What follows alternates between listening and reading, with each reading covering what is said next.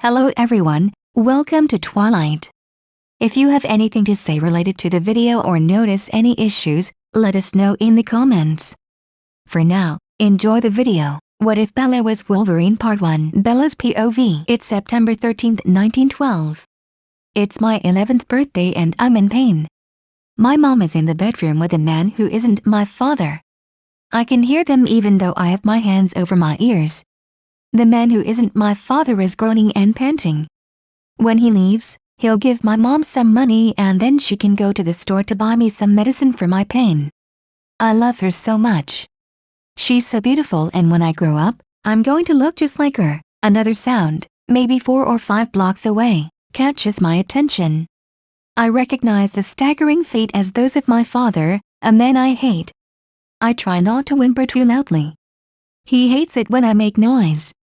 I try to get out of bed to warn my mother, but I end up on the floor, crying.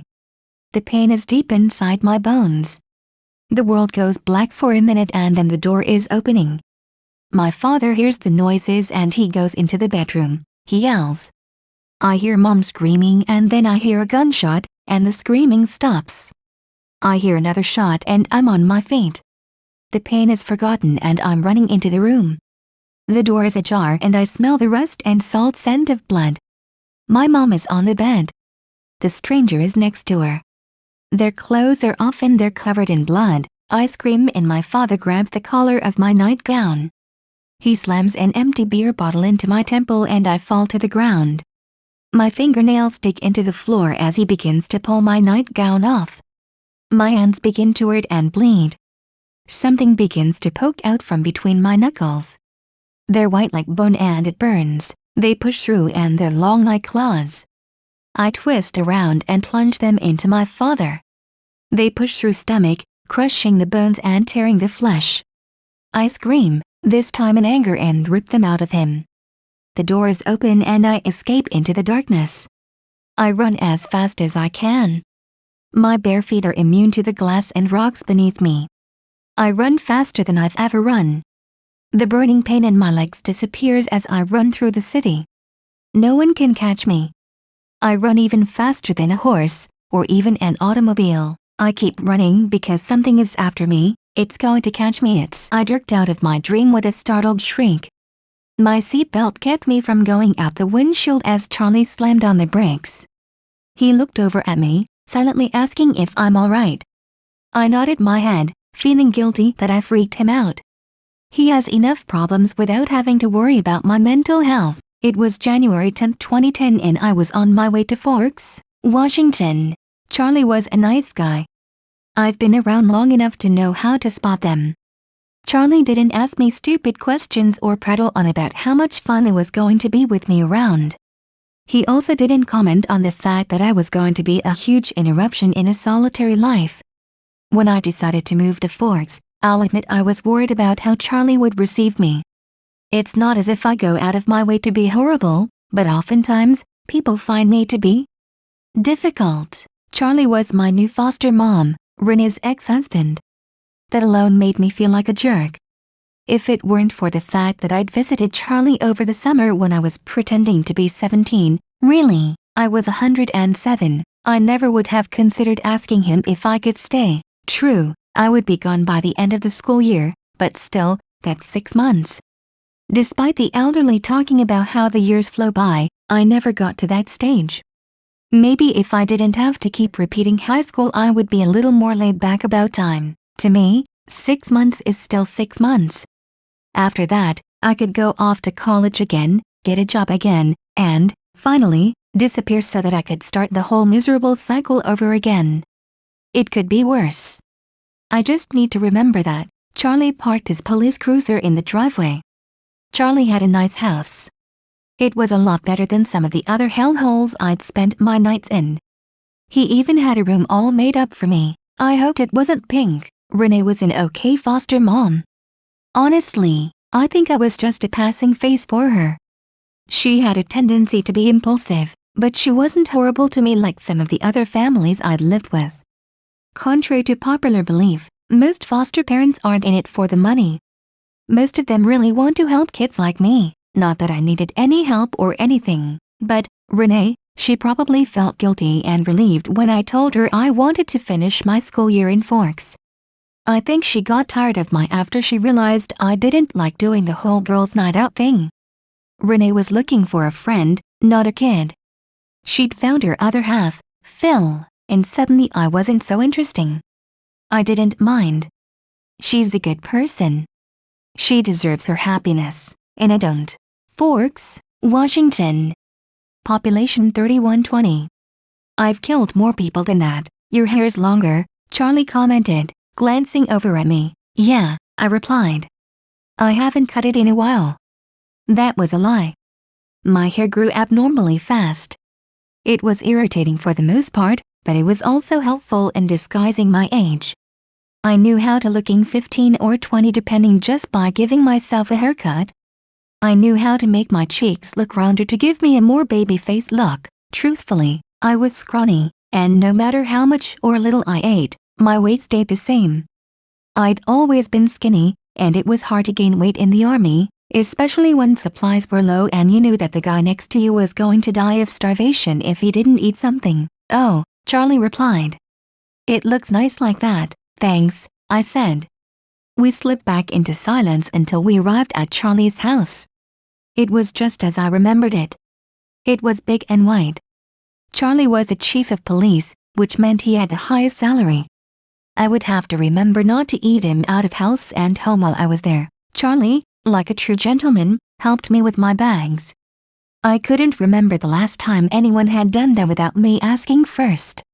He led me up the stairs into the guest room. It was my room now. Luckily, it wasn't pink. It was purple. I could deal with that. Paintings covered the walls. That was a benefit. It made the room look lived in. You have pretty good work lamp, Charlie said, motioning towards the desk where an ancient computer hibernated. The sales lady picked out the bed stuff. You like purple, right? I smiled at him. It could be worse. Purple's cool, okay. Charlie looked around the room once more before leaving.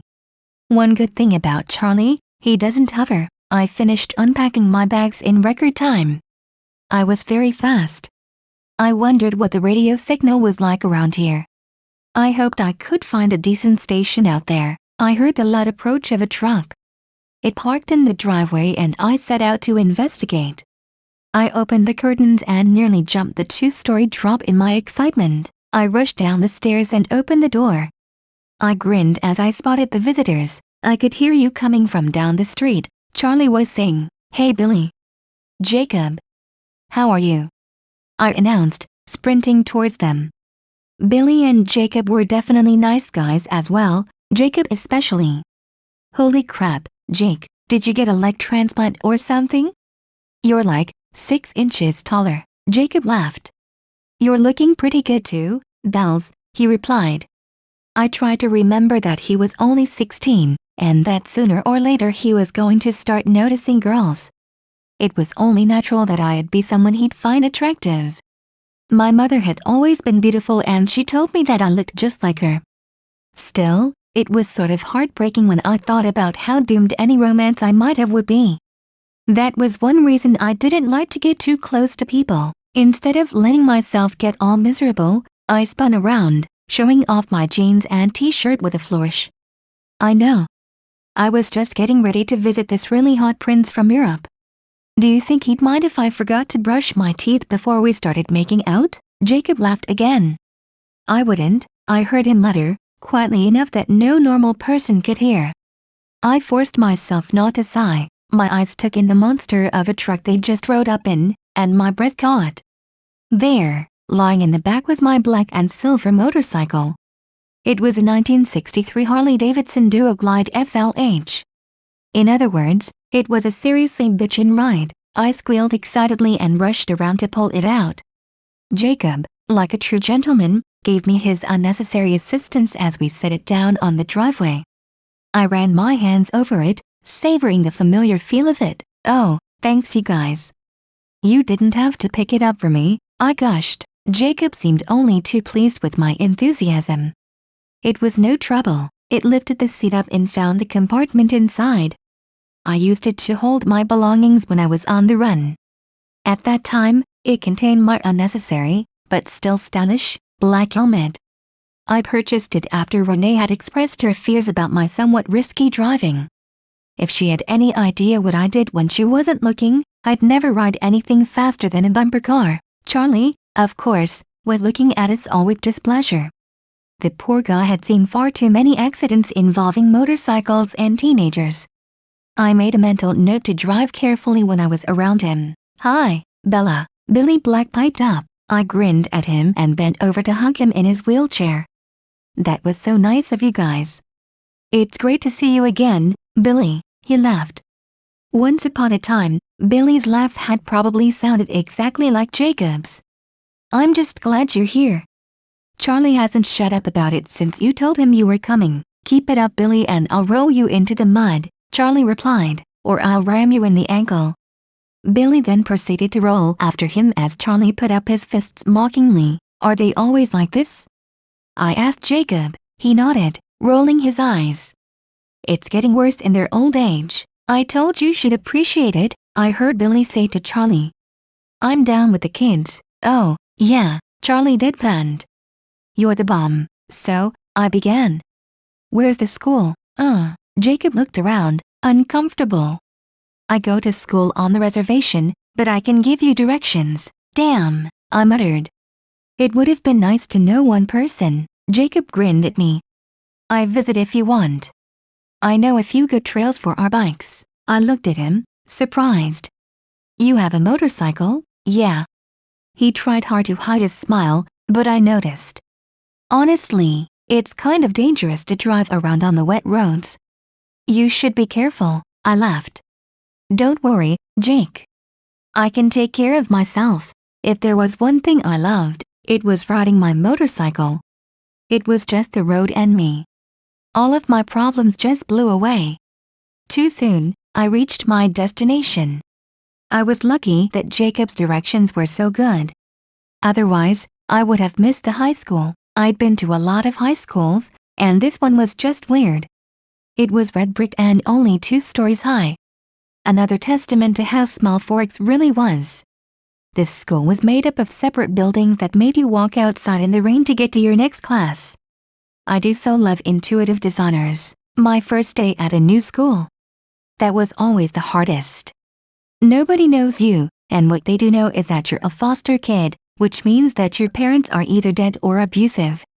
I wondered what rumors had started circulating. I pulled into the parking lot, smirking to myself as I saw dozens of gabbing faces.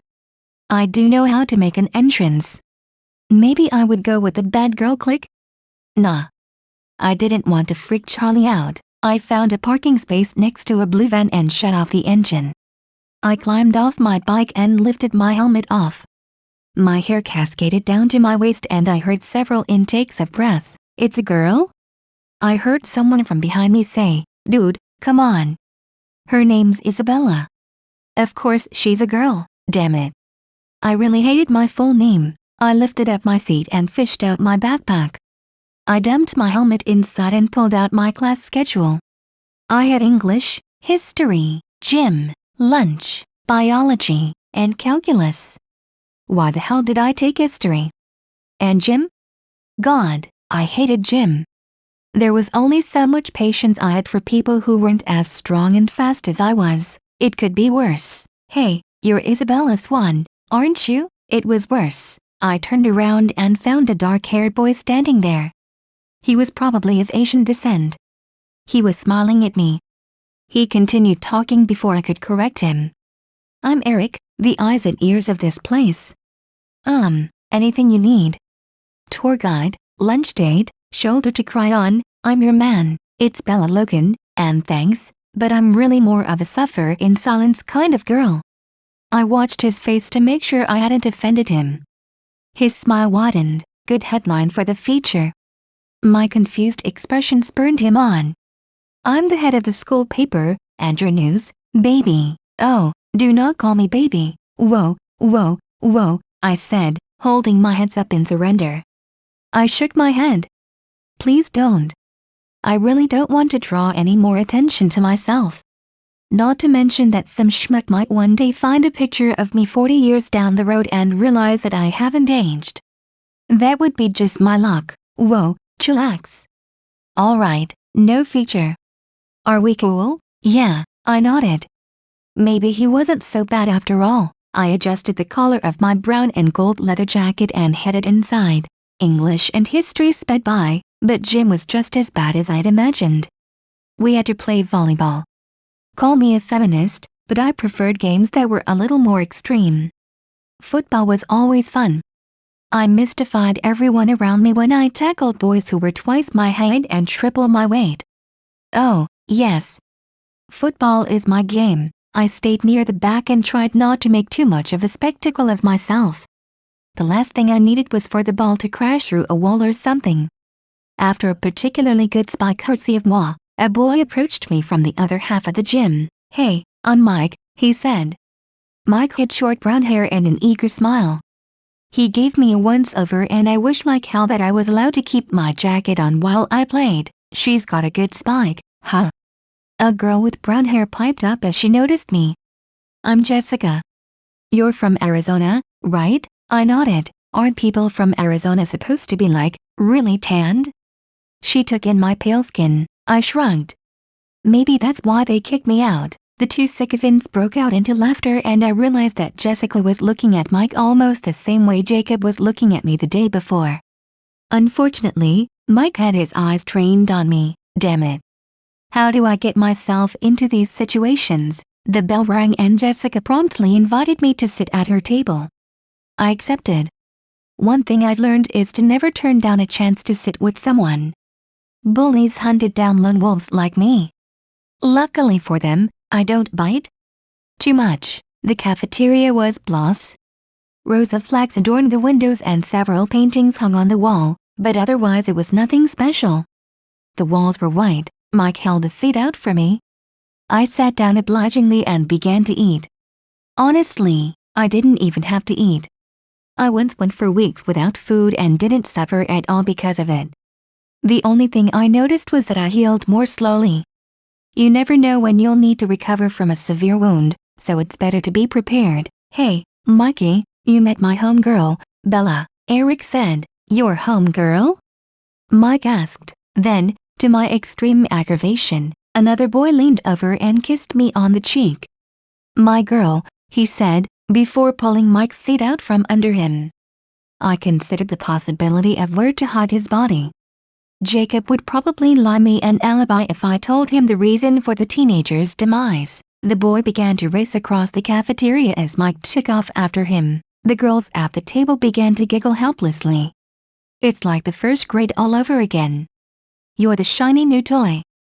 Jessica giggled again. Smile, the other girl said in a sing-song voice. She snapped my picture. I flinched and blinked my eyes at the after image. Sorry. I needed a picture for the feature. Feature's dead, Angela. Eric told her, rather rudely in my opinion. I got your back, baby, he told me, patting my back. I swear to God, if you keep calling me baby, you'll be sharing a grave with Mr. Kiss and Run, Angela sighed.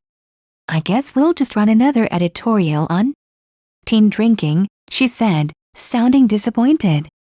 I immediately felt guilty. You could always write about eating disorders, I said. Jessica arched an eyebrow in my direction, so I changed tactics. Or, speedo padding on the swim team. The girls laughed. Actually, that's a good one, Angela said, surprised. That's exactly what I thought, Jessica piped up. We're talking Olympic size. There's no way. He's so skinny. It doesn't make sense. I was distracted from their chatter by a sound. My ears picked up two sets of very soft footsteps. I spun around in my chair, fascinated, and spotted two ridiculously beautiful kids entering the cafeteria. Who are they? You may now commence into cursing. Yes, I did end it right there. I hope you'll notice the changes I made. Sorry about the long-winded explanation at the beginning. I'll try to minimize those in the future. I said I would have this up in 5 days, and I finished it in 1. I should get a medal. Check out my one-shot. It's really good, I swear. Adieu, faithful readers. Wow. I appreciate the reviews for the first chapter. Thank you. Just to clear up some things. Bella has abilities similar to Wolverine, but none of the other characters from X-Men will be in my story. It's not technically a crossover. I'm sorry if this disappoints some people. Edward's POV. Who are they? My head turned to the left and I searched for the unfamiliar voice. The Cullens, Angela Weber, a mind I was more familiar with, answered. They're Dr. and Mrs. Cullen's foster key? Oh, you idiot. She's a foster kid. She'll probably think I'm a jerk if I badmouth them. Then she'll leave and Mike won't talk to me anymore. I stopped tuning into Jessica Stanley's mindless chatter. Foster kids? The voice asked. Yeah, Jessica sputtered. I finally spotted the girl seated next to Jessica. Her brown eyes locked onto mine before she looked away. It's alright. You don't have to tiptoe around me. The girls let out mental sighs of relief. See, they moved down from Alaska a few years ago. They kind of keep to themselves, Jessica piped up, because they're together. Like together. They are not related, Jess, Angela defended. Jessica spread her hands over the table. See, there were 5 of them, but the other 3 graduated last year. Emmett Cullen and Rosalie and Jasper Hale. Emmett and Rosalie were like a thing. Jasper and Alice, she turned around and pointed towards my favorite sister, they're really close. Jasper visits her after school every day. I'm not even sure that's legal, they're both adults, Jess, Angela defended. Again, Dr. Cullen's like this foster dad/matchmaker, Jessica continued, oblivious. Maybe he'll adopt me, Angela said, trying to be funny. What about him? I tried to find the girl's mind, but nothing. Oh, good luck, idiot. That's Edward Cullen. He's totally gorgeous, but I guess none of the girls around here are good enough for him. My cheek lifted in response to the petty girl's remark. It was a relief not to have to deal with her annoying fantasies. If she'd known what would have happened if my teeth were that close to her, that would have ended her thoughts rather quickly. Like I care, you know? Jessica continued, trying to save face. So, don't waste your time. Fat lot of good that will do her. She's not even that pretty. I don't understand why everyone is staring. Even Mike, I wasn't planning on it, the girl, Bella Logan one finally replied. She was Charlie Swan's new charge, his flighty ex-wife's foster child. I could only imagine how much of a disturbance she would make. Small towns had a tendency to talk. She turned around in her seat and stared at me. I stared right back, trying to get a read on her mind. Nothing. I took my seat in biology, preparing for another hour in purgatory. The students around me were consumed with thoughts of Bella Logan, as she had corrected everyone. They thought about her motorcycle. I found myself somewhat envious of that, but mostly they discussed her story.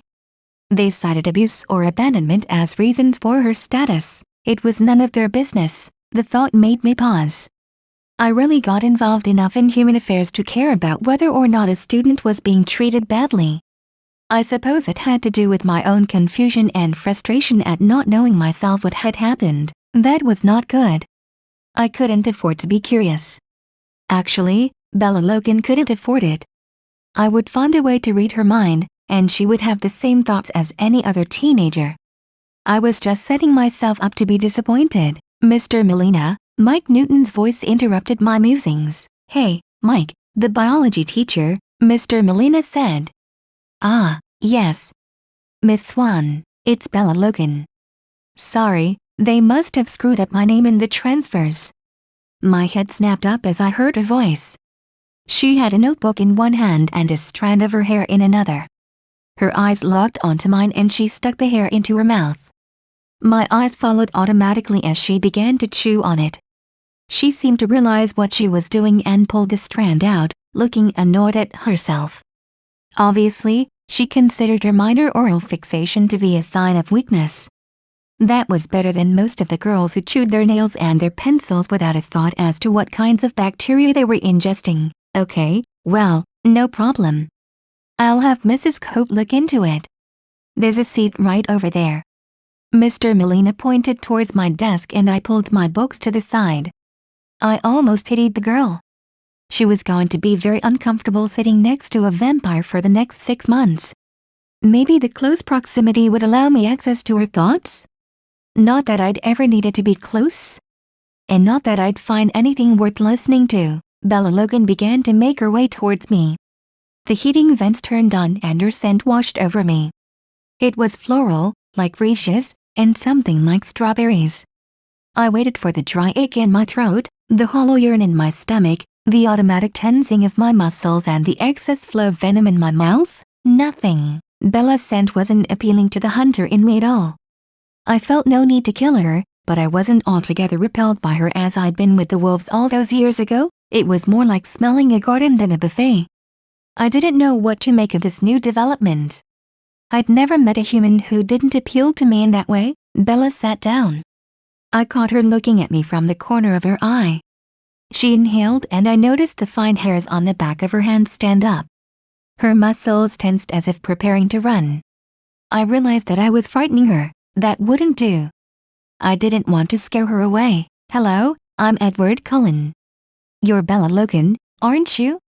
I made my voice as soft and pleasant as I could. Bella's head whipped around to stare at me.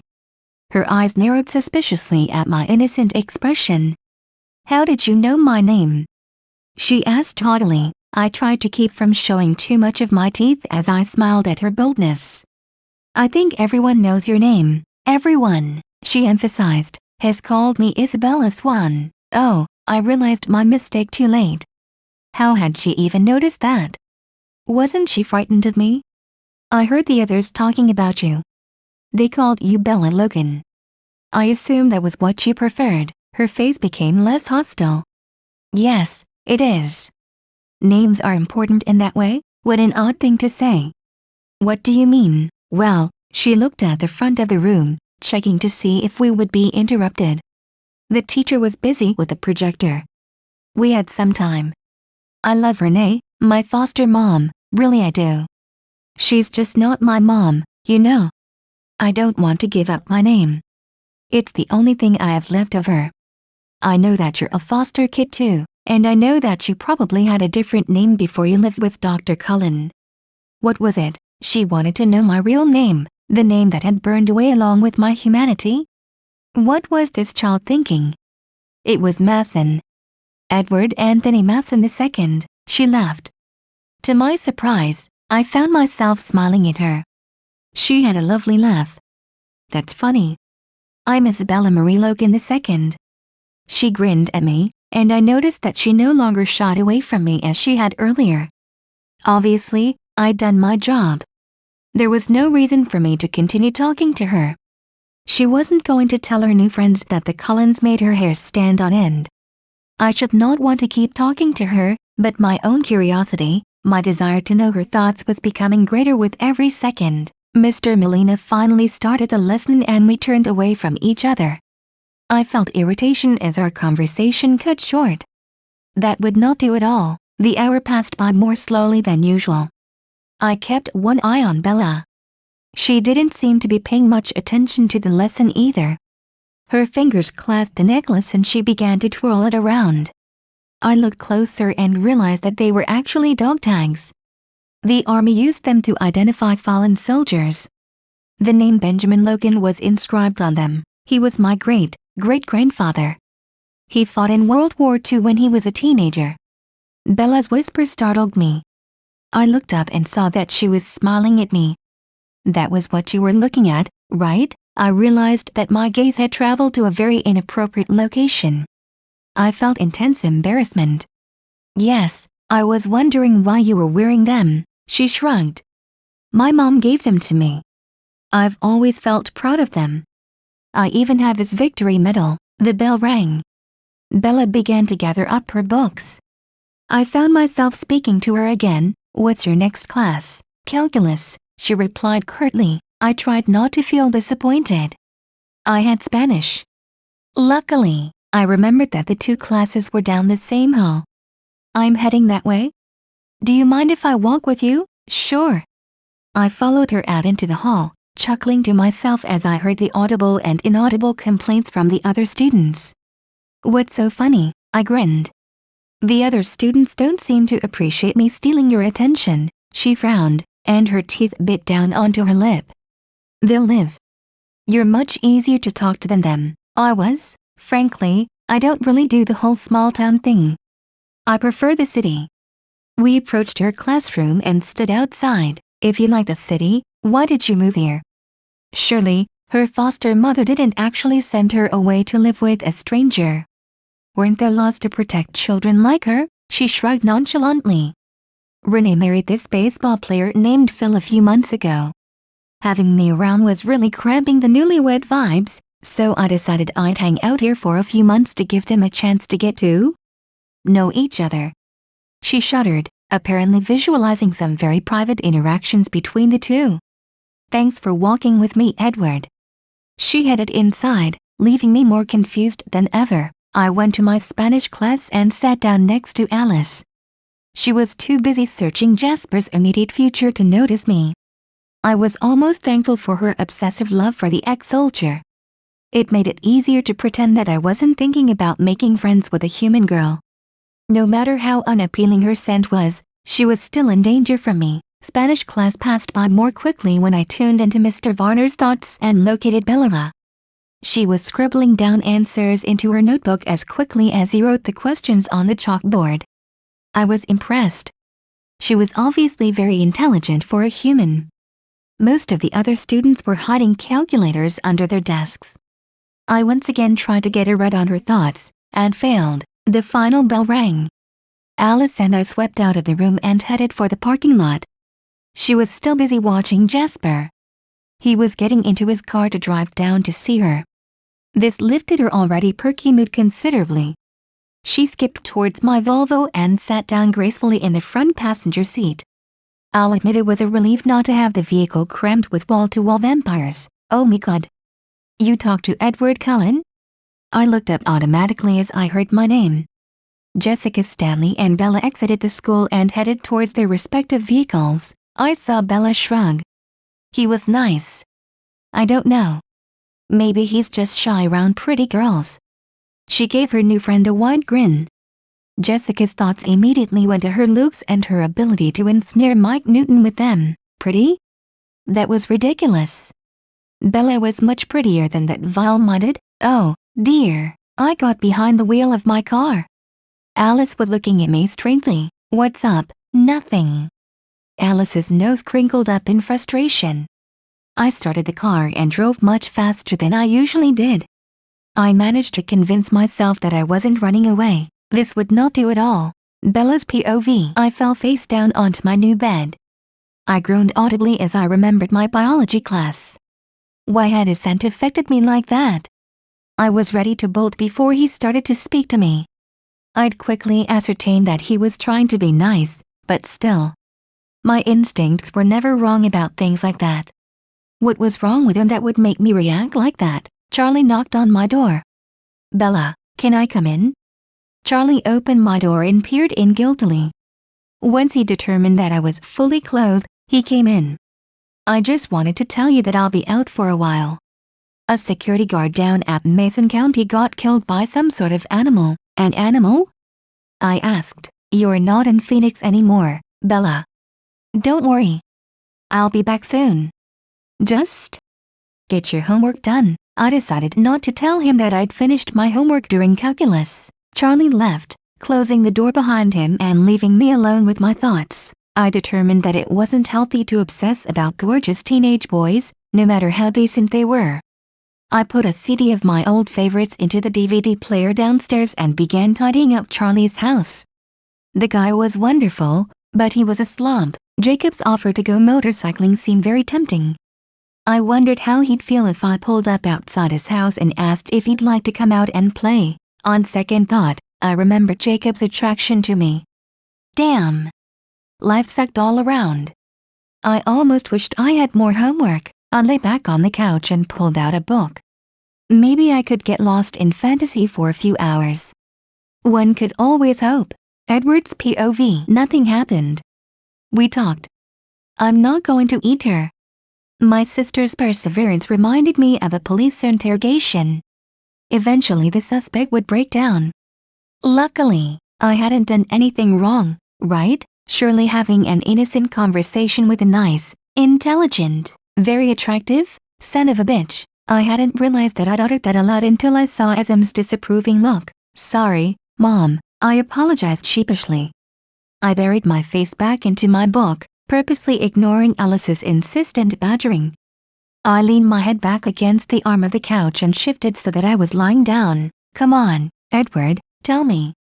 Alice leaned over the back of the couch, hovering over me.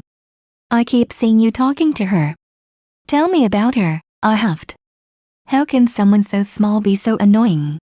I muttered. Alice growled from above me. I ignored her. Alice, dear, can you go get the sheets from the beds?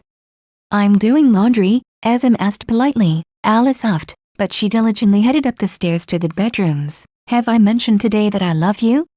I asked. Azim smiled and leaned over the back of the couch to kiss my forehead. Thank you. You do realize that she won't leave you alone, don't you? I sighed heavily. My own reluctance to discuss Bella was confusing. It just seemed too personal to discuss in a house full of vampires. Alice shoved the sheets into the laundry room and called out, Carlisle. Edward made a friend, but he won't tell me about her. I considered my chances of decapitating the little brat before Jasper could get his hands on me, but Jasper's alert form persuaded me not to. I really didn't want to cause a conflict over a human, even one as amazing as Bella. Son of a bitch. Carlisle opened the door and entered the living room. Alice rushed to his side and grabbed his arm. She jumped up and down like a child having a tantrum. Carlisle, make him tell, make him tell, make him tell. I rolled my eyes. If she keeps this up, I'm moving to Alaska. It was an empty threat, and of course, Alice knew that. Edward? Carlisle asked. I put down my book and grabbed my hair in frustration. Carlisle didn't need to tell me that Alice wouldn't quit. He knew that I knew. Son of a bitch. I noticed that she was upset when she sat down next to me. I tried to calm her down so that she wouldn't draw any attention to us. She's intelligent and kind, and I can't read her mind. I stood up after that proclamation and headed for the stairs. What? Jasper asked. You can't hear her? I shook my head. At all? I noted the tension in his voice. The family depended on me to keep an ear out for stray thoughts. The unknown was always considered a danger to us, not for lack of trying. I'm going to keep talking to her to see if I can figure out how she's blocking me. Stop reading so much into things. I headed upstairs and collapsed face down on my couch. Son of a bitch. Was that original enough for you? I hope you enjoyed it. I can write pretty damn fast when I get an idea. Sorry if it seemed a little rushed. Edwards isn't in love with Bella yet, but he is interested in her. I hope I didn't confuse you with the switching POVs. I thought you might appreciate Edward's point of view. I took some of his lines from Midnight Sun just in case you were wondering. Edward is fun to write, edu faithful readers. Bella's POV. If spring training goes well, we could be moving to Florida. Please insert $1.25 for an additional 3 minutes. An automated voice interrupted. Renee, where's your cell? I asked, amused. Don't laugh. I didn't lose my power cord. It ran away. Screaming. I literally repel technology. I sighed. I miss you. Renee made an aw sound and said, I miss you too. So tell me, how's your school? Are there any cute boys? Well, I laid myself down on my new bed and stared at the ceiling. There's this one guy in my biology class, Renee gasped. What's his name? Is he cute? How old is he? I laughed. His name is Edward Anthony Masson II, or Edward Cullen. He's a foster kid. I don't know what happened to his parents, but he seems like an okay guy. He's about 18, I think. I paused. He's gorgeous. I lapsed into giggles. I mean, my God, he has this really wild brown red hair and these really dark golden eyes. I can't believe I'm saying this, but he's just too hot for words. Wow, he sounds like something special. I could hear Renee's smile through the phone. I've gotta go. I'll call you again soon. Have fun at school. I want to hear more about this boy later, thanks. Bye. I hopped off my bed and checked the time. Renee had called me just before 5 a.m. She was in a different time zone. I didn't mind.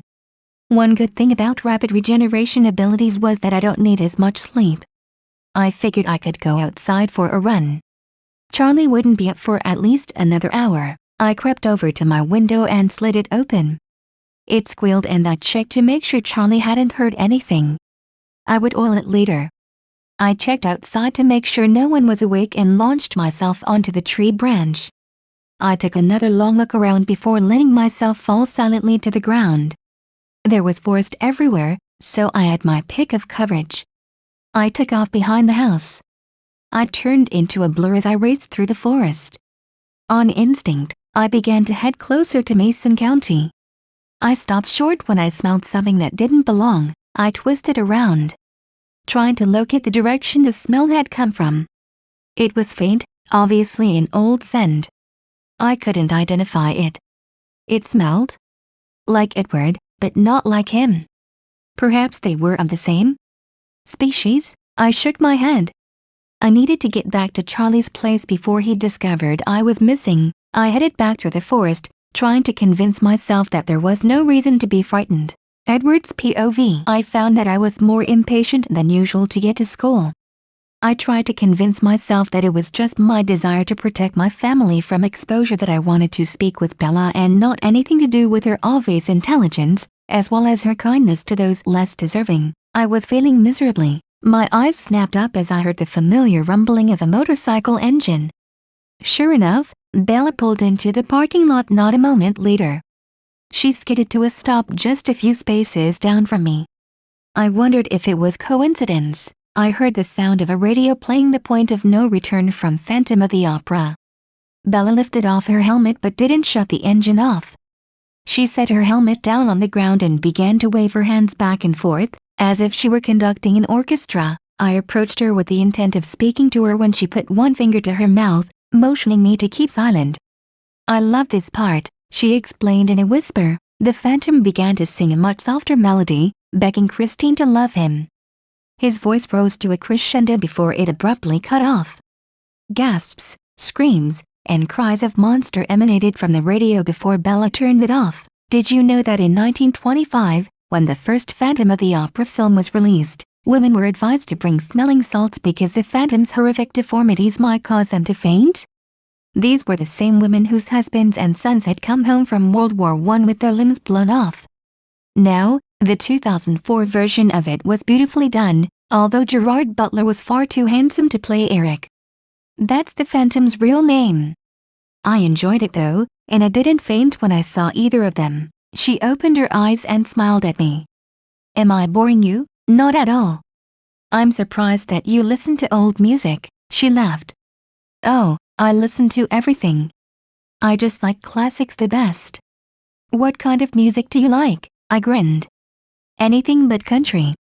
I prefer indie rock to mainstream, though. Her smile became sarcastic. What's wrong with country? I happen to love Patsy Cline and she's totally country. I rolled my eyes. All of her songs sound the same. They're all about love and loss, she pouted. Her bottom lip stuck out and I found myself captivated by the expression. Since all of her songs sound the same, obviously they're all equally wonderful. My, she was stubborn. I hadn't had a good argument since Emmett and Rosalie left. Her head tilted to the side as she studied my amused expression. Her gloved hand went up to my face and touched my chin. I saw confusion cross her face. That's odd. I could have sworn your eyes were darker yesterday. I hoped she didn't notice that I stiffened. Of course my eyes were lighter. I'd gone hunting late last night. Even though I hadn't been that thirsty, anything was better than listening to Alice's whining. I loved her, but sometimes I wished she could mind her own business. Bella shrugged and dropped her hand. I forced myself not to grab it and bring it back. Must be the lighting, she muttered. I struggled to find some way to change the subject. I looked at her motorcycle with some distaste. Now that I got a good look at it, it looked quite unsafe. Do you honestly ride that death trap? Wrong thing to say. Bella stood up and placed her hands on her hips. Excuse me, You do not have the right to insult my bike while you're riding around in that Volvo. She said the word with such revulsion that I had to ask, what's wrong with my Volvo? She rolled her eyes and sighed. Don't you know that the Volvo is the unofficial method of transportation for the self-proclaimed soccer mom?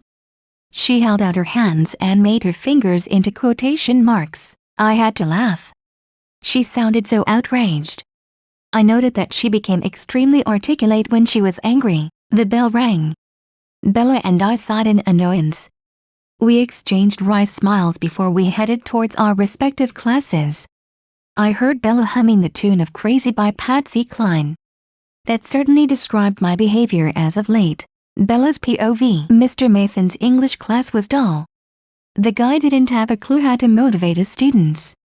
We were studying Edgar Allan Poe, one of the greatest horror writers of my time, even before my time, and half the kids were asleep. That wouldn't do. A boy named Tyler Crowley finished his paragraph of Poe's classic, The Raven, and laid his head back on his desk. Miss Logan, can you read the next paragraph, please? I jumped to my feet, knocking my chair to the floor and startling the sleeping teenagers into alertness. Be that word our sign of parting, bird or fiend?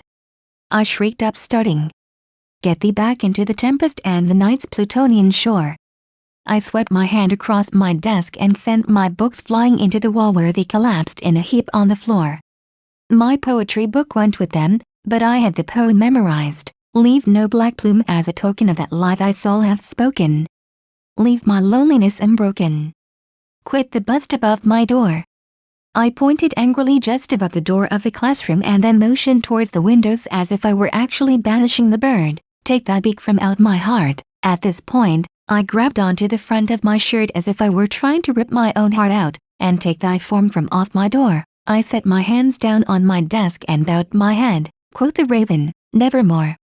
My voice became much softer. I realized that no one was going to continue the poem after me. Their open-mouthed expressions made it difficult to continue with the solemn poem, but I couldn't stop, and the Raven, never flitting, still is sitting on the pallid bust of Pallas just above my chamber door. And his eyes have all the seeming of a demon's that is streaming, and the lamplight o'er him streaming throws his shadow on the floor. And my soul from out that shadow that lies floating on the floor shall be lifted, nevermore. I made my tone as dramatic and frightening as I could. This was a horror story, wasn't it? I gathered up my books and picked my chair up. I sat down and turned to the correct page. For good measure, I clasped my hands together on the desk and sat up straight. Mr. Mason blinked at me for a few more seconds before he began to clap. The other students, even the ones who had been sleeping, started to applaud as well. I grinned and looked down at my hands. That was brilliant. Bella, are you considering an acting career? Mr. Mason asked me. I shook my head, the teacher shook his head, and the bell rang. Students crowded around me as I headed for history. Edward's POV. I waited impatiently in biology for Bella to arrive. She swept into the room and sat next to me. She turned towards me and smiled. Did you hear? I'm officially the school's new acting prodigy. I had to laugh. Even if I hadn't been eavesdropping on her, I would have heard about her demonstration in her English class. She was remarkably dramatic when she wanted to be. I love English, but they were ruining the Raven. I didn't think it was possible to mess up Edgar Allan Poe, but they came close. I had to do something to honor his memory. She twirled a lock of her hair around her finger. It was very passionate, from what I heard. Bella's lips quirked. Life without passion is merely existence. Who said that? It didn't sound like a familiar quote. Isabella Logan I. She also said, don't waste energy on hate when love is so much more fulfilling. Oh, and never turn down a chance to go to the bathroom. I snickered loudly. Wise woman, I commented. Perhaps that was where she got it from. Onion root chip cells, Mr. Molina began. That's what's on your slides right now, so separate and label them into the phases of mitosis, and the first partners that get it right will win. He pulled something out of his desk drawer and held it up. The golden onion. He made his voice crack and several of the teenagers booed him. Bella's lip quirked up and she pulled the microscope towards her. Prophase, she said, writing it down on the worksheet. Her handwriting was very neat. It reminded me of the lettering skills that had been beaten into children of my day, both figuratively and sometimes literally. She pushed the microscope towards me. "Your turn." I decided to trust her judgment. I looked at the new slide. "Anaphase," I said. I grabbed the paper and wrote down the answer just as neatly as she had. I heard her snigger under her breath and wondered what she found so amusing. She pulled the microscope back and peeked inside. "Metaphase." She wrote the answer down and put up her hand. "We're done," she called. Mr. Molina strode over to us. Did she even look at the slides? I should have let her do it on her own. Edward probably did all the work. It annoyed me that he didn't see how intelligent Bella was. Hadn't she demonstrated it enough? Mr. Molina held up the paper and read it. His eyes squinted as he compared the handwriting. "Which ones did you answer, Miss Logan?" "Number 1 and 3. Edward did the second. The teacher checked his watch and shook his head. "Were you in advanced classes in Phoenix?" Bella shrugged nonchalantly. "I guess so. I'm studying to be a doctor, so I figured it would be useful to learn about advanced biology stuff." She shrugged again. "It's no big deal." Mr. Molina nodded and headed for his desk. "Well, it's a good thing they're lab partners. Now maybe I can teach something to the other students." I tried to ignore the teacher's thoughts. It wouldn't do me any good to thrash the stupid man. I turned to talk to Bella again. "You're studying to be a doctor?" I asked. This was something we had in common. I'd gone to medical school several times. I still didn't have enough control to work professionally, but it was still useful information. She smiled. "I think the human body is cool. I had this bone disease when I was a kid. It caused this horrible burning pain all the time. My dad turned me over to the States so that I could get medical treatment from the foster care system. I'm better now." That was quite selfless of him. I saw her mouth tighten. Her next word sounded like she wanted to tear someone to shreds. "He wasn't selfless. He just didn't want to have to deal with me while he was in jail." She gazed into my eyes, as if searching for something. "Can I tell you something horrible?" I nodded. She took a deep breath. "My dad killed my mom when I was 11. He shot her." She looked at my face, studying my expression. I kept it carefully neutral. I was in my bedroom. I heard her scream. She choked up. I wanted to comfort her. I wanted to hold her and tell her that everything would be all right. I'm an idiot. He went to jail. He's dead now. I can't say I'm sad about that. He deserved to die." Her voice was harder. She wiped her tears away and ground her teeth together. "I hated him." She seemed to realize that she was in a public place, unloading on what she thought was a teenage boy. She flushed red and said, "Sorry, I hope you don't think I'm nuts or anything." My hand reached out and brushed her hair back. I didn't dare make contact with her warm skin. "It's all right. I don't think you're nuts. I think you're unhappy." She shrugged. "It's not so bad out here. You're really livening it up." I smiled a little too widely at her word choice. A vampire who livened things up. I thought about her father. What kind of person shoots their spouse while their child was in the next room? I almost wish that he were still alive. People like him deserve to suffer more than just death. I'm an idiot. School let out and the students hurried out to the parking lot. I waited by my car, searching for Bella. I would only talk to her for a few minutes. Alice could wait that long. Perhaps I could invite her to my home. Carlisle had hundreds of books on medical science that Bella would probably enjoy. SM would love having a guest over. Good God, I want to invite her into a household of vampires. I really am an idiot. Alice skipped out of the school and winked at me as she sat in the car. She was thinking of the words to Everclear's Volvo driving soccer mom.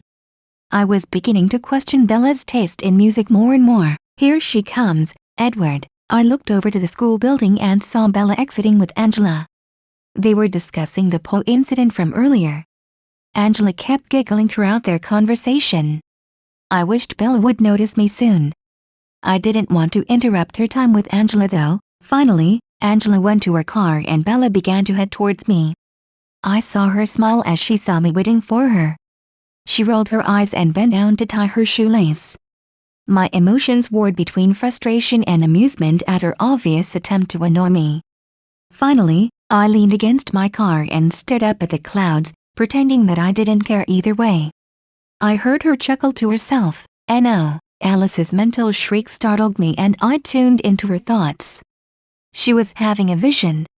My mouth dropped open as I saw the horror begin to play out in front of me. Tyler Crowley's van skidded on a patch of ice and started to head straight for Bella. The girl who had become the uninvited focal point of my world looked up. She was kneeling down in front of an old, red Chevy truck. She didn't have any time to run.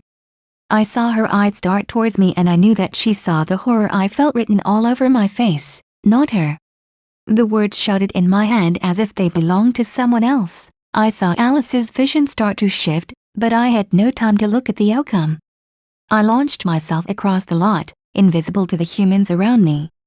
I reached the crouching girl in a fraction of a second and stuck out my hand.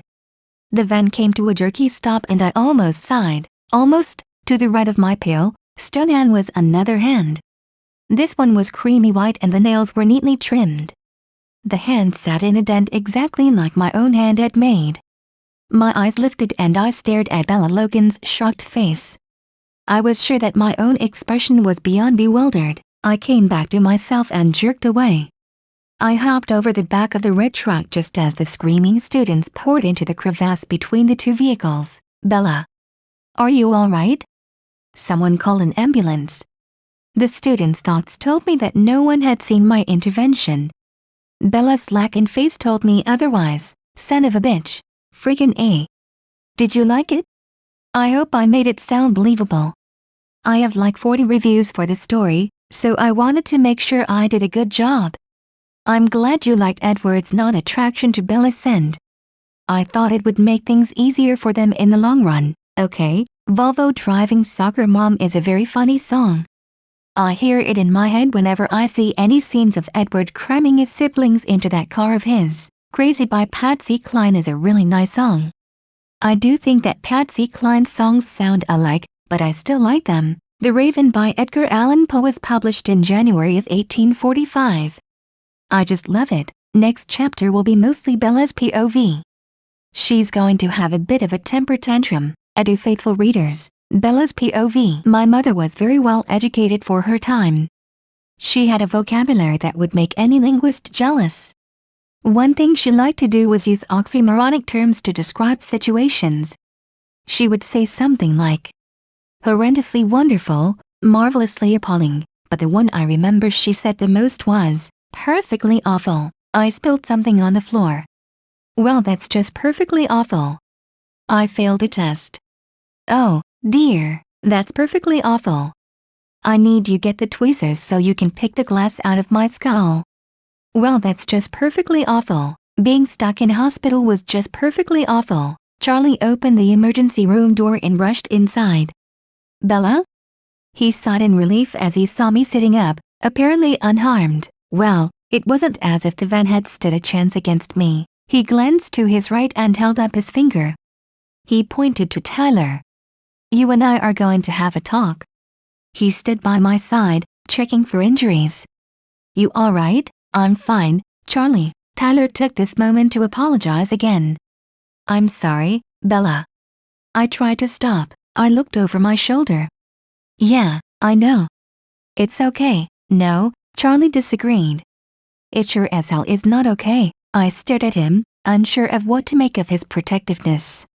Charlie, it wasn't his fault. You could have been killed. Not likely. I wasn't. I'm not even hurt. Charlie turned back to Tyler. You can kiss your license goodbye. A new sound distracted me. It was similar to the sound Edward made when he walked. I looked towards the door and then I smelled it. It was so similar to Edward's scent that I knew something was up. It was sugary and floral, but it sent my instincts reeling. I already knew who was going to walk through that door. Sure enough, Dr. Cullen, and it could only be Dr. Cullen by his perfect features and golden eyes, glided in. I heard the chief's daughter was in. I didn't bother to correct him about my relationship with Charlie. Ah, Dr. Cullen, Charlie said, sounding relieved. Charlie, he replied, He looked up at me and grabbed my chart. It listed all of my vital signs. They were all normal, of course. He glanced up at me. Isabella, it's Bella. I caught another whiff of his scent and stiffened. What the hell was up with these people? He flipped through a few more pages. Well, Bella, looks like you took quite a spill. How do you feel? I took a deep breath and sighed. My instinctive need to get away was wearing off. Obviously, Dr. Cullen wasn't going to hurt me. Top of the food chain, I replied, smirking. Look here, the doctor replied, smirking. He held up a light and moved it back and forth in front of my eyes. You might experience some post-traumatic stress or disorientation, but your vitals look good. No signs of any head trauma. I think you'll be just fine. I tried not to laugh. After all I had been through. It would be just my luck to go nuts after almost being hit by a van. I've got a hard head, I replied. I'm so sorry, Bella. I tried to Charlie shut the curtain on Tyler, cutting him off. I was beginning to like him more and more. I decided to lie. There was no way I was giving Edward up and I'd need to cover for him in case there were questions. Luckily, Edward was there to rescue me like a knight in a shiny Volvo. He's the one who pulled me out of the way. Edward? Charlie asked. Your boy? He looked at Dr. Cullen. I caught his discomfort. Maybe I should have kept my mouth shut. Yes. It sounds like you were very lucky. Luck had nothing to do with it, I said softly. Charlie didn't hear me, but the doctor looked up. I raised an eyebrow and grimaced. Charlie, he said, sending us on our way. After we were out in the hallway, Charlie said, I gotta go sign some paperwork. You should call Renee. I almost smacked him. You told her. Charlie, it was nothing. I am fine. Arg, she's probably just freaking out. I pulled out my cell phone and began to dial her number. I paused as I heard a familiar voice. I leaned around the corner and spotted a beautiful blonde girl speaking with Edward and Dr. Cullen. This isn't just about you, it's about all of us, the blonde girl said. What was I supposed to do?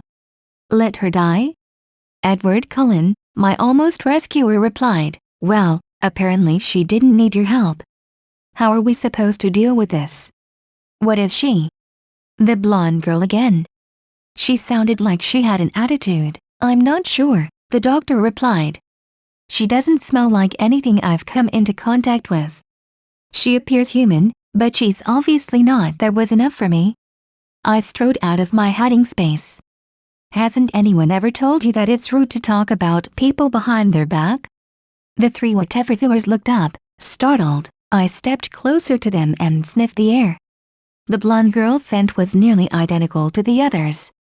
I need to talk to you. My phone rang. I didn't need caller ID to know that it was Renee. Later, I finished. I headed through the nearest set of doors and started walking towards the school. There was no way in hell I was leaving my motorcycle out all night. Edward's POV family meetings were hell, especially when they were about the safety of our family. I'd started it by bringing up all the details I'd noticed about Bella over the past 2 days. There wasn't much. If I had been able to read her mind, it would have been a lot easier to gather information. We should just kill her, Rosalie announced. I growled at her. No, we shouldn't. Don't try it, Rosalie. Think about it, Edward. You know that there's something up with her. Wouldn't it be safer for everyone if she was out of the way? Jasper this time. I couldn't stop myself from growling at him either. Now, settle down, Carlisle said. He raised his hands and I tried to control my fury. All they saw was the possibility of exposure. They hadn't heard her laugh as we'd argued earlier that morning. Was it really just that morning? They hadn't heard her passionate rendition of The Raven or watched her pour her heart out about her dead parents and her tragic life. Alice held her hand up to her forehead. She sat down next to me. I could almost see the lines being drawn. Esm's only thoughts were of keeping us safe, but she didn't want to hurt an innocent girl to do so. Carlisle opposed violence no matter what. Rosalie and Jasper were against letting her live, and Emmett would side with Rosalie no matter what. Alice would side with the winner if this turned into a fight. A fight? Was I willing to risk my family for a girl I hardly knew? I thought about that. Yes, I decided I would. Nobody is going to touch her. It was my mistake. I'll leave if I have to, but only if I'm sure no one will hurt her. Whoa, whoa, Emmett held up his hands. We'll need you around to make sure she hasn't said anything. Leaving would be the opposite of helpful right now. I don't think she will say anything, I mused aloud. I think she has just as much to lose as we do. I remembered the way the van had been around her hand as if it were made of steel. I remembered that same hand touching my face earlier. The growl of an engine startled me out of my reflections. I would recognize it anywhere. By the sound of it, Bella was heading up our driveway right this minute. Bella's here, Alice piped up. Our family exchanged glances before I looked at Carlisle. He sighed. We'll talk to her. Maybe we can convince her to keep quiet. Nobody is going to hurt her. He said this mostly to Rosalie and Jasper, but the rest of us heard the threat with equal clarity. We headed out to the porch to wait for her. Bella's POV. Finding their house wasn't as hard as I thought it would be. Edward's scent was so familiar by now that I could have found him while blind and deaf. I told Charlie that I was going for a ride. I hadn't told him any specifics, but he was calmer now that Dr. Cullen had given me a clean bill of health. It didn't surprise me too much when I saw Edward and what I could only assume was the rest of his family outside on their porch. I climbed off my motorcycle and pulled my helmet off. I sniffed the air again. I compared his family scents to the ones I'd found in Mason County, but they didn't match up. Now that I was there, I didn't know what to say. I figured being direct would get me more answers than being nice. Are you going to invite me in or what? I crossed my arms over my chest and waited. Edward sighed, as if he'd heard something that had upset him. We might want to stay out here. Well, that was odd. I uncrossed my arms and approached them. I stopped just a few feet from Edward. How did you do that? He looked down and shifted. I had to resist the urge to grab him and shake the answers out of him. I can't tell you. He looked up, determination in his eyes. I'd like to reassure my family that you aren't going to tell anyone what you saw, okay? I could play this game. So what? What is it that I wasn't supposed to see? I made my face open up into surprise. Oh, that. Well, if you didn't want me to see that, why the hell did you do it? He gritted his teeth and I saw that he had asked himself the question. I don't know. The blonde girl, who I assumed was Rosalie, stepped forward. It doesn't matter why he did it. He's always been stupid. What I want to know is what you're going to do about it. I really hate it when people get in my face like that. I put my hands on my hips. I'm not going to do anything, so drop the attitude, Ice Queen, before you really make me mad. Excuse me? What did you call me, bitch? Who are you calling a bitch, you hag? Oh, I hit a nerve. Rosalie's face took on an animalistic look and she growled low in her throat. Her right hand swiped across my face. Her nails dug into my cheek and I felt my skin rip open. My head snapped to the side. Pain and I have an interesting relationship. I don't experience as much as a normal human. I once held my hand in an open flame just to see how long I could last. It barely stung. I'd spent the first decade of my life in agony, so my pain tolerance was very high. That didn't mean I enjoyed getting hurt, though. I felt warm blood leak down my cheek and raised a hand to my face. The wound was already healing. The skin closed up in seconds. I wiped my sleeve across my face to get the blood off. Damn it. This is my favorite jacket. For a second, I didn't recognize the sound of my own growls. I twisted on my heel and walked stiffly back to my motorcycle. Coward, I heard Rosalie whisper. I spun around. Rosalie, don't. This was said by the blonde man standing next to Dr. Cullen. Bella. Edward rushed after me and brought a hand up to my cheek. A shock went through me and I stopped growling. How? His voice trailed off as he stared at my flawless cheek. I heal really fast, among other things. I'll keep my mouth shut, but you had better keep yours shut too. You don't want me for an enemy, Mason. I grabbed my helmet and put it on. I started the engine and turned around. I easily navigated the dark forest and made it to the main road before I realized that Edward's hand had been freezing cold. Edward's POV. I didn't look at Rosalie as we headed inside. I didn't think I had the restraint to keep from attacking her. The others wisely avoided me as I went to my room. Bella wasn't human. That was the only explanation for her abilities. She didn't smell human. She healed so quickly. She was more than a match for Tyler's van. So, if she wasn't human and she wasn't a vampire, what was she? I jumped out of my window, desperate to get away from my family's thoughts. I found a small herd of deer and crouched down.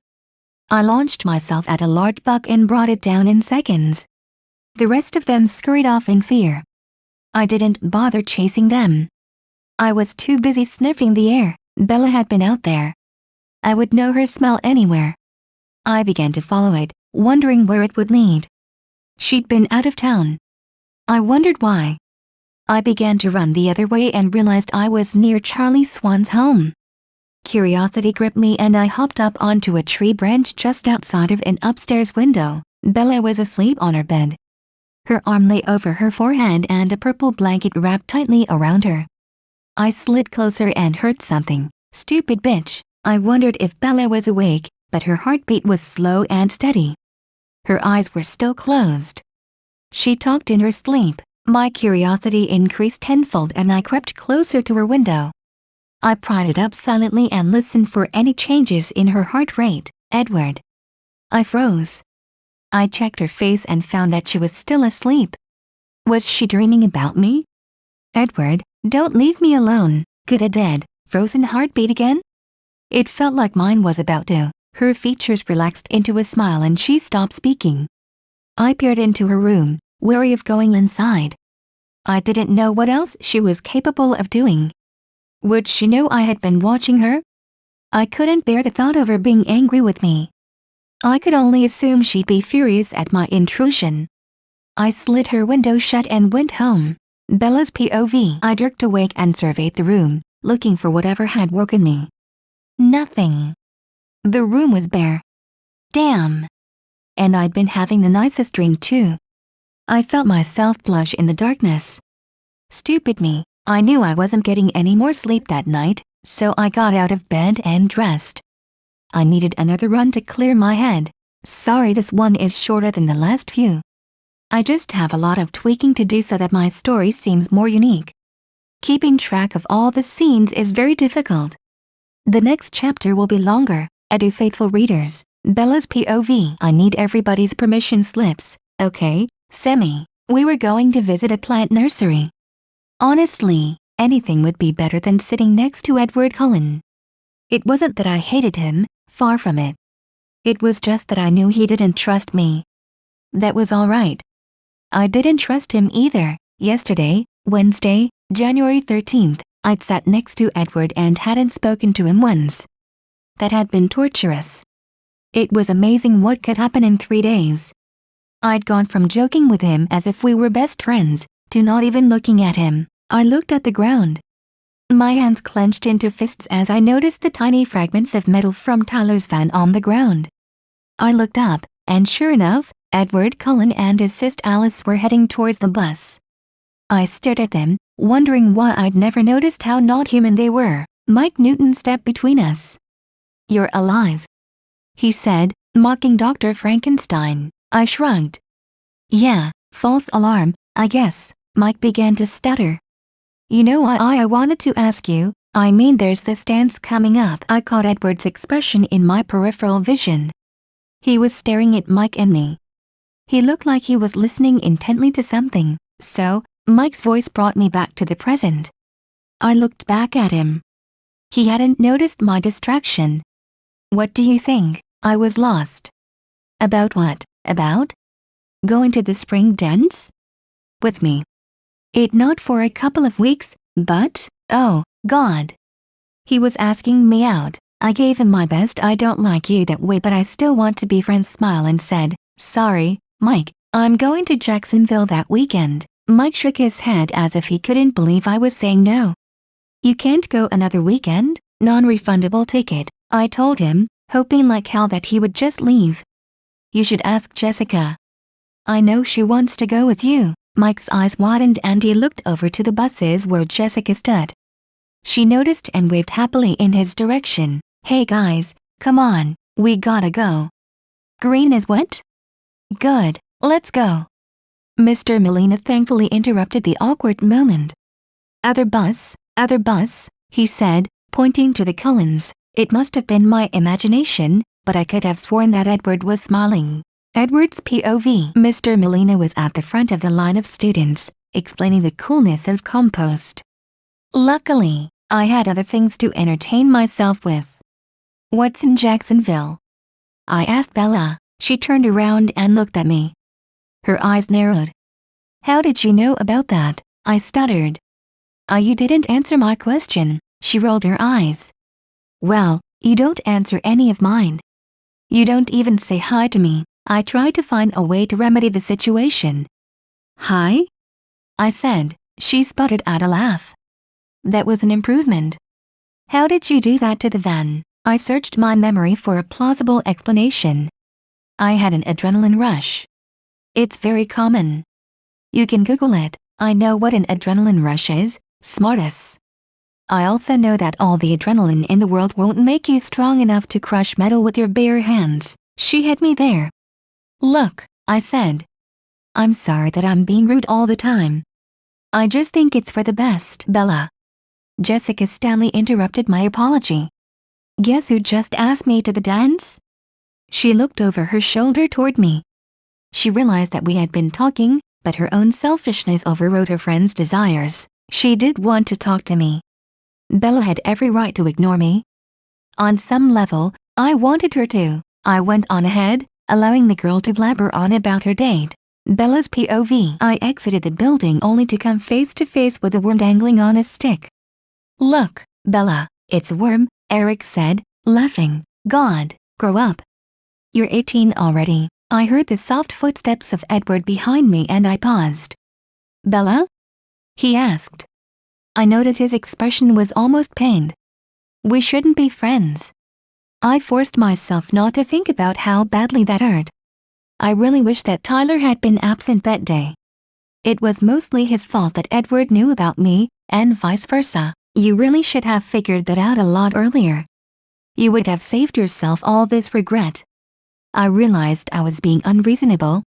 Edward wasn't to blame for all of it. I held my own share of the blame. Maybe, if I had told him a little earlier, in a more delicate situation, things would have worked out. I looked at his face. He looked angry and confused at the same time. I don't regret anything about you, Bella. Did he notice that my heart skipped a beat each time he said my name?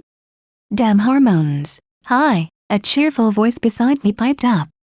I turned and saw that it was Alice. Geez, didn't these people make any noise? Will you be riding with us? No, Edward said, rather rudely. Our bus is full. They climbed in and shut the door behind them. Renee called again. Charlie finished the last of his dinner and I reached for his plate. I sighed. Well, it's your own fault. You're the one who told her about the almost accident. Yeah, I suppose you're right. I put his dish in the sink and ran the hot water over it. She's different, happier. Phil sounds like a nice guy. Oh, please tell me you're not digging around for information on your ex. Yeah, Phil's great. He didn't have any problems with Renee taking me in. I blew my hair out of my face and left for my bedroom. Awkward conversations were becoming a bad habit. I dropped my bag on the floor of the cafeteria. Eric, being his usual esoteric self, said, Hey, push, baby. You in? I heaved a sigh. I don't know what that is, and if you call me baby one more time, I'll carve that word onto your forehead. Push beach down at the Quileute Reservation. We're all going tomorrow after school, Mike explained. Eric chose that moment to stand up and act like an idiot. And I don't just surf the internet, Eric, you stood up once, and it was a foam board, Jessica said. Jess, you're my new best friend, but there's whale watching too.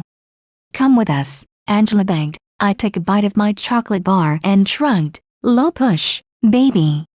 It's push, Eric said. I rolled my eyes. I will. If you stop saying that, and if you stop calling me baby. I walked over to the salad bar in the middle of the cafeteria, smirking as I heard Mike call Eric creepy. In a true show of obsessive-compulsive disorder, I organized my salad by vegetable. Renee said I had an obsession with making things even. I thought it had more to do with making things look nice. Edible art? A voice asked. My hand shot out and my apple rolled off the table. It landed on Edward Cullen's shoe and bounced into his hands. That was freaky. That was also the first time I could remember someone sneaking up on me. Bella, he said, giving me a crooked smile. Thanks, I said, shifting my eyes away from him. You know, your mood swings are kind of giving me whiplash. He followed me around as I gathered up something else to eat. I only said that it would be better if we weren't friends, not that I didn't want to be. I thought about that. I thought about my instincts reeling when I sat next to him for the first time. I remembered his shifting eye color and the predatory way he walked. Predatory? Yes, that was it. He walked like a silent lion creeping up on a gazelle. Because you're dangerous? I guessed. He froze. It's no big secret. I knew you were dangerous the moment I sat down. I could smell it. Then why didn't you leave? He asked, his eyebrows drawing together as he tried to puzzle out where I was going. I shrugged. You were nice to me. If I judged everyone by how they smelled, I would have left civilization a long time ago. I chuckled as I remembered wanting to do that so many times. Do you want to hang out? I asked out of the blue. He smiled reflexively. What? Some kids and I are going to the beach. I hoped he hadn't noticed that I didn't group myself in with the kids. You should come. You know, have fun. He honestly looked like he was considering it. Which beach? He asked. Low push, I answered. He shook his head and suddenly looked very uncomfortable. I don't know. Is there something wrong with that beach? I asked. His discomfort had to have a reason, didn't it? He looked back at Alice, and I could have sworn something passed between them. It's just a little crowded. It's just a little crowded. Yeah, and I'm Grace Kelly. Low push was not crowded. It was not warm, and the only thing that made it a beach was the fact that it bordered on an ocean, a very cold ocean. I didn't have trouble dealing with extreme temperatures, but I still wanted my beaches to be sunny. It wasn't just me either. I could hear the boys complaining as they strapped on their wetsuits to go surfing. I would have joined in, but I wasn't in the mood, so I keep thinking that Eric's going to ask me to the dance, and he just doesn't. Angela was the only person I felt close to in the group of kids I hung out with, but even she couldn't resist talking about boys. Why don't you ask him? You're a strong, independent woman. If there was one thing I enjoyed about living forever, it was being around for the day that women weren't second-class citizens. I am? Angela asked, sounding anything but. Yes, I said, determined not to let her feel worse. Jessica walked over to us. Hey, Ang, can you do me up? She asked, turning around so that Angela could help her with her zipper. My head whipped around to the left. I smelled something. The scent was like wood and freshly cut grass. It was kind of nice. Bella. I'd know that voice anywhere. Jacob and two other Quileute boys walked over to us. I gave him a real smile. Hey, Jacob. I turned to Jessica and Angela. Guys, this is Jacob. They greeted him a little too eagerly. I'd have to remind them that he was only 16, although I looked him up and down. He didn't look 16 anymore. He had actually grown at least another inch in less than a week. That wasn't possible. Maybe it was just his shoes or something. What? Are you stalking me? I asked as he sat down next to me inside the van. He laughed. You're on my race, remember? Are you surfing? I shook my head.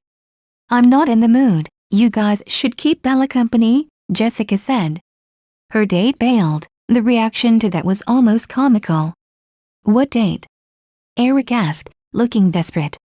Mike turned around and stared at me. Jessica laughed. She invited Edward Cullen. I shrugged. To be polite, I think it's nice that she invited him. No one else ever does. That was exactly why I got along better with Angela. She was nice. Yeah, 'cause Cullen's a freak, Mike said. You got that right, the older Quileute boy agreed, laughing. Yes, I had to admit. Finding a charming, intelligent gentleman in Forks was definitely a rare occurrence. God, I'm such an idiot. You guys know him? I asked. The older Quileute boy answered me. The Cullens don't come here. What did he mean by that? I managed to get Jacob alone. In all the years I've spent in high school, I've learned that boys acted different when their friends weren't around, especially when they had a crush on you. What did your friends mean by, the Cullens don't come here? I asked. Jacob looked uncomfortable, which meant I would have to do a little more prodding. You caught that, huh? I'm not really supposed to say anything. I can keep a secret. That was true, he laughed. Really, it's more like an old scary story. I leaned in closer. I like scary stories. I tried to make my voice sound vaguely sexy, but I wasn't sure I pulled it off. Luckily, my inept flirting worked. Okay, did you know Quileutes are supposedly descended from wolves? What? I asked, my face wrinkling up in confusion. What did that have to do with Edward? Wolves, like real wolves? That's the legend of our tribe, he said, sounding a little embarrassed. Okay, so what's this story about the Cullens? He shifted uncomfortably. Well, they're supposedly descended from this enemy clan. My great-grandfather, the chief, found them hunting on our land, but they claimed to be something different, so we made a treaty with them. If they promised to stay off Quileute land, then we wouldn't expose what they really were to the pale faces.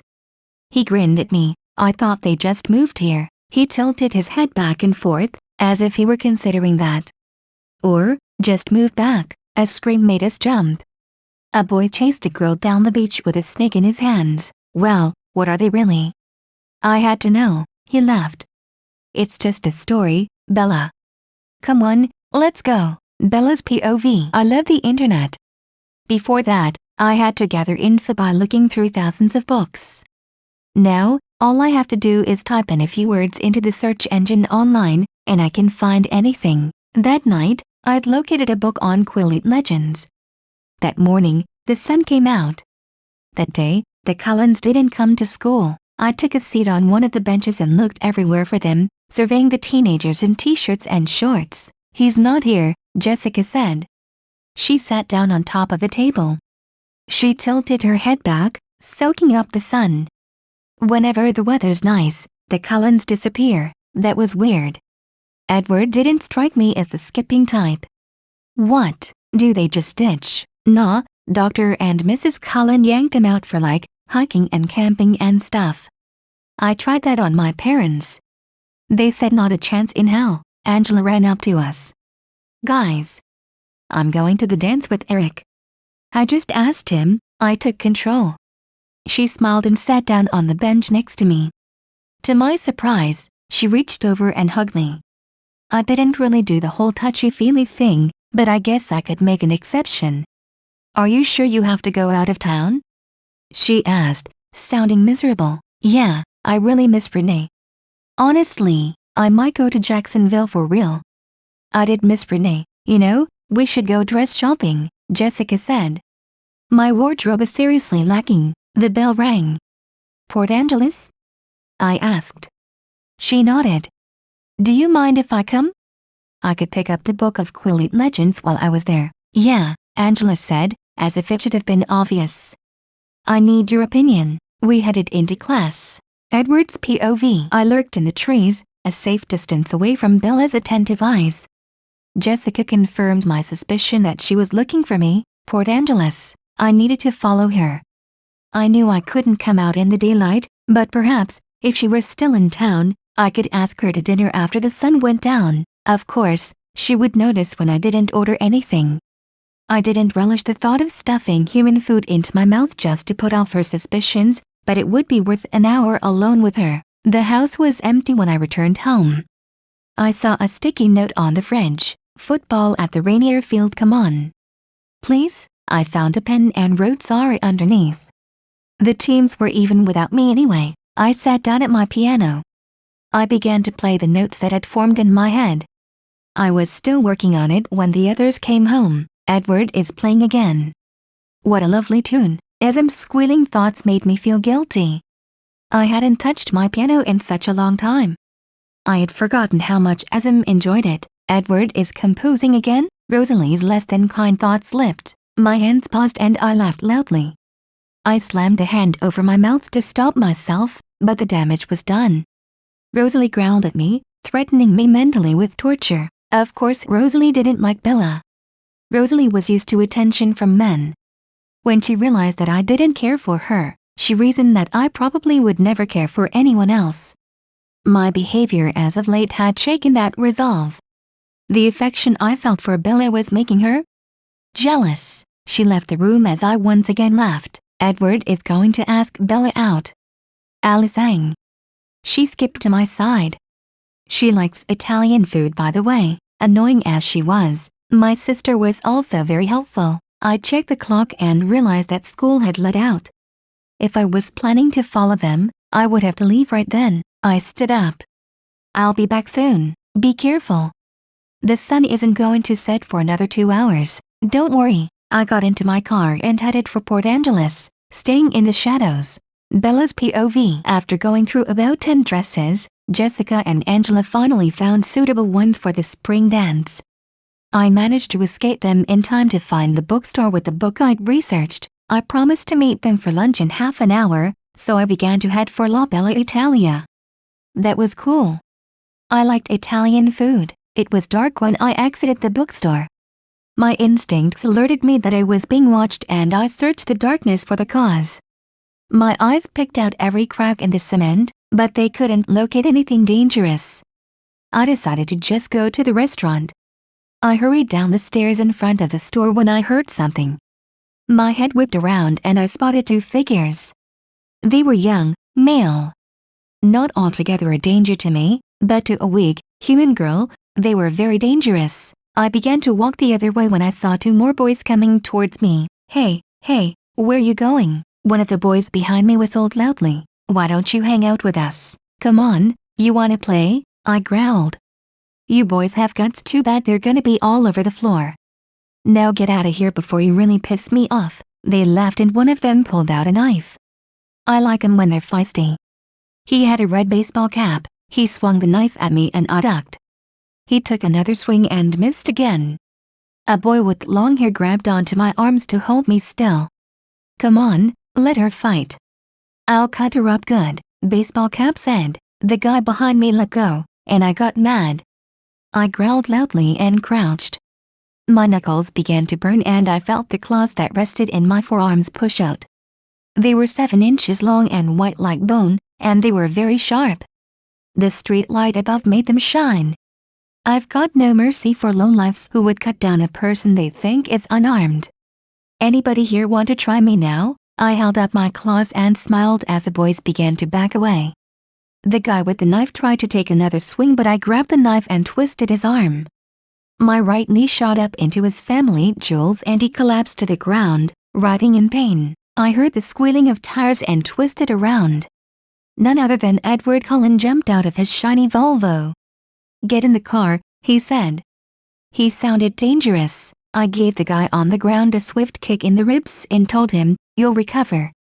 But if you have kids, they'll be stupid. I sheathed my claws and climbed into Edward's car. He climbed in next to me and we squealed out of the parking lot. Edward gracefully pulled into traffic and adjusted his speed. I should go back there and rip those guys' heads off. No, I didn't have anything against that, but I figured Edward really didn't want to look like a monster in front of me. Call it a hunch. Don't worry, I took care of it. They didn't stand a chance. You don't know the vile, repulsive things they were thinking, he argued. And you do?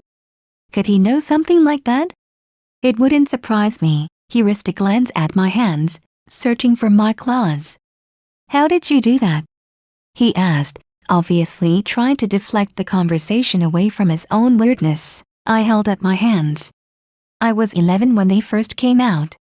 It was after my dad shot my mum. I ducked my head. My dad didn't go to jail. I killed him. Sorry, I lied. He took a deep breath. That's understandable. I'm just glad you have them. You seem to get into trouble all the time. I threw my head back and laughed. Yeah, that's true. We arrived at the restaurant just in time to see Angela and Jessica leaving. I tried to remember if I'd told him where they were. I hadn't. Where were you? Angela asked. We waited, but we were starving? Jessica's eyes drifted over to my left. Edward walked over to us looking repentant. I'm sorry I kept Bella from dinner. We just ran into each other and got talking. The girls gave him equally giddy grins. No, it's no problem. That happens, right? Jessica said. Angela started, stepping on Jessica's foot, just jumped. We were just leaving, she announced. Edward touched my shoulder. I think I should get Bella something to eat, if you'd like. That's so thoughtful, Angela said. I'll drive you home myself, he told me. I could see the pleading look in his eyes. He didn't want to be alone. That's really thoughtful, Jessica agreed. Edward smiled at me. Yeah, I should eat something. How could I deny him anything? Jessica grinned at me. See you tomorrow. I could almost hear her thinking about all the gossip she would spread. I cringed internally. See ya, Angela said. Her expression was much more innocent. I smiled. Yeah, I'll see you. Edward and I headed inside as they scurried off, giggling. Oh, boy. I'll never hear the end of this. Edward smiled at me. It sent my heart fluttering and I tried to control the reaction. An overly attentive waitress quickly seated us. 1 mushroom ravioli, she said, setting down my order. She looked over at Edward and smiled flirtatiously. Isn't there anything I can get for you? How about a barf bag? I asked under my breath. Edward snickered and shook his head. No thank you. He snickered again and the confused waitress left. I smiled. It wasn't that funny. He pressed his lips together. His attempt was rather pathetic. I giggled. Are you sure you're not going to eat? He shook his head and smiled again. I'm on a special diet, he explained. What did that mean? I decided to be upfront. He already knew most of my secret. You've got to give me some answers. He rolled his eyes.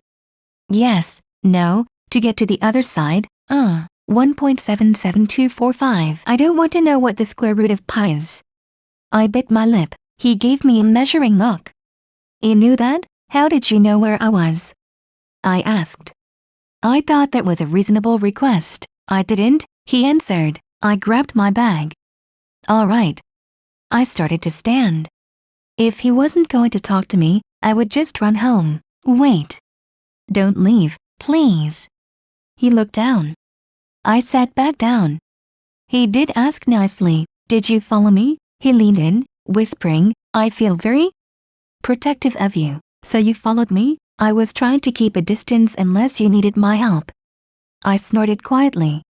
He ignored that. And then, I heard what those lowlifes were thinking. Wait. I leaned in closer to him. You heard what they were thinking? Tell me, Edward. You can trust me. He let out a breath and didn't answer. So what? You read minds. He looked back up at me and I noticed that his eyes were bright gold again. I can read every mind in this room, apart from yours. He looked around the room, listing all the thoughts of the people around us, until he got to me. With you, there's nothing. It's very frustrating. Well, that's a relief. I think, is there something wrong with me? I mean, something else that's wrong with me? He laughed. See, I tell you I can read minds, and you think there's something wrong with you. Oh, yeah, I could see the irony. He sighed and looked away. What is it? He looked back into my eyes and I felt my breath catch.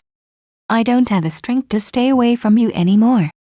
The guilt and pain in his eyes made me want to hug him. God, I was such a pushover. You don't, I told him. He didn't answer. Edward's car wasn't nearly as bad as I thought. The seats were comfortable and the heater was working. Edward liked to drive fast, which was fine by me. Suddenly, I heard sirens. I wondered if someone was hurt. What's going on? I asked him. I spotted Charlie's cruiser. Charlie's here, can you pull in? He did so. That's my father's car, he said. What is he doing here? We climbed out of his car. I spotted Dr. Cullen exiting the building. Carlisle, What's going on, Carlisle? What kind of name was that? Carlisle looked upset. Waylon Forges was found in a boat up near his place. I just exhumed the body. Waylon? Waylon. Wasn't he Charlie's friend? He's dead?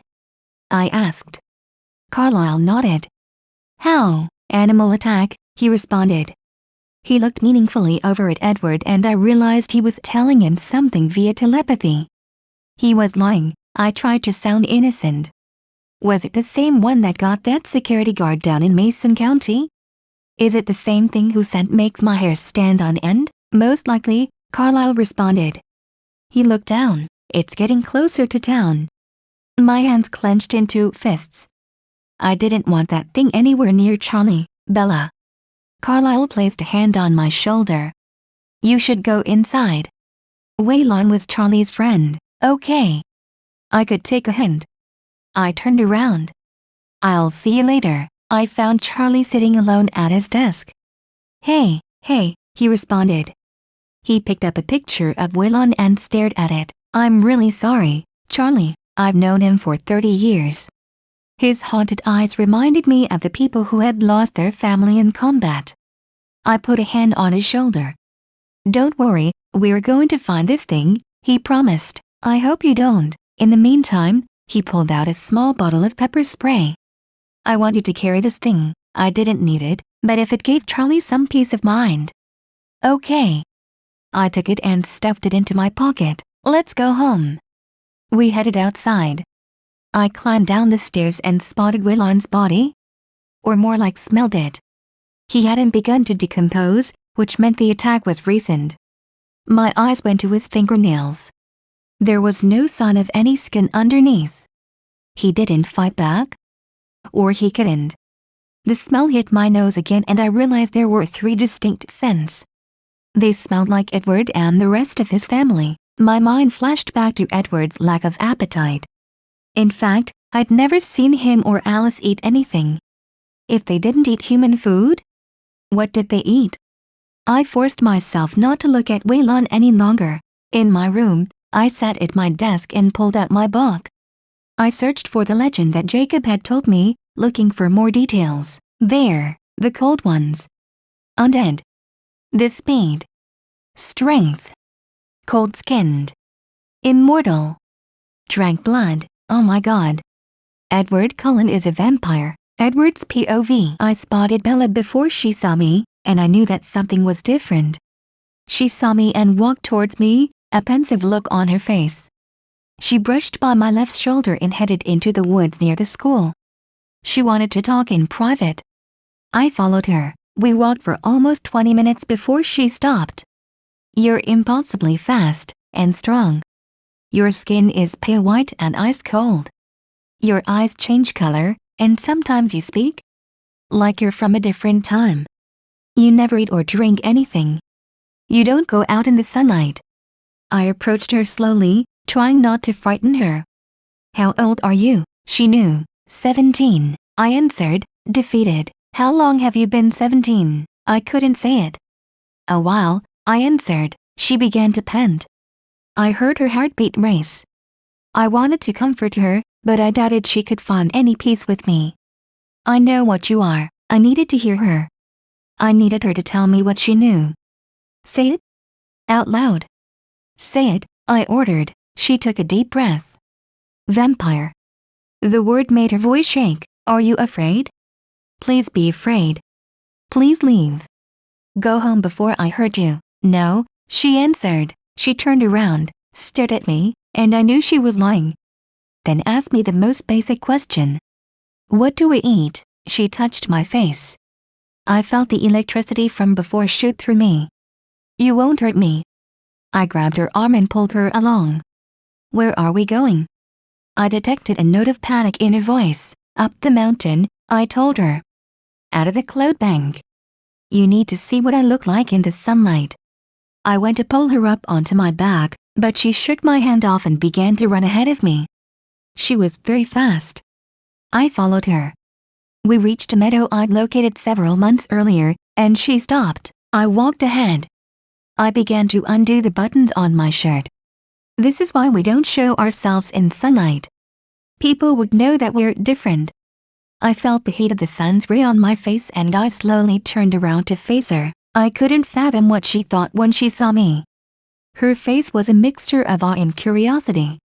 The fear from earlier was gone. She stepped closer to me. "It's like diamonds," she said, looking at my bare chest and up to my face. "You're beautiful." "Beautiful?" I scoffed. Agony masked my face as I waited for the fear to come back. "This is the skin of a killer, Bella." I turned away, doing up my shirt in the process. I stepped out of the damnable sunlight and back into the darkness where I belong. I heard her follow me. "I'm designed to kill, Bella. I don't care." She smiled at me. What was she thinking? I've killed people before, so have I. I killed my father and not just him either. She took a deep breath. "I'm older than I look, Edward. I was born over 100 years ago." "What?" "I enlisted in the army near the end of World War I. I cut my hair and pretended to be a boy. On September 21, 1918, a German soldier shot me in the heart and I died. I healed myself after a few minutes. Ever since then, I've been stuck like this." She indicated to her teenaged body. "I've been alone for a really long time, Edward." She reached up and played with the dog tags around her neck. "You don't want to be with me, Bella." I had to make her see that. Her eyes narrowed. "Don't tell me what to do." "I trust you." I reached up and touched her face. "Don't." She leaned in closer to me. "I'm here." "I trust you." She reached around behind my neck and tried to pull my face to hers. "No." I pulled myself away from her grasp. Her eyes betrayed the hurt she felt. "My family, we're different from the others. We only hunt animals. We call ourselves vegetarians. It's our little inside joke." Her lips narrowed into a thin line. I stepped closer to her. "I can't read your mind. Please tell me what you're thinking. I'm not afraid of you. I'm only afraid of losing you." She brought her hand up to my face and leaned in again. That time, I didn't back away. She pressed her warm lips against my own frozen ones and it felt like my own dead heart fluttered. Her hand wrapped around my neck and dug into my hair, tugging on it gently. She pulled away far too soon for my liking. She grinned. "As far as first kisses go, I'd say that was pretty good." I smiled back. I hadn't dared hope that she would accept me. She tugged on my arm. I followed her as she pulled me into the middle of the meadow again. The clouds had rolled in. She sat down, pulling me with her. "Why is the moon so lonely?" she asked. I stared at her, not comprehending. "I don't know." "Why?" "Because she used to have a lover." She rolled on top of me, pinning me down with strength that didn't match up to her tiny body. I realized I was still grinning like an idiot, but I couldn't help it. "Oh, really?" I asked playfully. "Yep. His name was Kukwatsu and they lived in the spirit world together." "Oh, so this is a true story." I brought a hand up to stroke her face. She laughed. "MMHM. And every night, they would wander the skies together. But one of the other spirits was jealous. Trickster wanted the moon for himself. So he told Kukwatsu that the moon had asked for flowers. He told him to come to our world and pick her some wild roses. But Kukwatsu didn't know that once you leave the spirit world, you can never go back. And every night, he looks up in the sky and sees the moon and tells her name. But he can never touch her again." Her voice was soft and melodic. "Kukwatsu means a Wolverine."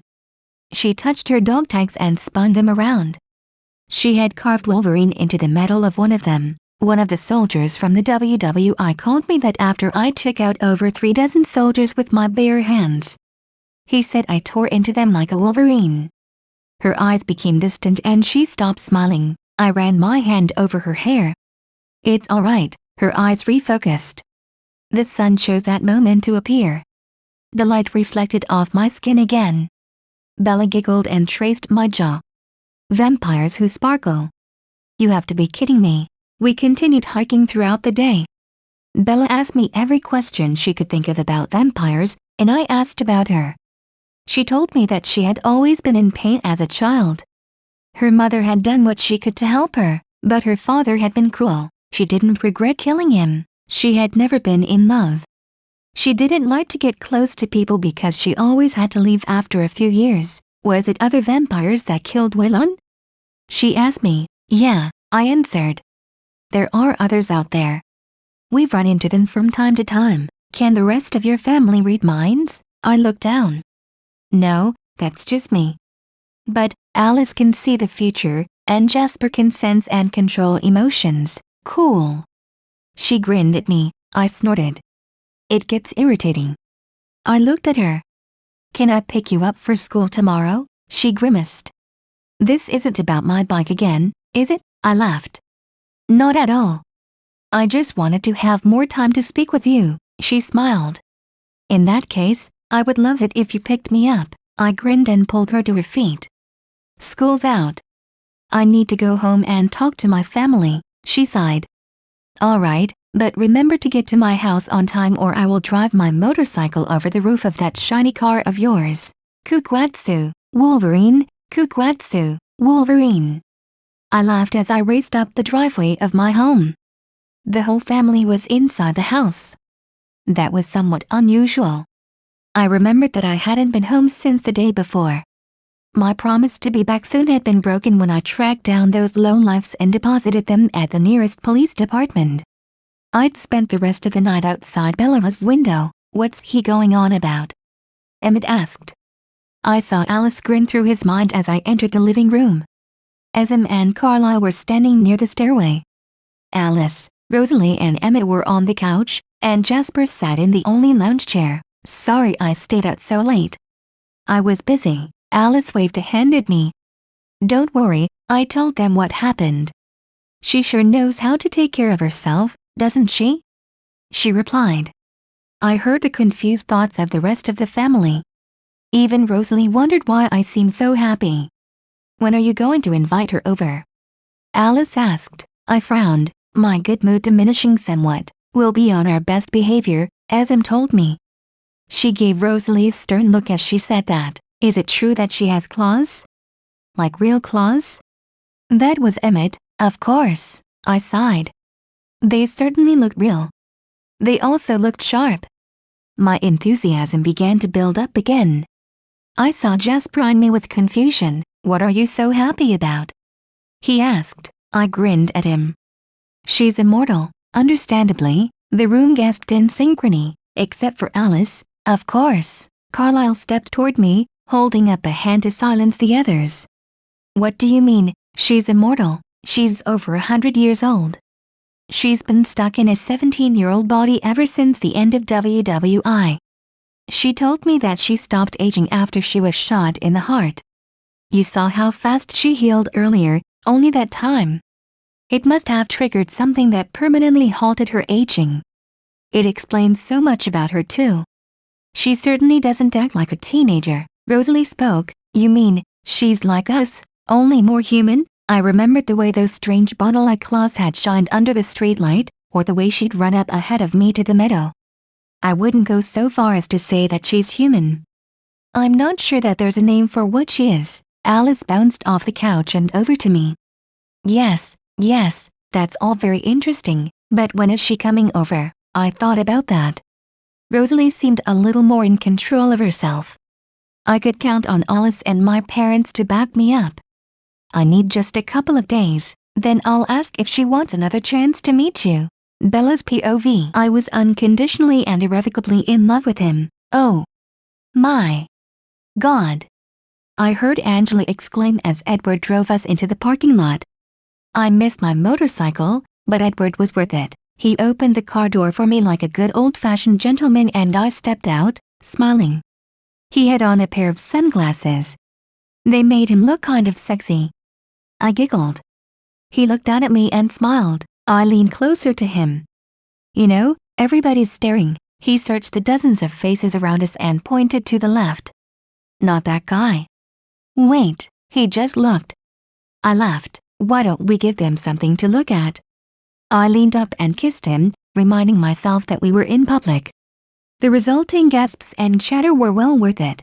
Edward jumped down from his perch on the tree outside my window and landed silently next to me. I finished applying the last coat of wax onto my motorcycle and turned to scold him. Can you at least act human? I have neighbors, you know. I'm gonna take you to my place tomorrow, he said. Did I mishear him? I held up my hands. Wait, like with your family? Yeah. He leaned down to me. Don't worry, they've promised to be on their best behavior. What if they don't like me? I mean, the last time most of them saw me, I was seriously ticked off, and I know from experience that I'm not the most pleasant person to be around. He laughed. So you're worried, not because you'll be in a house full of vampires, but that you think those vampires won't approve of you? I crossed my arms, glowering at him. This may shock you, but I have terrible image issues. I also know that first impressions are important, and I've already blown that. He brought a hand up to my face. Don't worry, they'll love you. His peaceful expression shifted to one of anxiety and he looked down the street. What's wrong? I asked, sensing his distress. He narrowed his eyes. Just a small complication. I'll pick you up tomorrow. He walked over to his Volvo and raced off. Billy Black and Jacob rolled up in their behemoth of a truck. Jacob jumped out and grabbed Billy's wheelchair. He helped his father climb in and rolled him up the driveway toward me. Aw, did you guys come to visit me? I asked. Actually, we came to visit your flat screen, Billy corrected, smiling up at me. It's the first Mariners game of the season. He tilted his head toward his son. Plus Jacob here keeps bugging me about seeing you again. Jacob looked away, embarrassed. Great dad. Thanks, just keeping it real, son, Billy replied. I giggled. Charlie's cruiser pulled up as well and Charlie headed over to us. He carried 2 6-packs. Demeanor, he said, holding up the beer. Well done, Chief, Billy replied in his usual light-hearted manner. He held up a brown paper bag. Harry Clearwater's homemade fish fry. Charlie smiled and set the 6-packs onto Billy's lap and grabbed onto the handles of his wheelchair. He began to push him inside the house. Jacob and I followed them. Any luck with that Wallon case? Billy asked. Well, I don't think it was an animal that killed him. Never thought it was, Billy replied. His response made me pause. Billy was an elder down at the Quileute Reservation. Was it possible that he believed the old stories? Yes, it was. Just spread the word down at the race, keep the kids out of the woods, Charlie told him. Will do, Billy said. Don't want no one else getting hurt, now do we? He looked at me as he said that. I met his prying gaze with my own. Oh, yes, he definitely knew something more than he was telling. True to his word, Edward picked me up for my second official visit with the Cullen clan. Once again, he drove very fast and we made it to his place in record time. I hadn't actually given it a good look the last time I was there. It was very large. There were windows everywhere as if it belonged to a house of sun worshippers instead of a family of vampires. Vampires. That still made me chuckle sometimes. Out of all the people I could fall in love with, I'd choose an undead teenager. Oh, well, it wasn't as if I could complain. We seemed to be perfect for each other. He sped over to my door and pulled it open for me. I got up with some trepidation. The whole area smelled like vampires. Vegetarians, nonetheless, but still, I took a deep breath and allowed Edward to lead me inside. Bella's POV. Edward opened the glass door and ushered me in. I looked around the front entrance, awestruck. I'd never seen anything so bitchin'. I laughed. There were plants and entire walls were made of glass to allow the sun in. Edward helped me pull off my coat, once again reminding me that we were the same age. Well, Edward was 85 days older than I was, but that's only a 7,344,000 second difference. It's so bright in here, I exclaimed, spinning around for a full view. What did you expect? Edward asked playfully. Coffins and dungeons and moats. No? Not the moats, he smiled at me. Not the moats, he repeated. We began to head up the stairs when he stopped in front of me and turned around. This is the one place we don't have to hide. He looked up and grimaced. I told them not to do this. I cocked my head to the side and realized that I could hear the sound of a cooking show. I brought a hand up to my mouth to stifle a laugh. Is she even Italian? I heard Rosalie ask someone. Her name is Bella, a male voice replied. I'm sure she'll love it no matter what, Carlisle replied. I heard them all inhale. Get a whiff of that, Rosalie said. I could feel myself start to blush. Man, she does smell weird. Edward looked to the right as we reached the top of the stairs. Shut up, Emmett, she can hear you, you know, he said, playfully. I heard Emmett whisper, seriously? Yeah, I said. There was a short pause. Cool, Emmett said. I heard a bang and could only assume that somebody had hit him. Edward chuckled. We stepped into one of the nicest kitchens I'd ever seen. The walls that weren't glass were a bright white that brightened the room up even more. Bella, a woman with caramel-colored hair, rushed up to greet me. We're making Italiano for you, I can see that. I brought a hand up to my face and tucked a lock of my hair behind my ear. Edward chose that moment to be the gracious host. Bella, this is Esm, my mother for all intents and purposes. How do you do? I asked, giving her a little curtsy. She reminded me of the rich women whose husbands owned automobiles back when I was a little girl. The decor my mother had tried to instill in me came back full force. Very good, thank you, she replied, looking meaningfully at Edward. You've given us a chance to use the kitchen for the first time, Carlisle told me enthusiastically. I hope you're hungry, Esm said. I wasn't really, but it would be rude to say so. Yeah, absolutely. She already ate, Edward told them. Rosalie, who had been silent since I entered the room, suddenly made her presence known by crushing a glass bowl between her hands.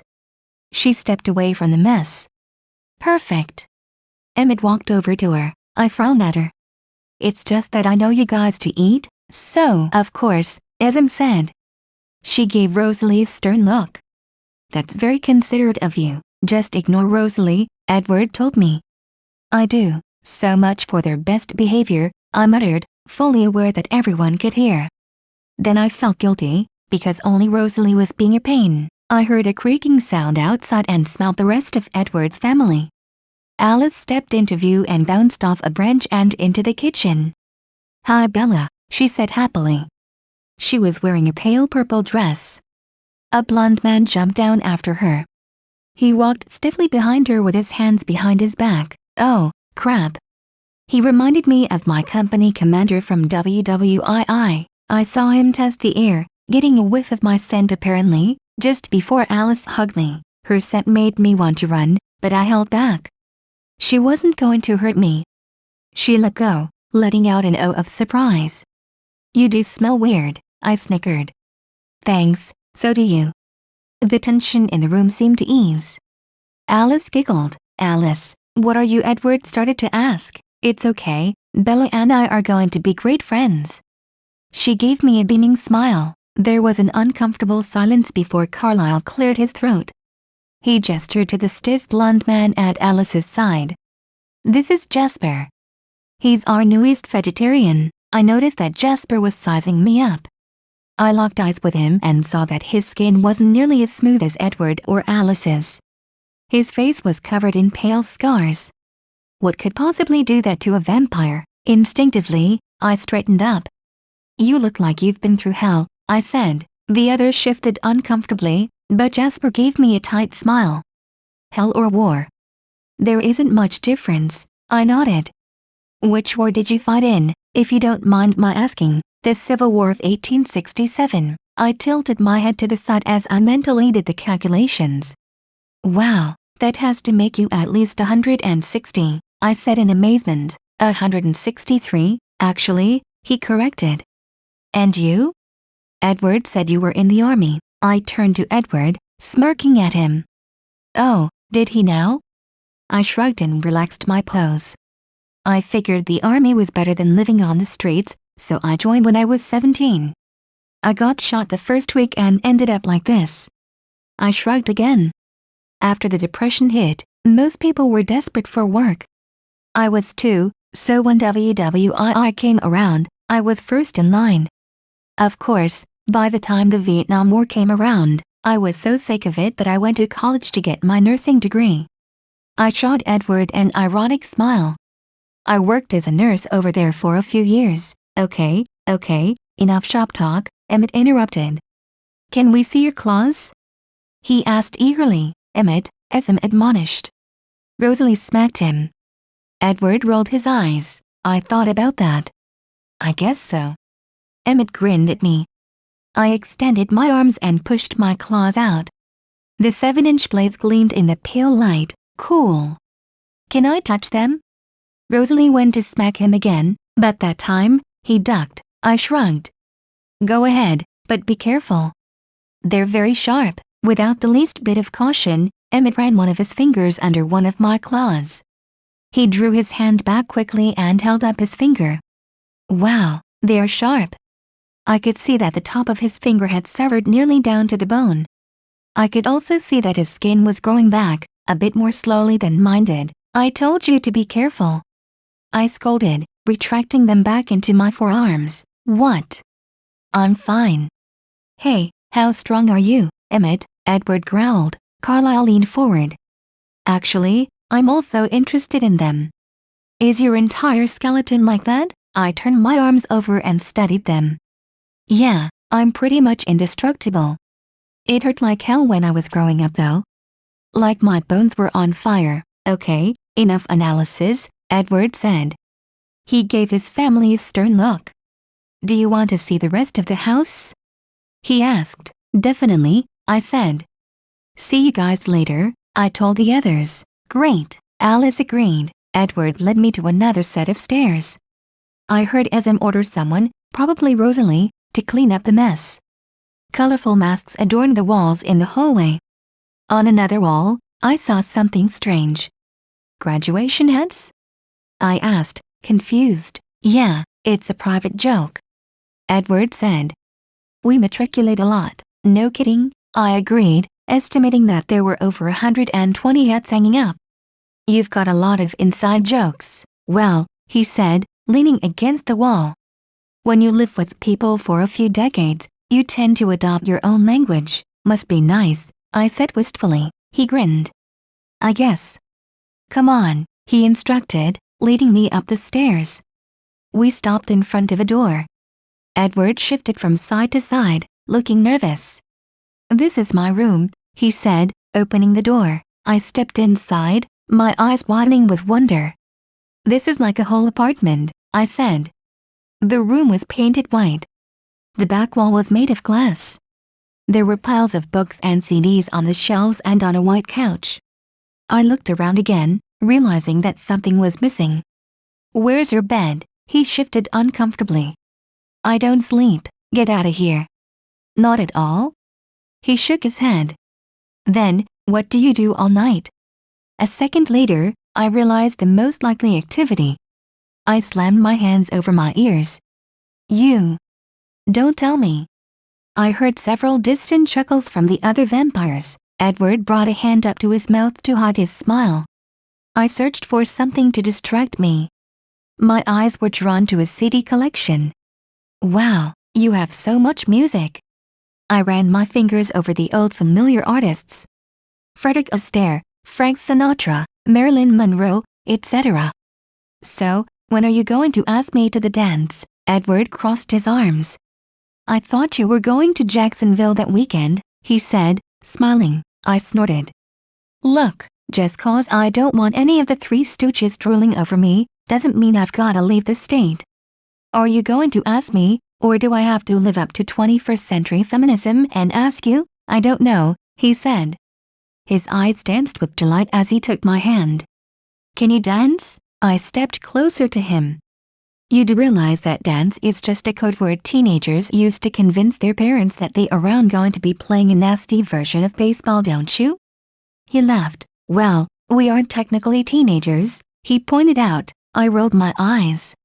I know a few different styles of dance. Can you tango? Edward spun me around. I highly doubt they'll play a tango at a school dance. I shrugged. You never know, he laughed. Come back downstairs. I want to show you something. He raced out of the room at top speed. I followed as quickly as I could, jumping over the railing and landing softly next to a grand piano. Edward sat down on the piano bench. His fingers ran over the keys delicately and he began to play. I stepped closer as the song continued. I put my hand on his shoulder and watched which notes he was hitting. "What's this song called?" I asked. "I wasn't familiar with it. Bella's Lullaby," he answered, never stumbling over the notes. I grinned. "You wrote a song for me?" "Yes, that's so sweet." I sat down next to him and ran my fingers over the back of his neck. I leaned my head on his shoulder and closed my eyes. "This is really beautiful." "I haven't played in over a decade." "You play?" Edward asked. "Not as well as you, but I took a few lessons." I sighed in pleasure. Edward's hand slowed as the song came to an end. I met up with Charlie after school on Friday the 29th. He wanted us to have a family dinner at Forks Only restaurant. It had a log cabin feel to it. I arrived late and found that he'd already ordered for me. The waitress set down our meals. I looked at her face and saw that she was sad and worried. "Chief?" she asked. "The boys want to know." I saw the 4 men behind her turn around to listen. "Did you find anything down by Creed's River today?" Charlie looked over at the men and locked eyes with them. He sighed. "We found a bare, human footprint," he admitted. "But it looks like whoever that is headed east, so the county sheriff is gonna take care of it." "Okay," the waitress said, trying to cover up her tears. "I just hope they catch him fast." She walked away. The men turned back to their friends and they began to talk. I tuned them out. Charlie looked out the window. "Looks like your friends are flagging you." I turned around and came face to face with Mike Sass. I almost choked on my fries. "Grow up already," I muttered. "It's okay if you want to go join them," Charlie said. I scoffed. "No thanks. It's Friday, Bella. You should go out. It looks like the Newton boy has a big smile for you." "Yeah, he's a good buddy," I told him, hopefully destroying any assumptions he had about me and Mike. "What about these other yahoos in town? Anybody interested?" "Oh, they're interested. It's just that I'm not interested in them." I stuffed some more fries in my mouth and hoped that Charlie got the picture. "Sorry," he muttered. "I just feel like I leave you alone too much." "I like being alone," I lied. Back at home, I called Renee. "How's all the baseball stuff going?" "Oh, Phil's working so hard," Renee cooed. "You know, spring training? A couple months early. We're looking for a house to rent in case things become more permanent." "You'd like Jacksonville, baby," she said. I flipped back onto my bed. "I'm kind of liking Forks," I told her. Renee's breathing picked up as she became excited. "Is it that boy?" "What was his name?" "Edward," I answered. "How are things going with him?" "What is he? A jock? Is he smart?" "I'll bet he'd have to be to keep up with you," she rambled. I heard a noise at my window and jumped. Edward sat down on my bed, obviously listening. "Renee, see, can I talk to you later? Come on, we've gotta talk, boys." "Are you being safe?" she asked. I did something I had never done before. I hung up and turned off my phone. Hopefully, Renee would think it was her own technical error. "How did you get in here?"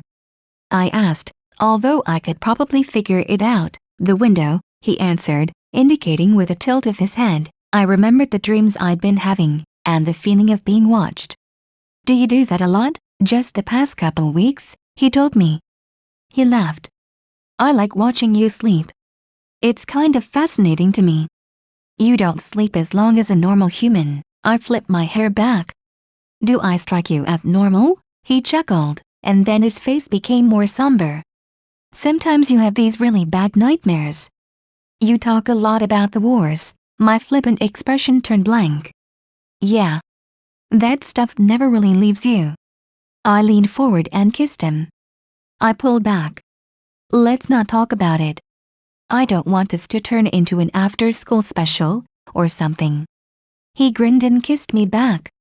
A few seconds later, he pushed me down until I was flat on my bed.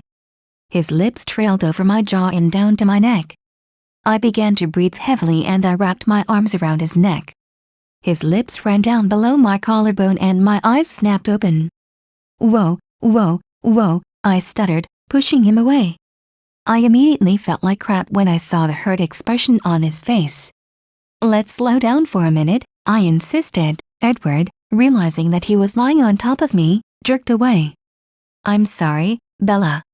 That was completely inappropriate of me. I brushed my hand over his face. It's alright. I blushed. My mom drilled it into me to never get too close to someone unless I was going to marry him.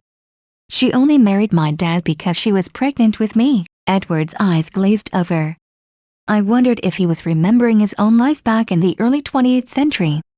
Married, he breathed. He looked at me and gave me a distant smile. I smiled back. What? I asked. He brushed back a lock of my hair, still smiling. Do you want to? Do I want to what? I asked, confused. Do you want to get married? I had the presence of mind to slam my hand over my mouth, effectively muffling my scream. I ducked my head, breathing through my nose. I listened as Charlie snorted in his sleep before resuming his snoring. Edward grinned at my reaction. I dropped my voice to a whisper. Are you being serious? He nodded, still grinning. I muffled another scream in my hand. You had better not be messing with me, or I'll slice your freaking arm off, I threatened. He laughed openly. I just proposed to you, and you think it's a joke. Well, you can just. I mean, I've only known you for. We're technically only teen. Oh yes. Yes, I want to marry you. I threw my arms around him and he laughed. All right, settle down, you're crushing me, he said. I immediately loosened my grip, but didn't let go. What should we tell people? Oh my god. What do I tell Charlie and Renee? They'll freak. I mean, I'm only 18 to them. When should the wedding be? What kind of dress should I have? Who are my bridesmaids going to be? Do you think Alice will help me plan it? Edward pushed me away and held my face in his hands. Calm down. We don't have to get married tomorrow. Maybe we should wait until we've graduated from high school? Again, that's a good idea. I sat back on my knees and grinned like an idiot. I'm getting married, Bella's POV. I have a date with Edward Cullen, I said. In retrospect, I probably should have waited until Charlie put his gun down. Isn't he a little old for you?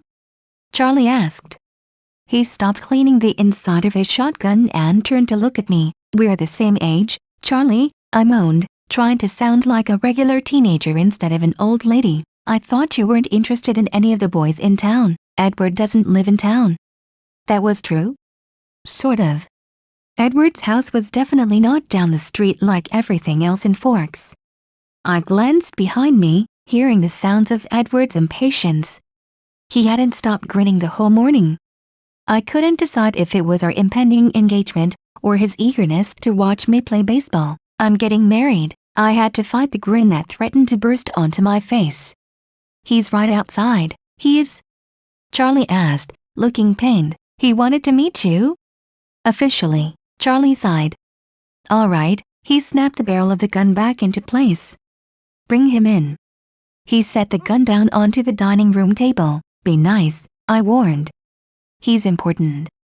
I probably shouldn't go into detail about how important for at least 6 months, when I'll have legally graduated. Again, Charlie twirled a finger over his head, making the sign of a halo. Finally, I heard Edward mumble. I hushed him and let him inside. Chief Swan, he said respectfully. He was dressed in an unnecessary warm jacket. I wanted to formally introduce myself. I'm Edward Cullen. Hi Edward, Charlie said, shaking his hand briefly. I noticed that he flinched ever so slightly when he touched him. Bella won't be out too late tonight. She's just going to play baseball with my family. Charlie looked at me. You never told me you played baseball. His words were almost accusing. I figured that Edward's charm hadn't worked on him as well as he was used to, because Edward shifted uncomfortably. I shrugged. Phil taught me. I'm not really that good, though. I pleaded mentally with him to shut up. Charlie scratched behind his ear.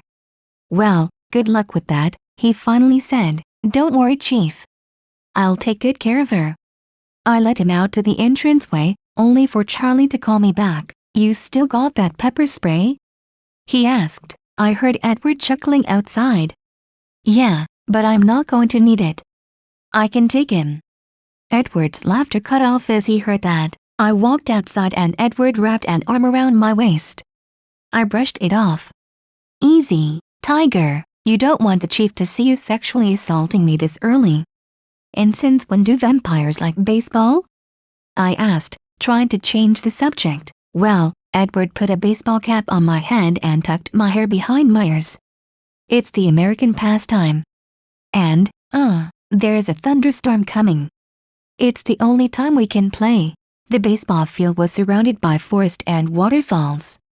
The jeep Edward had borrowed from his brother was covered in mud by the time we reached the others. We jumped out and crossed the field to where Rosalie and Carlisle were fighting over who got to bat first. Rosalie won. Bella, Alice called. I had only half a second to take a breath before she crushed me in a hug. This is going to be so much fun. I was pretty sure she wasn't talking about the game. Oh, fine. I won't tell anyone yet, she huffed. Her eyes flashed to my left hand and her face turned down into a grimace. She released me and glared at Edward. He sighed heavily. I'll get it later. Don't worry.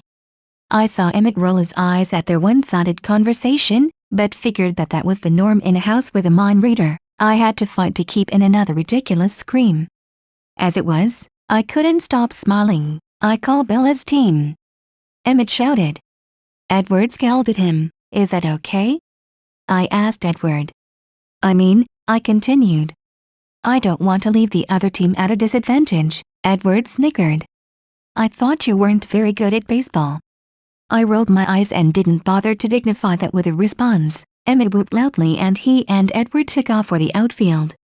I followed and stood to the far right of them. Alice took her place at the pitcher's mound and she smiled. Time, she said in sync with a burst of thunder. Rosalie took a stance at home base with Esm behind her, ready to catch.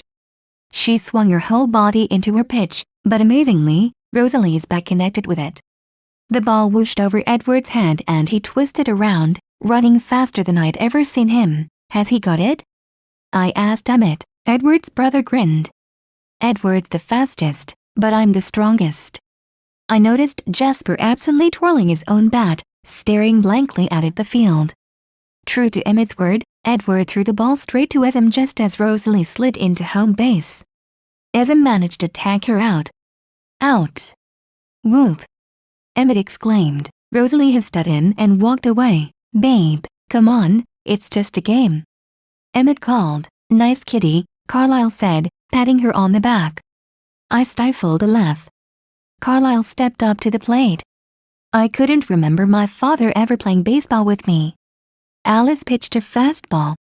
Carlisle swung and the ball whipped towards me. I jumped up only to smash into Emmett.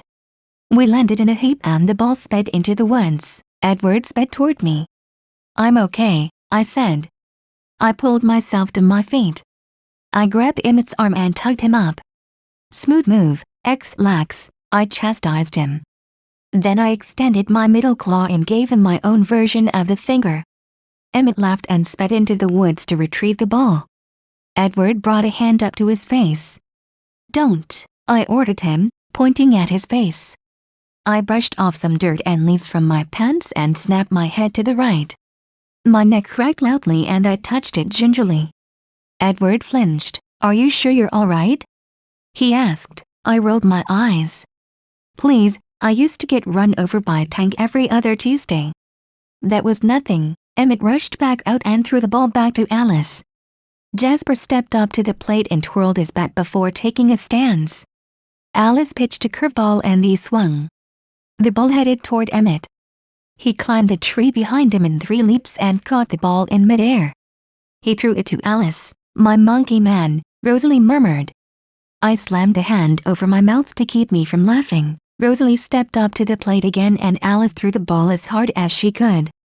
Rosalie managed to hit it and the ball went spiraling into the woods. I spun around, intent on chasing after it, when I smelled something familiar. I growled as I recognized the scent. Alice froze. Edward stared at her and then looked back at the woods. Stop! Alice cried. Edward rushed to my side and pulled me toward home base. Everyone hurried toward Carlisle and Esm. They were leaving, but they heard us, Alice explained. Let's go, Edward said, heading for the jeep. It's too late, Carlisle told him. Emmett grabbed his shoulder. They probably won't even notice her. She doesn't smell like food or anything. Edward's jaw tightened, but he didn't object any further. Carlisle, Emmett and Jasper stood in front of us, intent on meeting the visitors head-on. I spotted the vampires as they appeared from out of the woods. There were 3 of them, 2 male and 1 female. The woman had vibrant red hair and was dressed in a fur coat knockoff. The male on the far left was blonde and walked with a confident swagger. He wore a jacket that I faintly recognized as belonging to Willon. I growled again, much softer than before at that. The leader was dark-skinned. His hair fell down past his shoulders. He wore a rather ugly orange jacket. Both males had jeans on. They were all barefoot, their eyes were red. The 3 of them paused a short distance away from us. I saw the blonde male sizing Jasper up. I could only imagine what his numerous scars made the vampires think. All I knew was that for almost every bite he'd received, a vampire had been killed by him. We stepped forward and sang to greet them. The leader held up his right hand and I saw that he was holding the ball. I believe this belongs to you, he said.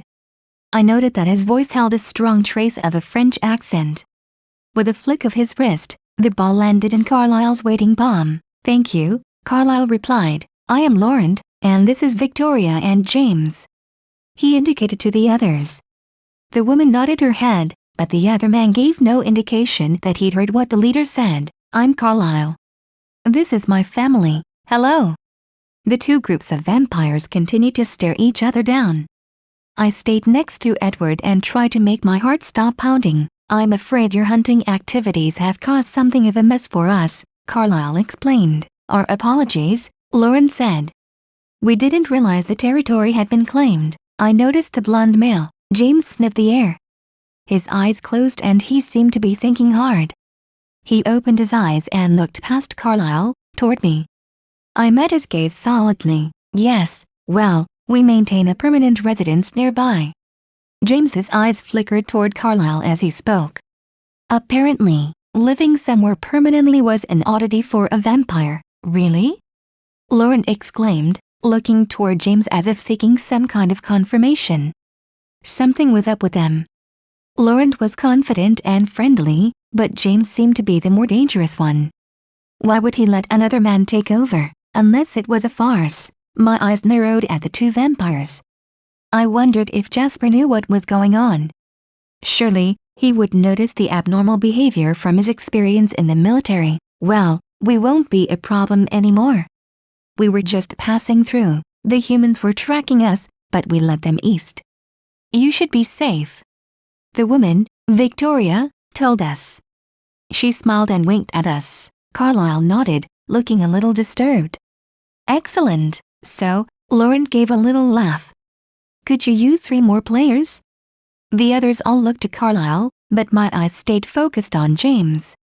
Oh, come on. Just 1 game, he pleaded. Carlisle shifted uncomfortably, but smiled. Sure, why not? A few of us were leaving. You can take their place. We'll bat first. Carlisle threw the ball toward Laurent, but Victoria's hand lashed out and caught it. I'm the one with the wicked curve ball, she explained, smirking. Oh, well, I think we can handle that, Jasper said mockingly. Emmett cheered as they turned away. The others laughed. I felt a sudden eagerness and realized that Jasper was using his gift to prevent a fight. Laurent and Victoria headed for the outfield, but James stayed put, still sniffing the air. Finally, Edward's murderous look made him back off and he began to turn away. At that moment, the worst possible thing happened. The wind picked up and blew my strange scent right into James's face. His eyes scrunched up as he sniffed more heavily, and then he growled. His eyes went to my hands and he crouched down, ready to spring. Edward pushed me behind him and growled menacingly. The rest of the family was at his side in less than a second. Azam wrapped an arm around me and held me still as Victoria and Laurent crouched down beside him, confused by his outburst but prepared to defend him. Victoria inhaled deeply and her lips pulled back, showing her sharp teeth. She smells like the man from Canada, Victoria growled to James. He nodded. Still crouched, Edward's shoulders tensed. I felt his desire to turn around and question me. "The girl is with us," Carlyle said. He sounded dangerous. "I think it best if you leave." I could hear the threat in his words. There was a small silence before Lauren spoke. "I can see the game is over. We'll go now." Lauren began to back up, but James and Victoria didn't move. "James," Lauren cautioned. James straightened up, but his eyes stayed narrowed on mine. He took a step back and reached for Victoria. He wrapped an arm around her as they left.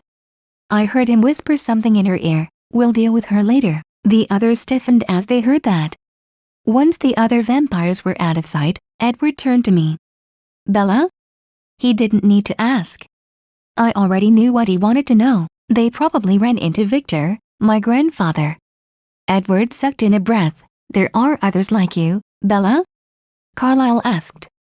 I could almost sense their feelings of betrayal. I couldn't stand it. "It's not like that. I haven't seen him in decades. He and I don't really get along," I explained. "I was going to tell you later, but I didn't see the point. He's my mom's dad, but I only met him once when I was a kid, and only 3 other times since I've stopped aging." Carlyle nodded, showing he understood. "What did you hear, Edward? James is a tracker." At that, the others froze. "He tracked down someone who smelled like Bella a few years ago." Sarcasm marred my tone as I said, "Let me guess, he got his ass handed to him by a 6.5-foot man with back lady nails? And now he's pissed off because he didn't get his man, so he's going to try to kill me to soothe his messed up ego," Edward growled. "That isn't funny. He's dangerous, so am I." We glared at each other. "We need to get you out of here," Edward insisted. "He's just going to trace your scent and find you." He grabbed my arm and began to pull me toward the jeep. I paused. If he could trace my scent from across town, that would lead him straight to Charlie. I shouted. I ripped my arm out of his grip. "I can't leave him here defenseless," I insisted. "Bella, please," Edward begged, reaching for my hand again. I shrugged him off violently. "I'll kill him myself. I'm really good at killing. I've got all these medals at home to prove it." My hands shook with anger. Edward was unmoved. I growled and began to pace. The others watched me anxiously. They wanted me to leave. I brought my hands up to my face and pressed my palms against my closed eyes. I thought back to every strategy I'd ever learned when in battle. I thought about every plot of every cheesy cop show that had ever aired. I took a deep breath. Edward's cold hands pulled my hands away from my face. "Please, Bella, just let me get you out of here. The others will watch Charlie." He looked over to them and I saw Emmett nod. "This is my mess. I'll deal with it. You guys don't have to get involved." "Too late for that," Rosalie muttered. I didn't bother to answer that. Edward stiffened. "They've split up. James is trying to find your scent. Lauren is heading for the house. If we're going to protect Charlie, we need to move now." I ground my teeth together. Damn it. Charlie will freak if I just take off. My eyes widened. "Got it?" I shouted. Edward frowned. "Got what?" he asked suspiciously. I grinned at him. "I'll tell him that I'm moving back in with Ren. He can't legally keep me here. James will hear and maybe he'll leave Charlie alone so that he can catch up with me." Jasper moved closer to us. "If he hears, he'll know where you are," he pointed out. I rolled my eyes. "Think. He'll know that he's listening. He'll never believe that I'm going where I say I'm going." Emmett sped over. "She's devious," he commented, grinning. I gave him a mock bow. "Thank you. I try." Edward didn't stop frowning. "What do you mean, You're not going alone." Alice sprang over. The others followed in a cluster. "Jasper and I will take her." She touched his shoulder gently. "We'll keep her safe, Edward." "Why can't I?" Edward started to ask. Carlyle interrupted. "No, the tracker saw how you reacted. He knows that you'll never leave Bella. Besides, you can do much more for her if you stay here and try to find him." I couldn't suppress the jolt of fear I felt at Carlyle's words. You don't have to do that, I insisted. He's never going to stop unless we kill him. The only way is to tear him apart and burn the pieces. He grimaced, as if he realized that he'd said too much. Okay, I agreed. I'll go talk to Charlie. Bella's POV. We approached the Cullen household and I tried not to be too miserable. Fighting with Charlie was tiring. I never wanted to hurt him like that again. I was on my motorcycle. My helmet still lay under the seat. I had no time to put it on anyway. Edward wanted to drive me to the house, but of course, Charlie would notice if I left my bike. I skidded to a stop and jumped to the ground. Edward was beside me in a second. We headed inside. Both of us growled when we spotted Laurent. Carlisle held up a hand. Wait, he implored. He came to warn us? About James. We stared at Laurent, mentally egging him on. He studied me for a second before Edward growled at him. Laurent held up his hands. I mean no harm. I am merely fascinated. James told me of another like her, Grandpa Sabretooth, I said sarcastically. I sensed their confusion. He has fangs, I explained. He thought it would be good for a laugh. Laurent nodded. This isn't my fight, and I've grown tired of his games. But he has unparalleled senses, absolutely lethal. I've never seen anything like him in my 300 years. And the woman, Victoria, don't underestimate her, he warned. He looked at Carlisle. This family up north, the Denali Coven, I believe I will visit them as you suggested. He nodded at us before leaving. Well, that's just perfectly awful, I commented. Come on, Edward said. We followed Carlisle into the garage where the others were preparing to leave. I've had to fight our kind before. They're not easy to kill, Jasper cautioned, but not impossible, Emmett said. I could sense his eagerness to fight. I don't relish the thought of killing another creature. Even a sadistic one like James. That was Carlisle, of course. I don't have a problem with it. The guy has no respect for the dead.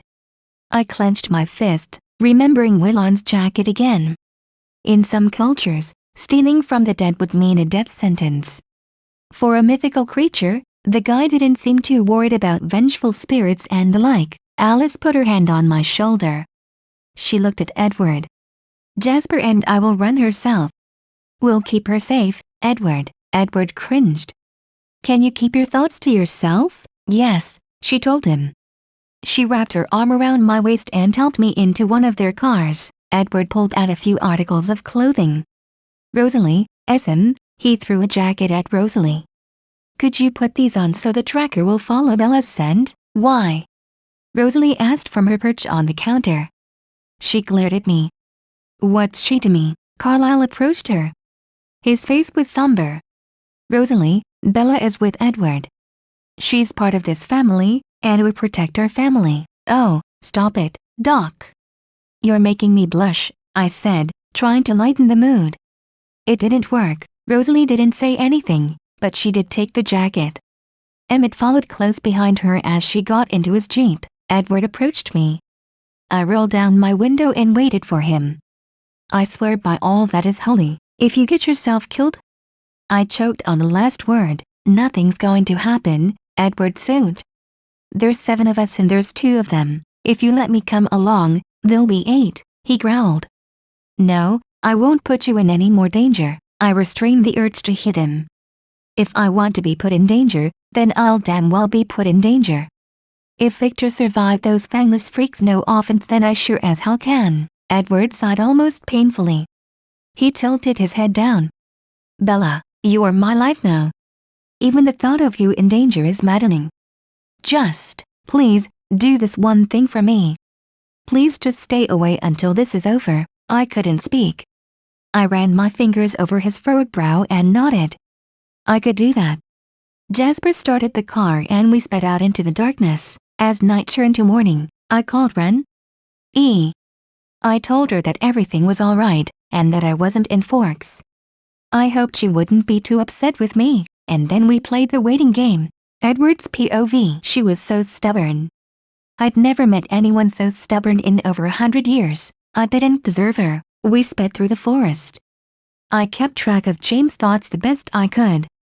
So far, he hadn't noticed that Bella was long gone. For that, I was glad. Rosalie was miserable and bored. Emmett was excited. It irritated me, but I knew it was just Emmett. Rosalie, mark the tree, I ordered. She rubbed Bella's jacket against it and sniffed the bark. That's good, I told her. She ran to catch up with us. Bella was probably in Arizona. Jasper would know how desperate I was. He'd want to keep Alice far away too. I finally understood his protective desire to keep her safe. It almost made me sympathize with his earlier desire to kill Bella. I'd never admit it to him, though. What? I paused mid-stride. James wasn't following anymore. I saw through his eyes as he backed away. He leaned over the tree where Rosalie had planted Bella's scent. He sniffed it and I realized what was wrong a second after he did. He pulled a fiber out from underneath a patch of bark and growled. He smacked the tree, leaving a large dent, and took off the way he'd come. His thoughts centered on killing us after he was done with Bella, I growled. He's figured it out, I said in defeat. Bella's POV. The hotel room we stayed in was nice.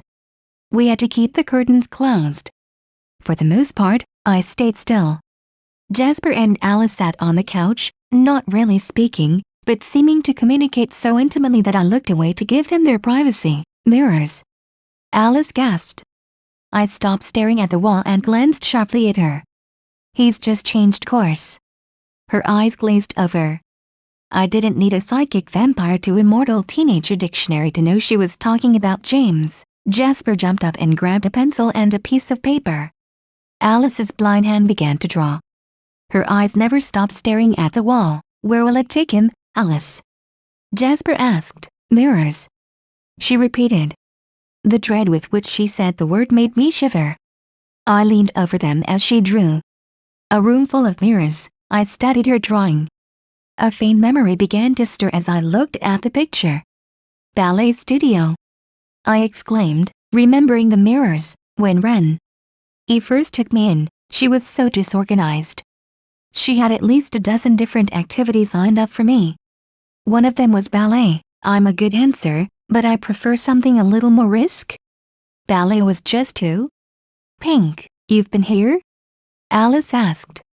I could see that she was actually looking at me and not just staring through me. I nodded. Ren took me for lessons when I first moved here. The school I went to had an arch just like that. I pointed to the picture, indicating which arch I meant. Was your school here in Phoenix? Jasper asked. Yeah, I answered. My brain caught up to my mouth a second later. Oh, damn. Does that mean he's coming here? I didn't get an answer. Jasper and Alice waited at the front desk downstairs as I packed. Edward had called. His plan was to get me as far away from Phoenix as possible. He and I were going to go somewhere safe until James and Victoria were caught. I hated the thought of running again. It was bad enough that I'd let him talk me into leaving Forks. I really had it bad for him. I pulled out my phone as I heard it vibrating. I looked at the screen and saw that it was Ren. I mentally prepared myself for the onslaught of her desperation. She'd probably either beg me to come home or to go back to Charlie, neither of which I could do if I wanted to keep them safe. Ren? I asked. I heard her call my name, before she fell silent. I realized I was right about the desperation thing. Calm down. Everything's fine. I heard her call my name again. I'll explain everything later. I heard a click. Ren? Are you still there? Forks High School doesn't protect its students' privacy very well, a charming voice said to me. I nearly crushed the phone in my hand as I realized who it was. It was just too easy for Victoria to find your previous address. It's a nice house you have here. I was prepared to wait for you, but then your foster mom, he sneered the words, raced home after receiving a very worrying message from your foster dad. And it all worked out quite well, I growled. Don't you touch her, I said dangerously. You can still save her. That stopped me up short. He couldn't be serious. He was actually going to give me a chance to help her. But you're gonna have to get away from your friends. Can you handle that? I took a deep breath. Where should I meet you? I could almost hear his smile. How about your old ballet studio? And I'll know if you bring anyone along. Poor Ren. He will pay the price for that mistake. I'll be there, I told him. I left my bag on the bed. I crushed my phone and walked downstairs. Thankfully, Alice and Jasper were busy on the phone. I could only imagine what they were telling Edward. I slipped out the glass door, suppressing my anxiety as best I could as I got into a cab. I gave the driver the address and offered a huge tip.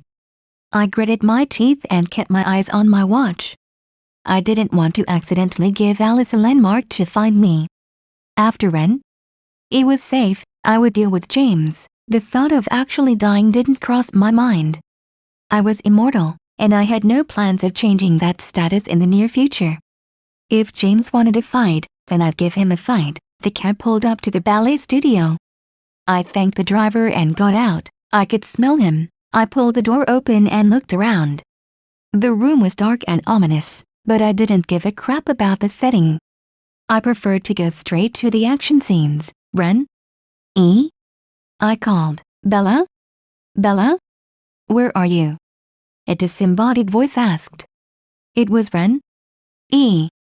I ran toward the back of the studio, intent on getting her out. There you are. What are you doing back here? The dance teacher didn't appreciate my improvisation. I figured Dance Macabre could use a little more seduction and a little less pink. I recognized my own cocky voice and stopped short. I tore open the doors of the closet and came face to face with a video of Ren, E and me. My hair was cut in a way that made me look a couple years younger, and I wore a red dress that was rather inappropriate for a 15-year-old. Bella, Ren? E scolded as she caught sight of TV Me's outfit. TV Me shrugged indifferently. I started as I heard laughter from behind me.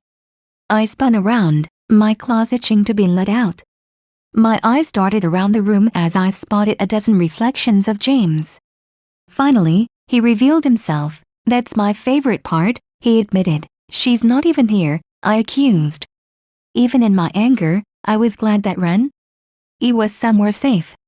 I couldn't stand the thought of her being anywhere near that bastard. He laughed. Sorry, but you really made it too easy.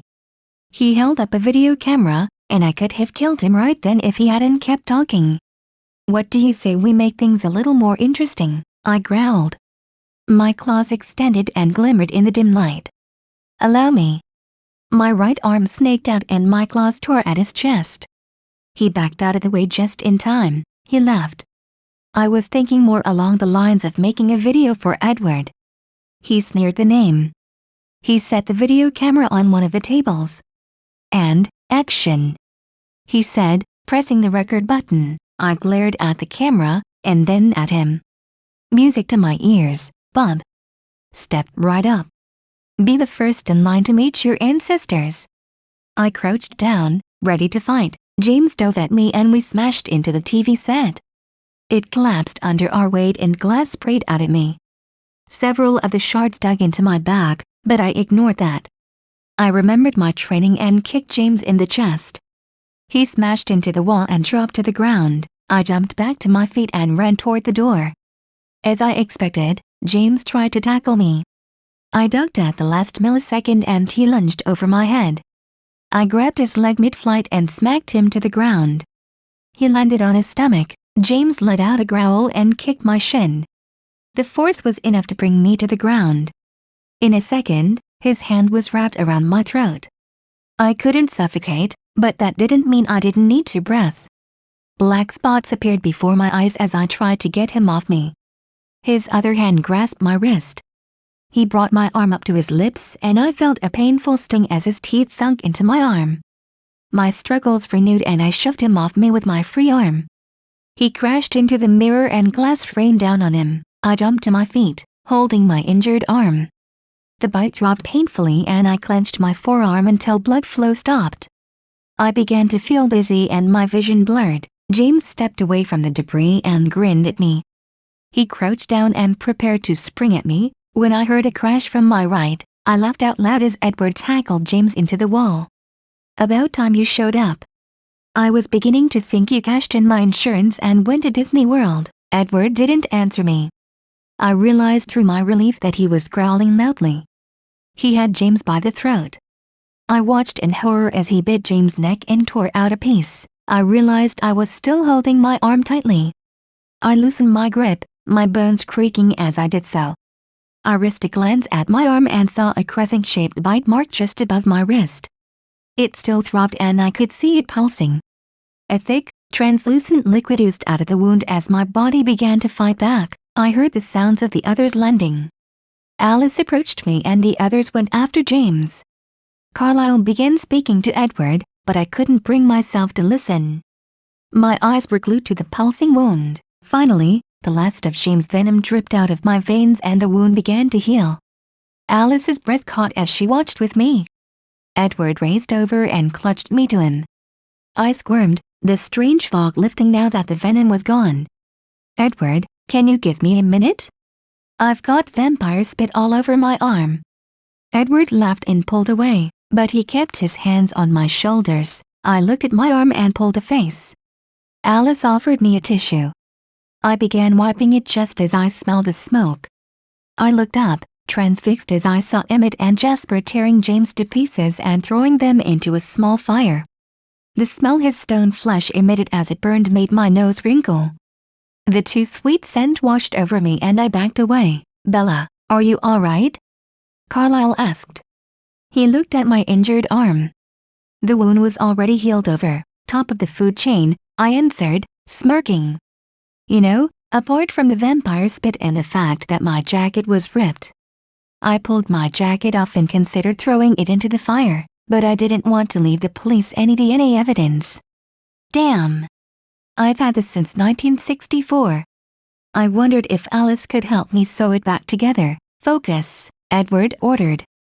He couldn't seem to stop looking at me. I realized he was probably pissed at me for taking off. I shrugged my torn jacket back on and fixed the collar. I'm fine. Another 5 seconds and I would have had him right where I wanted him. Edward gave me a dark look. I glared right back at him. He said he'd run? What was I supposed to do? You were supposed to call us so that we could help you, he responded, but I could see his anger melting away. He brushed his thumbs over my cheeks and gazed at me. My own frustration melted away. Geez, don't go all soft on me, Edward. I'm fine. He checked me over himself to make sure that I was, and seemed satisfied. Charlie's going to be so mad at me, I moaned. He'll forgive you, Edward reassured me. Alice nodded. We need to get out of here before the police come, Carlisle said. Jasper and Emmett finished putting out the fire and sped outside to get the cars. Rosalie ignored me, which was fine by me. I couldn't see them anywhere so I assumed she was back in Forks, protecting Charlie. Carlisle looked at my arm again and muttered, remarkable. He looked at Edward for a few seconds and Edward sighed. Ask her, he said, indicating to me. Carlisle gave me a sheepish grin as I turned to look at him. I was wondering, Bella, if you would allow me to run a few tests on you. Nothing too intrusive, I assure you, but it would satisfy some of my curiosity, as well as give you some answers about yourself. I heard Rosalie scoff in the background before she left. Edward glared at her. I shrugged. I guess that would be okay. Carlisle's smiling was so blinding that I almost took a step back. Good. Now, I'd like to do some tests to see how quickly you heal to start with, but perhaps testing your senses would also give us some information. Carlisle, Edward interrupted. We need to go. Edward's eyes were unfocused. Someone called police. We should hurry. Carlisle nodded and we left for home. Bella's POV. Thursday, March 4th, 2010. My name is Bella Logan. My buddies back in the wars call me Wolverine. I'm the best there is at what I do, but what I do best isn't shopping. Alice had me try on more than 20 dresses for the spring dance that Friday. We still hadn't found anything that suited me. Charlie was glad when I came back. I pleaded temporary insanity and implied that my female hormones had gone out of whack. He just wanted to forget the whole incident. That was fine by me. What about this one? Alice asked, holding up yet another dress. This one was gold. I studied it, trying to be unbiased. I took the dress from Alice and held it up to my friend. I checked the mirror. The neckline was a little too low, and it didn't even reach my mid-thighs, but I liked it. I figured that in this day and age, some other girl was bound to be wearing something worse. Plus, it was on sale. I like it, I told her. You like the price tag, Alice corrected. Of course, with your figure, every dress looks good on you. I looked down. What figure? I asked. She rolled her eyes and I stuck my tongue out at her. We dissolved into giggles. Alice's eyes glazed over and she let out a shriek. She slammed a hand over her mouth, but not before I caught the smile on her face. What? I asked. Alice shook her head and pantomimed zipping her lips shut. Edward will murder me, she explained. I rolled my eyes at her and took another look at the dress. It's your size. I can see that it will be perfect, I smiled.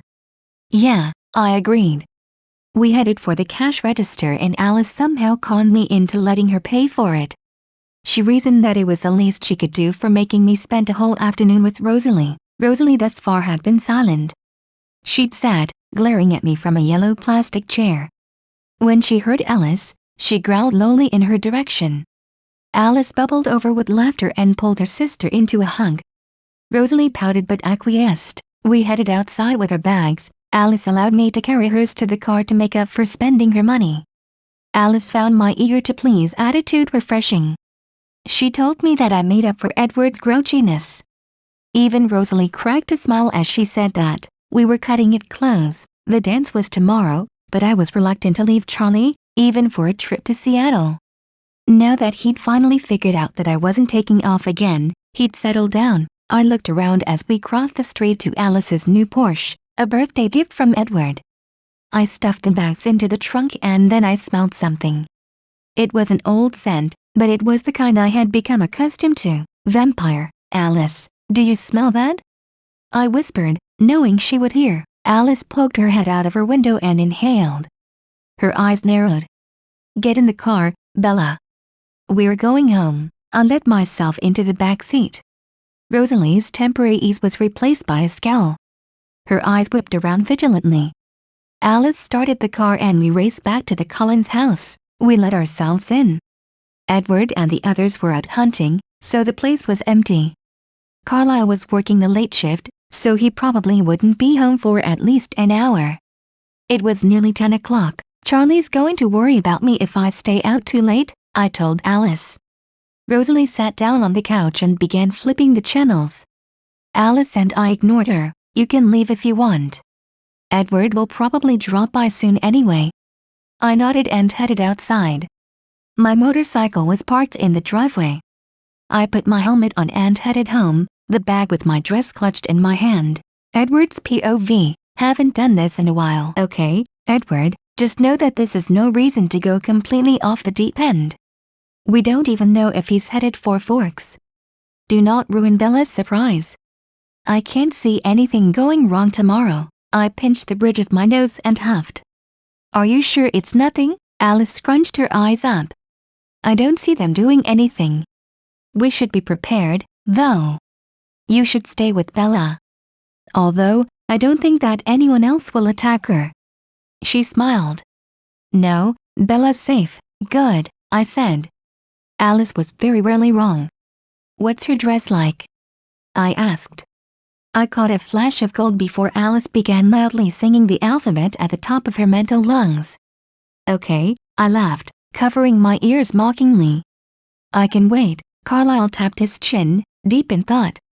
I tuned in and realized he was thinking about the results of Bella's brain scans. Bella had had dozens of x-rays over the years, but she had never had any tests done on her brain.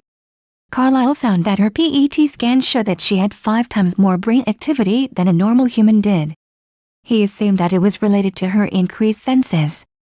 Half of the human brain is designed to learn how to see. Only a small portion is required to learn how to think. Carlisle worried that she might be more susceptible to seizures, but if she hadn't had any in 100 years, it was unlikely that she would have any problems in the future. Everything was fine. Bella's POV. I looked in the mirror and debated whether I should have left my hair straight. It was certainly long enough to pull off the bouncy curl look, but I wondered if it was too Shirley Temple. I sighed and dabbed my lips with a Kleenex.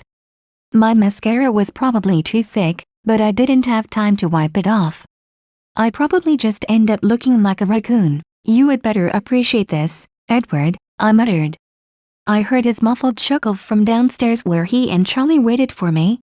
I twirled my dog tags around. I spun around, checking to make sure my dress wasn't riding up too high. The golden high-heeled shoes that Alice gave me matched the dress. I decided that it was now or never and headed downstairs. Edward and Charlie were waiting for me at the base of the stairs. I smiled. You look beautiful, Edward said. Charlie's eyes bulged as he saw my dress, but thankfully, he didn't say anything. You're not too shabby yourself, I replied, smiling. Edward opened the door for me. I walked out, waving to Charlie. We climbed into Edward's Volvo. Even I wasn't brave enough to go on my motorcycle wearing this, and headed to the school. Alice said that the vampire isn't coming into town, Edward said. Well, that's good. For a minute there, I was sure I'd end up on another cross-country race. Edward frowned heavily until we pulled up to the school. He walked around and opened my door for me. His head snapped up and he looked behind me. Company, he muttered. I looked back as well and spotted a very spiffy-looking Jacob. Hey Jake, I called, waving happily. You crashing the party? I asked, smirking. No, Jake looked pointedly at Edward. I need to go speak with Alice, Edward said, excusing himself. Jacob began to explain the second he thought Edward was out of earshot. My dad paid me to come here. $20. He looked embarrassed. I realized that, once again, he was growing. He was even taller than Edward was now. Okay, what did he want you to tell me? Don't freak, Jacob asked, looking down guiltily. He wants you to break up with your boyfriend. He said, quote, we'll be watching you. I chuckled, unnerved. Jake, tell your dad that everything's fine with Edward. He doesn't have to worry about me. And tell him to pay up, I said. Will do, Jacob said, laughing. Done? Edward asked as he strode toward us. My eyes shifted to Jacob as I smelled something unusual. My nostrils flared. Jacob's scent had changed. That was impossible. No one's scent changed so quickly, without any reason. He almost smelled like, the Cullens don't come here. I remembered the Quileute boy from that day on the beach. His scent was strange as well. It was a wild scent that animals possessed. Why on earth would a teenage boy smell like that? Yeah, I responded, trying to cover up my discomfort. I'll see you around, Jake. Edward took my hand and led me into the gym. What did you need to see Alice about? I asked. I just wanted to give you some privacy, he replied. After a moment, he asked, do you like him? Jake's a good guy, I said. He's got his own motorcycle. I might ask him to go riding with me sometime. Edward frowned. He likes you a lot. I turned to look at him as we entered the dance area. You're cute when you're jealous, I said teasingly. Relax, he's only 16. I should at least date someone who was born in the same decade as me. Edward eased up and pulled me toward the dance floor. I waved at some of the people I knew, but I really didn't feel like dancing. If they were playing some oldies, I might have been more into it. Let's go out to the gazebo, Edward said. He led me outside, where it was private. The gazebo was decorated with brilliant lights. There were only 2 other couples dancing in it. As soon as Edward and I approached, they left, smiling at me. We spun in a slow circle, not really listening to the music. I leaned my head against his cold chest and smiled. I could sure go for some Etta James. At last would just be perfect for this moment. Edward laughed lightly. He pulled away as the song ended. His hands rubbed against my shoulders. You aren't cold, are you? He asked. I don't get cold, I replied. He smiled. I have something to give you. I tilted my head. What? I asked. Close your eyes, he said. I did so. I heard him shift in front of me and started to open my eyes. No peeking, he ordered. I reluctantly kept them closed. Okay, I opened my eyes. My mouth dropped open as I realized Edward was on one knee in front of me. In one hand, he held the most beautiful ring I'd ever seen. He smiled at my reaction. I didn't get the chance to give you this earlier, he began. I sucked in a breath and realized that I was ridiculously close to bursting into tears. Will you marry me? I swallowed the lump that formed in my throat and held out my left hand. Edward carefully slipped the ring onto my finger. I raised my hand to my face so that I could get a good look at it. It was a long oval, with slanted rows of diamonds, surrounded with a gold netting. I couldn't stop staring at it. When I'd stopped aging, I'd given up any hope of being with anyone. Now, I was engaged. Oh, God! I exclaimed, looking around. No one saw this, right? Damn, if Charlie finds out I'm engaged, I'll be so grounded. Edward ducked his head and smothered his laughter. Stop laughing.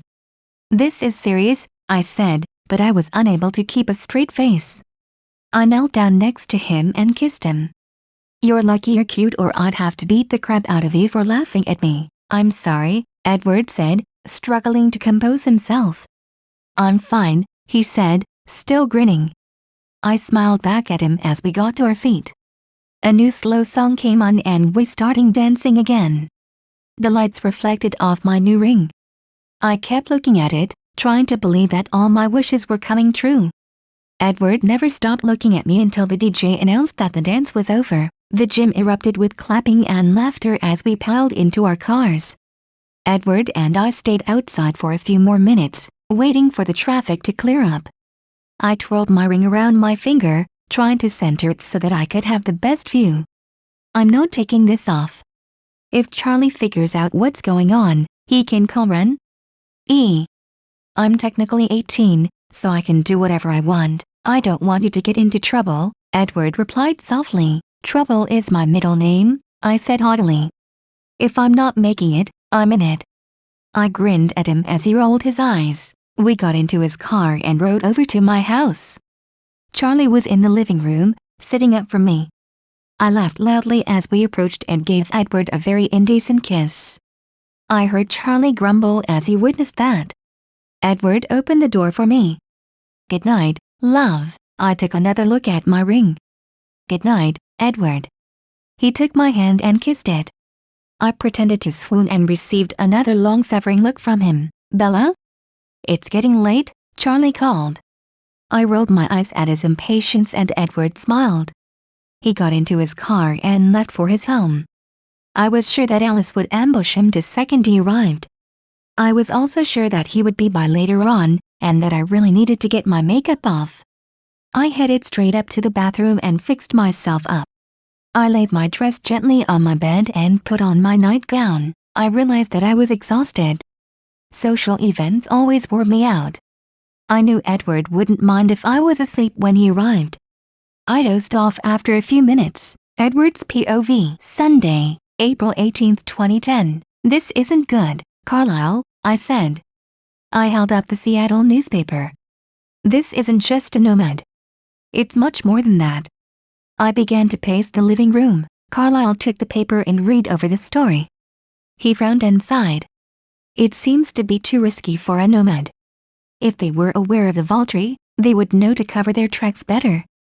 It may be an abandoned newborn, or several of them. What's a Volturi?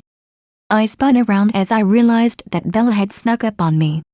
I was too tense if I didn't notice her heartbeat from miles away. Bella seemed to enjoy my surprise a little too much. Snuck up on you, she jibed. You should pay better attention, Edward. Exams are coming up and we have to plan for our futures. She rolled her eyes at that and looked at her ring. Seriously, what's a Volturi, and why are you two so worried? She looked up at me and I knew I couldn't hide anything from her. Come sit down, I offered. We sat on the couch as Carlisle went upstairs. I could sense Bella's curiosity. You've noticed the increase of deaths around Seattle, haven't you? I asked. Her eyes narrowed.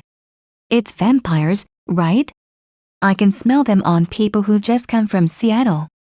I don't like this, Edward. What are they doing here? I sighed.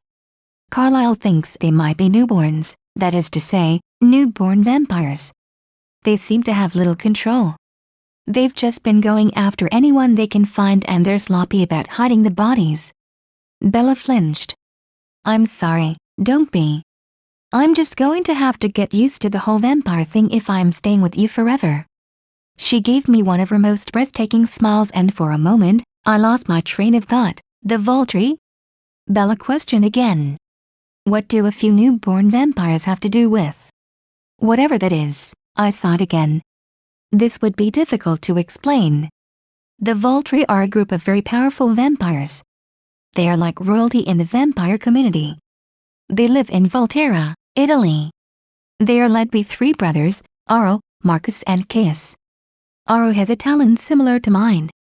I tapped my head playfully, trying to lighten the mood, but Bella didn't smile. I went on. Marcus has the ability to sense relationships. Caius doesn't have a power. They are all over 3,000 years old, Bella gasped.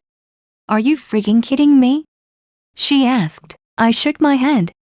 They are very respected and feared by all vampires because they enforce laws to protect us. Vampires have laws? Bella asked, a bit of a smile cracking to the surface. So it isn't all party till the end of time? You actually have rules to follow? My lips turned up into a grimacing smile before falling into a straight line.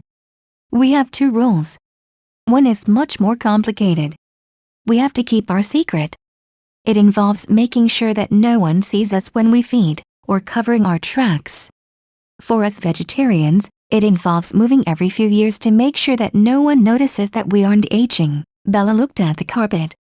Her eyes scrunched together and lines appeared in between her eyebrows. That's a biggie, I suppose. It'd be mass panic if the people of Forks found out that the neighbors were vampires. She cracked another smile. Sparkling vampires no less. That would just give them chills. She mock shivered, but I could tell that she thought it was serious. What happens if you break the rules? She asked, although I suspected she already knew the answer. Depending on the circumstances, they'll hold a vote. If your actions are deemed a threat to vampires, they'll kill you. She flinched again. Harsh. It may be harsh, but it has protected us for hundreds of years. I looked away, wondering how she would take any more news. Aro once invited me to join his guard. I turned him down. Carlisle is actually a very good friend of his, although Aro was very concerned about his diet. I smirked. His guard? Bella asked. Her eyes narrowed. There are about 9 permanent vampires in the guard, but he has several dozen who pass through. They feel it's an honor to work for them. They are selected for their talents. Aro only takes the best. To be honest, he is rather greedy. Carlisle mentally protested my statement, but I ignored him. Suddenly, I realized that I was curious about something. As I said, Aro has a talent similar to mine. He can hear every thought you've ever had, but he needs physical touch to do so. I wonder if he would be able to hear your thoughts, I said. Bella looked down, and I could almost swear that she was blushing. Let's hope we don't find out. She finally said. What's the second rule? She asked, trying to change the subject. I wasn't too keen on talking about that, but Bella would never let it go if I didn't. The second rule has to do with the creation of immortal children. That is, vampires who have been turned at very young ages. Bella looked up, horrified. You mean someone actually changed little kids? I nodded somberly. Sometimes babies as young as 2. Bella blanched. She touched her wrist, apparently thinking about when James had bit her. I suppressed a growl. The children had no control over their thirst. They were beautiful and deadly. Anyone who saw them fell in love instantly, but they were frozen at whatever mental age they'd been turned.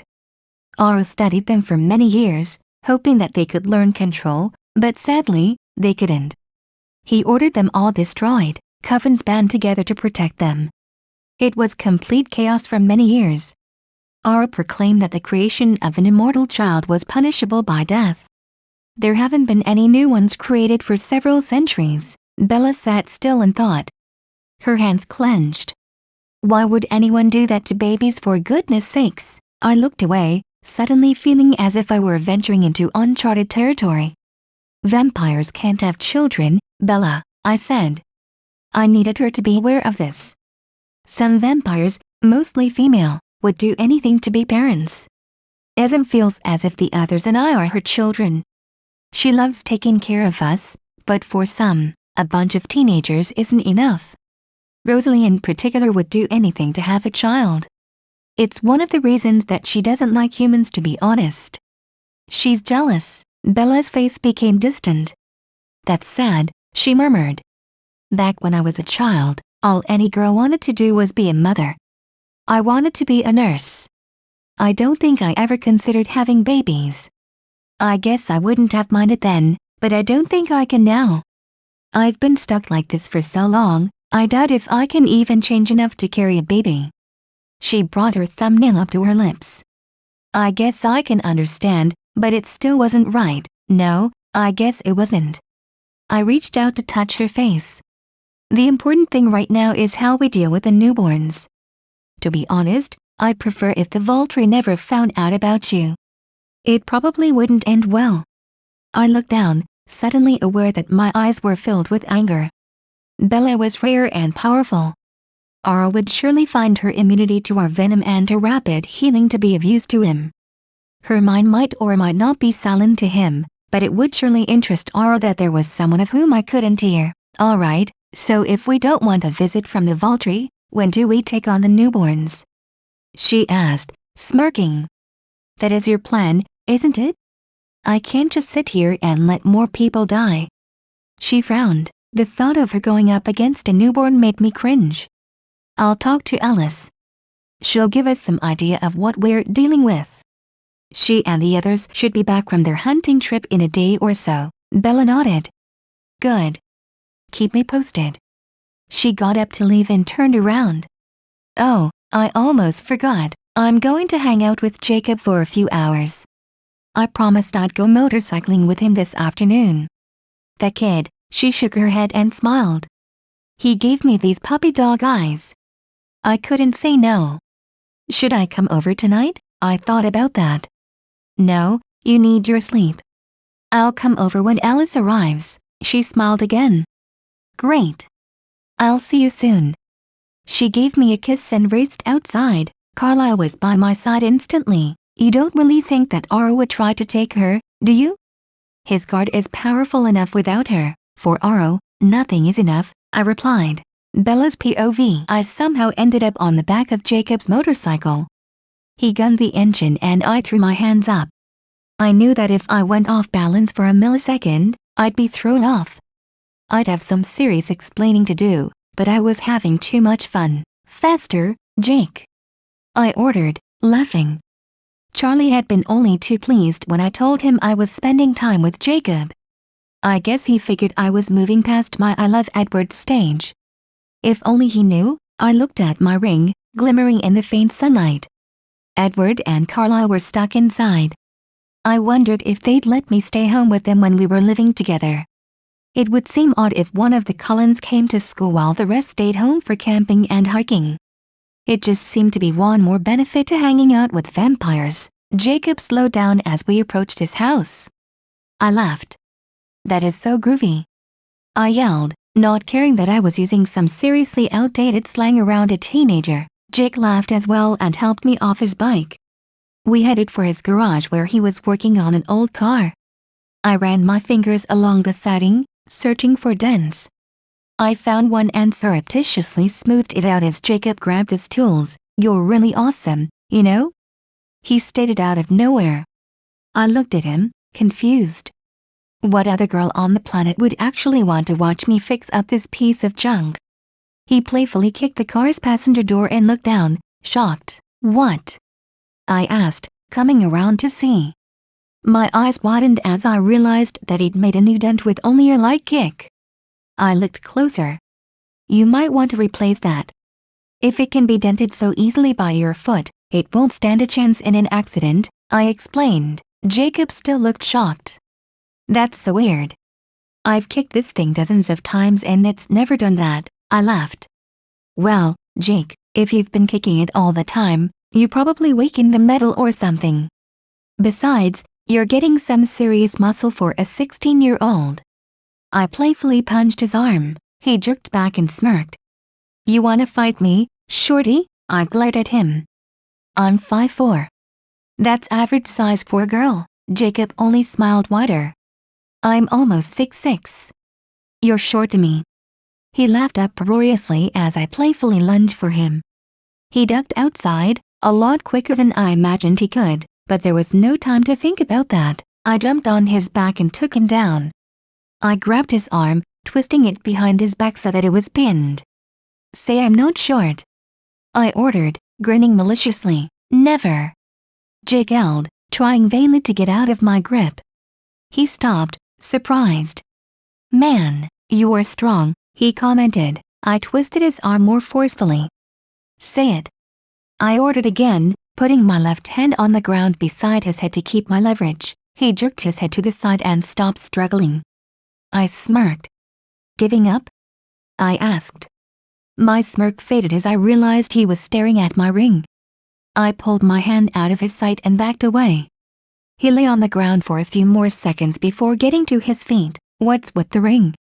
He asked, trying to sound indifferent. I looked at his face and realized that he was jealous and hurt. I'd never thought that his crush on me had matured. I told him about how I liked the Cullen family and he didn't seem to mind that. He thought it was cool that I could hang out in their mansion whenever I pleased.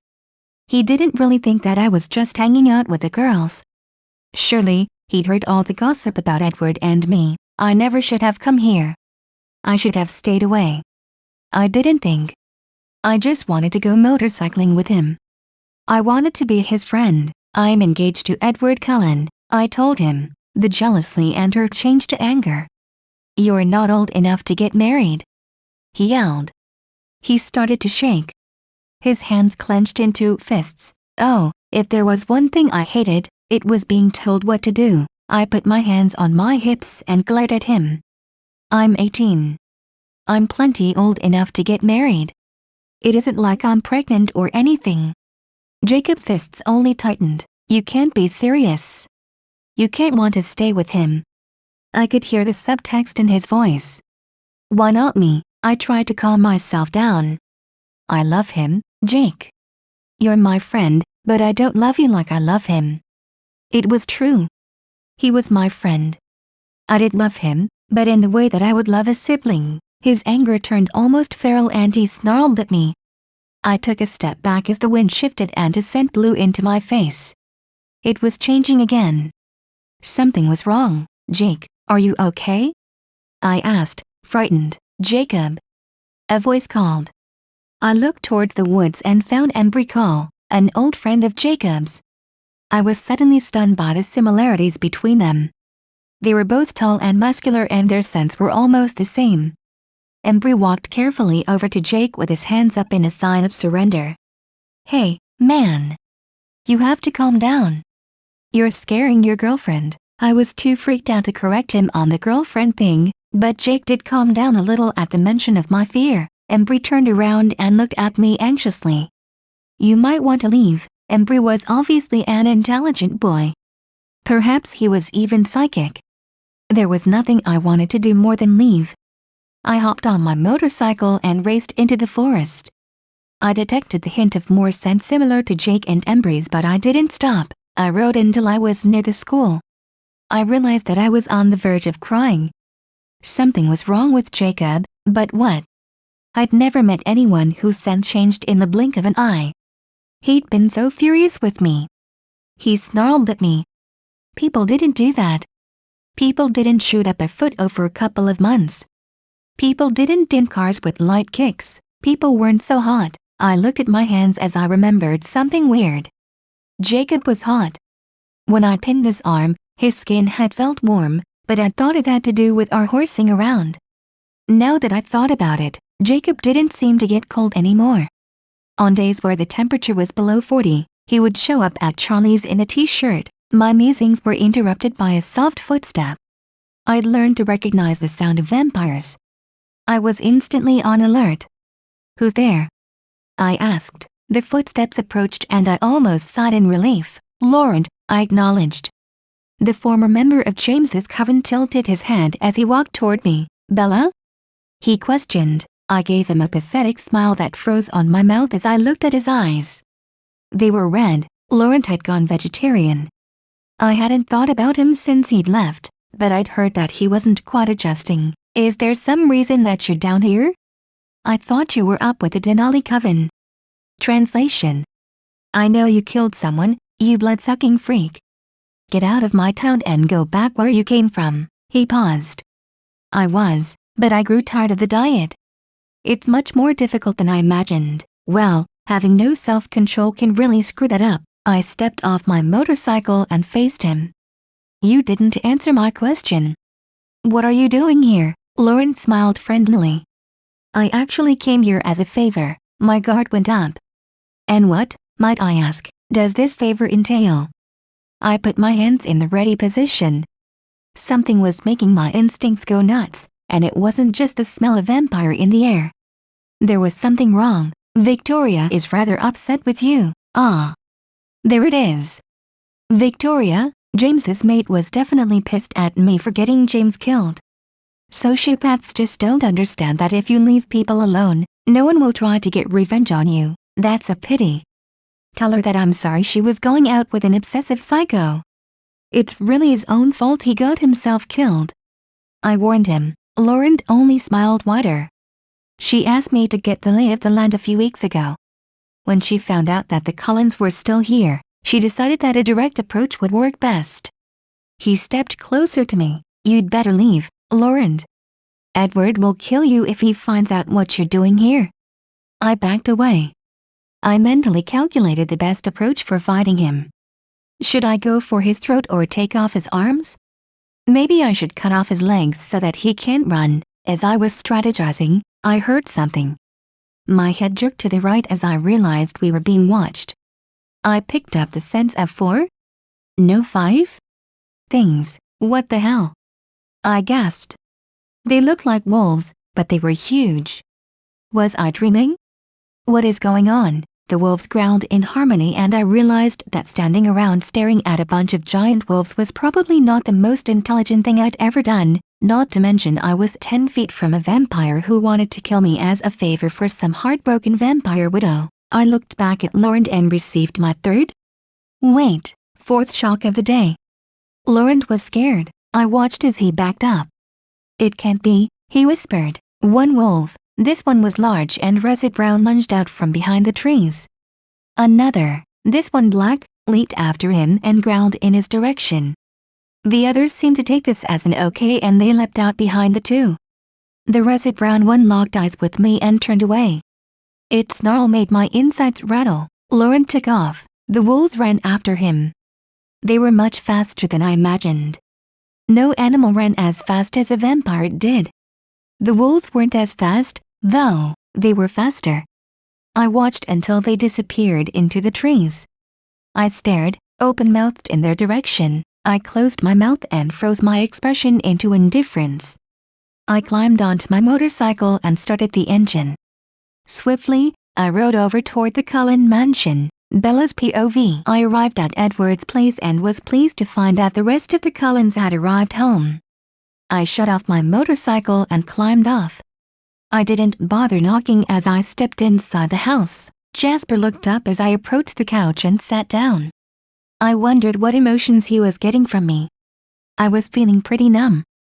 "Are you all right, Bella?" Jasper asked. Alice whisked over and stood in front of me. Her eyes narrowed. "What's going on, Bella?" she demanded. I could only assume she'd seen Laurent and those giant wolves. I realized I was probably in shock. I clasped my hands together and leaned forward until my forehead touched them. "Is there any rational reason as to why the Quileute boys are turning into giant wolves and chasing down vampires?" I finally asked. I didn't see it, but I was pretty sure Alice's mouth dropped open. Rosalie and Emmett sped into the living room and stared at me. Their clothes were a little disheveled, and I tried not to think about what they were doing before. Edward was suddenly right beside me, holding my face in his hands. "What?" he asked. I was beginning to feel my emotions again. Mostly, I was freaked. I think that I just saw a pack of werewolves chase down Laurent, I said. My eyes widened as I realized what I'd said. Would someone please tell me that werewolves don't exist? I pleaded. The vampires in the room froze, their faces went blank and their eyes widened in shock. Nobody volunteered to answer my question. The tension was too much for me. I jumped to my feet, startling everyone. What is wrong with this town? I yelled. First I find out that you guys are vampires, and now the guys from La Bush are turning into werewolves. I suddenly remembered the conversation I'd had with Jake a million years ago. I was digging around for information on the Cullens only to have him start spouting nonsense about wolves and a treaty between Jacob's great-grandfather and the Cullens. I sat down. Holy crap, I muttered. Alice's eyes glazed over. Edward looked at her, his brow furrowed. I can't see anything, Alice gasped. Are you sure you weren't just hallucinating? She asked. I glared at her. I know what I saw. Carlisle walked over to me. Start over, what did you see? I took a deep breath. I was hanging out with Jake. He was working on his car. He sort of kicked the passenger's door and left this huge dent. It was really weird, but I didn't think too much of it. I started joking around with him and then we started wrestling. I was totally winning, but Jake wasn't giving up. He noticed my ring and I told him that I was engaged. He started to get really angry, and then his friend, Embry, showed up and told me I should leave. I paused, remembering. He smelled really weird. Both of them did actually. I went to the meadow and then Laurent found me, Edward growled. What was he doing out here? My eyes narrowed. He said he was here as a favor for Victoria. Alice sat down next to me. Victoria? She asked. I nodded. Apparently, she's very upset with Edward about James. Edward hissed. She figures that since Edward killed James, she should kill me. A mate for a mate. Carlisle and Edward shared an intense look. I didn't even realize she was still in the area. Her scent led south before we lost her, Edward explained. Well, it appears that she's back. Lauren said she was taking a more direct approach, whatever that means. What happened next? Carlisle asked. I thought back. I started strategizing, figuring out the best way to deal with him, when I realized we were being watched. I looked around and I saw these huge wolves. I mean, they must have been at least 8 feet tall. They were standing there, staring at us, when one of them jumped out into the meadow, growling at Laurent. I'm pretty sure that's when I decided it would be a good time to leave.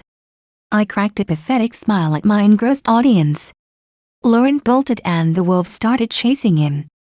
They were so fast, way too fast to be normal wolves. I think they could have outrun you, Edward. Cool. Emmett bellowed. Edward rolled his eyes and Rosalie smacked him. Carlisle tapped his lips thoughtfully. That does sound like them. This isn't good. We've been living under the assumption that the wolves had died out. Why would they be back now? He pondered. Maybe because you guys came back, I said without thinking. I blushed as every eye turned to me. Well, I mean, Jacob told me that the wolves existed to protect their land from vampires. It would make sense for them to die out after you left. Now that you're back, it must have triggered some kind of mutation. I drifted off, thinking. Yeah, that would make sense. 2 of the boys started to smell weird a few months ago. A few months ago? Edward asked. I nodded. The first time I went to La Bush, I noticed a weird scent. I didn't think too much of it, but then Jacob's scent started to change. Do you remember, at the dance? Edward's brow furrowed. I thought I smelled something, but I didn't connect it to the wolves. It was too faint. How can you tell? He asked. I flipped my hair back, smirking. I guess my nose works better than yours. Edward frowned. A worried look passed over his face and his already pallid skin seemed to pale even more. He looked down and held up my ring in his hands. Oh no, I looked at the ring. What's wrong? I asked. If Jacob has changed, it's a certainty that he knows about us by now, but he also knows that you're engaged to me. He thinks you're a normal human, Bella. I didn't get it. He saw my confusion and probably heard a few confused thoughts from his family. Our treaty is very specific. The wolves won't attack or expose us so long as we refrain from biting a human. That's bite, not kill. If Jacob believes that Bella is going to be changed into a vampire, they might instigate an attack. I paled. Oh, crap. I stood up and began to pace the room. I guess I'll just tell him. They can't attack you if they know you aren't going to bite me, right? I looked at Carlisle imploringly. Carlisle frowned. Would you be willing to tell them? Of course. So I'm 110 and have a pair of retractable claws. In this town, that's not even bordering on weird. The mood in the room brightened immediately. Even Rosalie smiled. We should discuss it with them as soon as possible, Edward said. Carlisle nodded. Perhaps Bella could speak to Billy Black. He seems to be the most reasonable choice for negotiation. I remembered Billy's superstitions and how he urged Jacob to tell me to break up with Edward. I wasn't sure reasonable was in Billy Black's vocabulary. I'll talk to him, I said. He'll listen to me. I wasn't so sure about that, but it felt like the right thing to say. My eyes drifted to the clock on the wall. Damn. I have to get home. Charlie's going to be starving. Edward's eyes narrowed. You shouldn't have to cook for him all the time, he said. I rolled my eyes as I headed out the door. I'd rather cook than have every firefighter in Forks in my kitchen. Honestly, I don't know how he survived all these years. I turned around and waved. I'll see you tonight. Edward's POV. I can't believe those stupid dogs are Rosalie. This is so unusual, Carlisle. I hope this doesn't turn into a fight-ism. Why can't I see them, Alice? I yelled, putting my hands to my head. Stop thinking so loud. Sorry. I took a deep breath. That is unusual, though. The rest of my family looked at Alice and I. What did we miss? Carlisle asked. I don't understand why I can't see the wolves, Alice said, pouting. Carlisle nodded his head, his eyes going up to the ceiling. That is strange. Something to do with their transformations, perhaps? Or maybe? Because she's never encountered something like this, that might be it, I said. It might have something to do with their transformations, I explained. Alice hasn't encountered them before. Maybe her visions of them will become clearer as time goes on, or maybe not. Carlisle nodded. It's possible. My cell phone began to ring. I took it out, checking the caller ID. Bella? I answered. You need to come to my house. You're going to want to see this. What's wrong? I asked, looking to Alice. Her eyes glazed over and she shrugged. I didn't see anything. I'll be over in a minute. Wait, where's Charlie? He's downstairs, eating. I'm in my room. Can you hurry up? I don't want to be alone. That was strange. I'll be right there. We hung up and I turned to my family. I'm going to see Bella. Something's wrong. I'll come with you, Alice said. I nodded. We'll be back soon. The others nodded as Alice and I took off into the forest. We made it to Bella's place in record time. I growled as I realized what Bella had wanted me to see. Or rather, smell. Alice and I climbed the tree next to her window and headed inside. Bella was pacing back and forth. She looked up as we approached. A vampire was in my house? In my room. Charlie was downstairs all afternoon, but the scent isn't old. Alice, couldn't you see this? Alice looked stunned. Her thoughts were a whirl of guilt and panic. Bella seemed to realize that she was being unfair. Hey, it's okay. No one was hurt. I'm just worried. Alice settled down. I don't think whoever it was had any intentions to hurt you. I would have definitely seen that. I'll keep a closer eye on Charlie, though. I noticed Bella shift uncomfortably. What is it? I asked. She bit her lip. I'm just worried, she admitted. I don't like Charlie being involved in all of this. Once we finish high school, we have to leave, and soon. I nodded. Of course, anything to keep him safe. Good. Now, about the treaty with the werewolves? She trailed off and smiled. that gets funnier every time. Can you imagine that I thought this town would be boring? I gave her a tight smile. You have a way of attracting excitement. I do indeed, she answered. Now, you want to, Bella. Charlie interrupted her. Phone for you. He called, she sighed. I'll be right down. She turned to Alice and me. Wait here. I'll be up in a minute.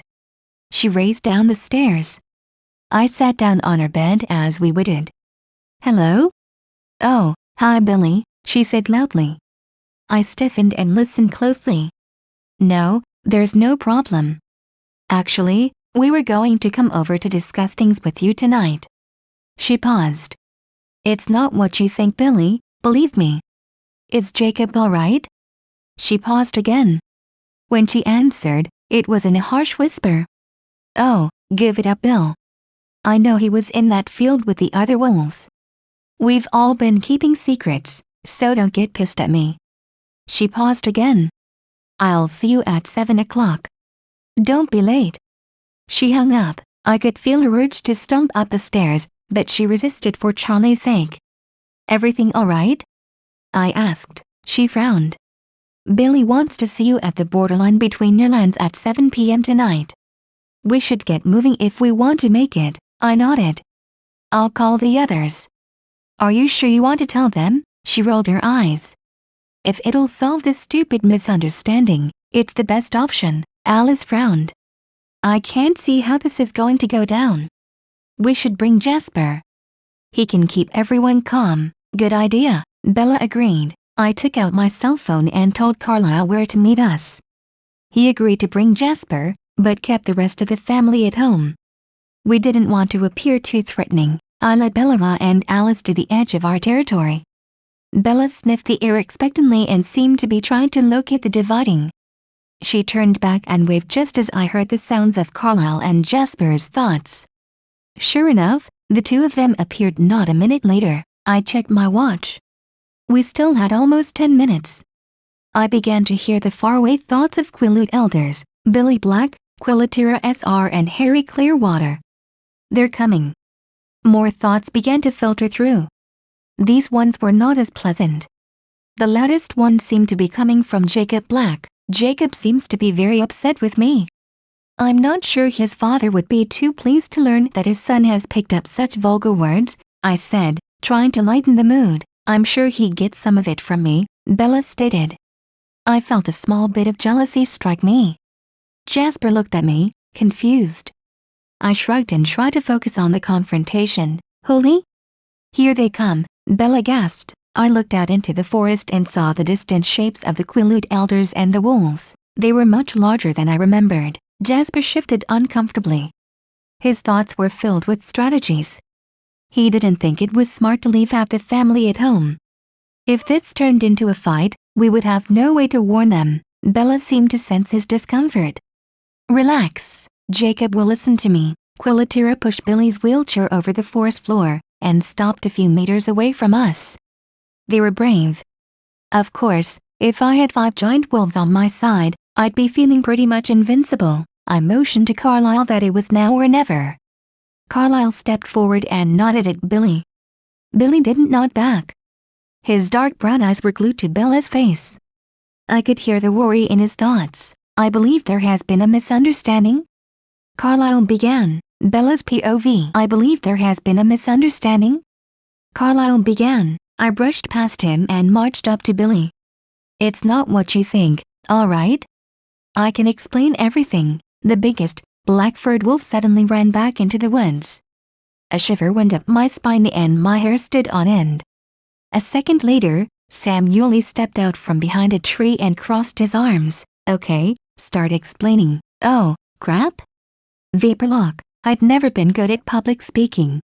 I opened my mouth and then closed it. I couldn't think of any way to begin. Could I? Maybe talk to Jacob? He doesn't want to talk to you. Wow, anger clears up vapor lock. Who knew? I narrowed my eyes at the russet brown wolf. Oh, you don't, huh?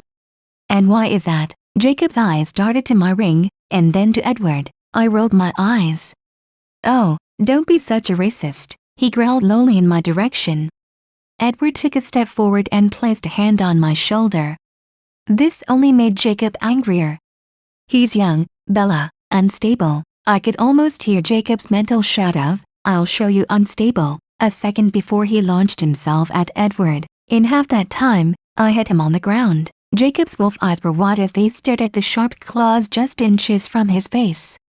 My left hand was wrapped around his throat and my knees dug into his enormous chest. "Jacob," I said, trying to stay calm. "I didn't come here to start a fight. I'm here to resolve a misunderstanding. So chill out."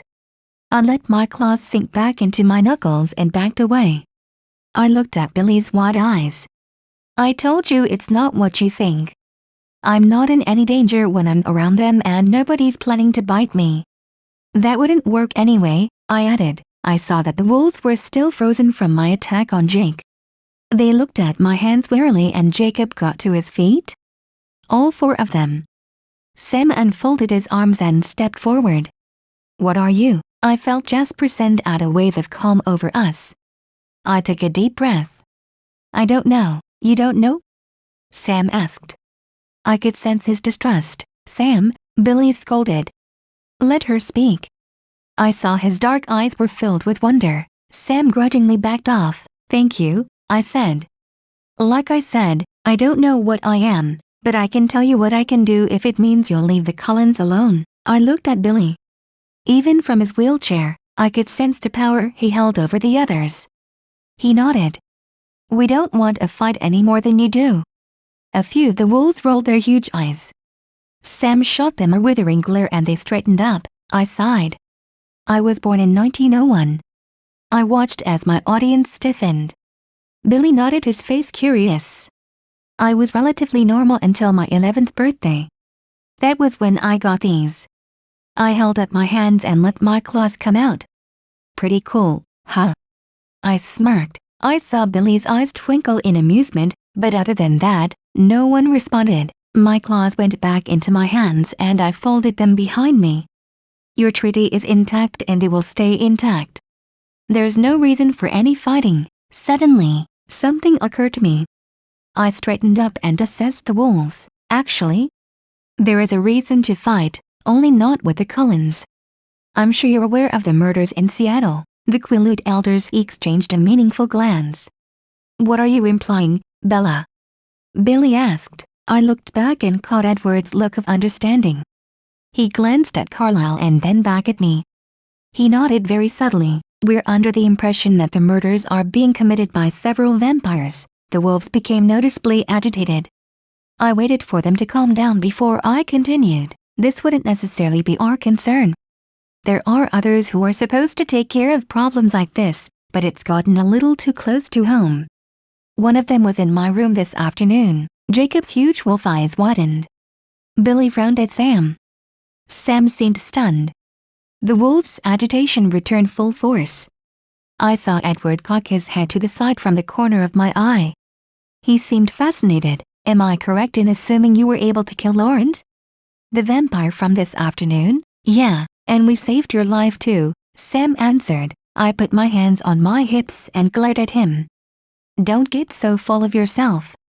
I could have taken him, no sweat." "Then why didn't you?" "I was a little distracted by the giant dogs that snuck up on me," I spat, before forcing myself to calm down. "Can you shut up for a minute?" "I'm trying to make a point." Sam gave me a superior smile, but wisely shut his mouth. "I don't want to see anyone else hurt, and I think it would be beneficial if you guys would help us out with this whole Seattle mess." "You're asking us to team up?" Sam asked in disbelief. I shrugged.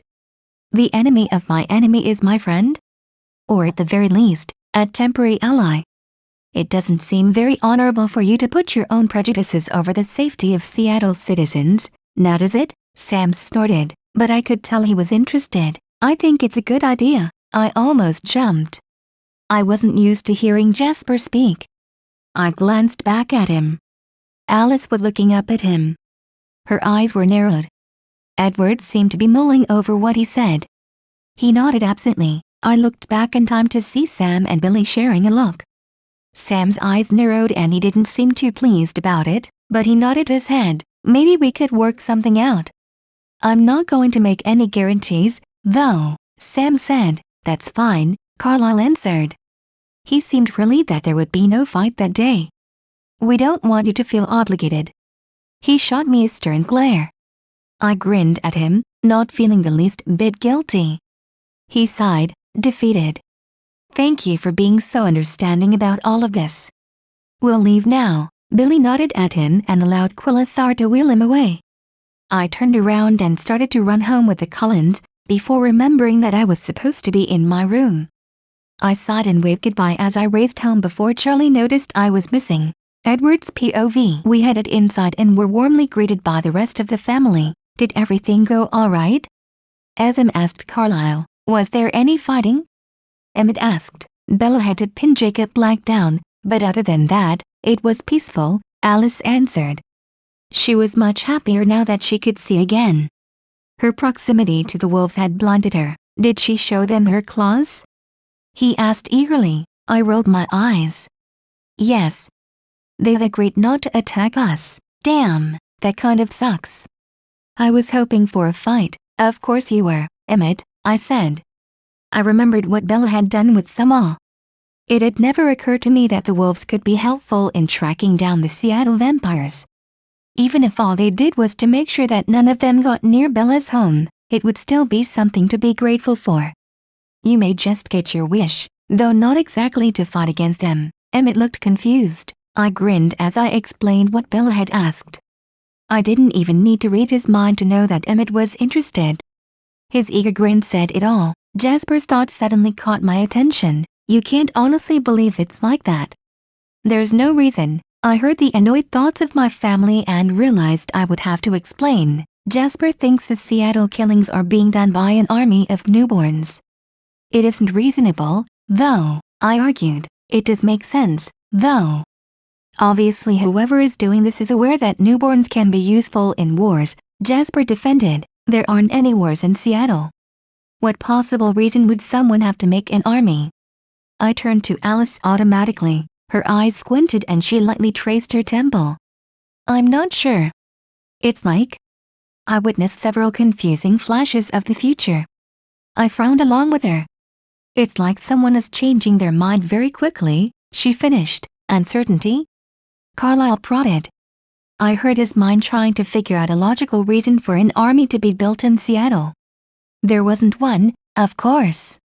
There were no vendettas or population problems that would cause a fight. For a reason I couldn't fathom, I suddenly thought of James. Jasper sensed my sudden fury and looked over at me in concern. What's wrong, James? I growled. It's not him. He's dead, remember? Alice soothed. Victoria isn't, I said flatly. Em gasped. Her thoughts immediately turned to Bella. She already loved her like a daughter. The thought of that red-haired demon getting anywhere near her was terrifying. All right, Carlisle interrupted. Let's see if I understand this correctly. Victoria is creating an army of newborns in Seattle, one of which broke into Bella's home. Why would she do that? To see if she could get past my visions? Alice asked. Her tone was wounded, as if it were her fault that Victoria was so horrible. My cell phone rang. I checked the ID and saw that it was Bella again. Oh, what now? I asked irritably. Edward? Bella asked.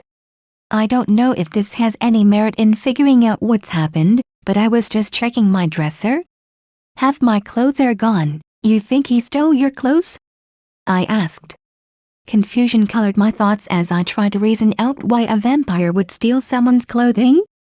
Unless it wasn't the clothes he was after. Your scent, I breathed. I had to hand the phone to Alice before I crushed it. I felt Jasper try to soothe my sudden rage, but it was far too great for him. Alice nodded her head.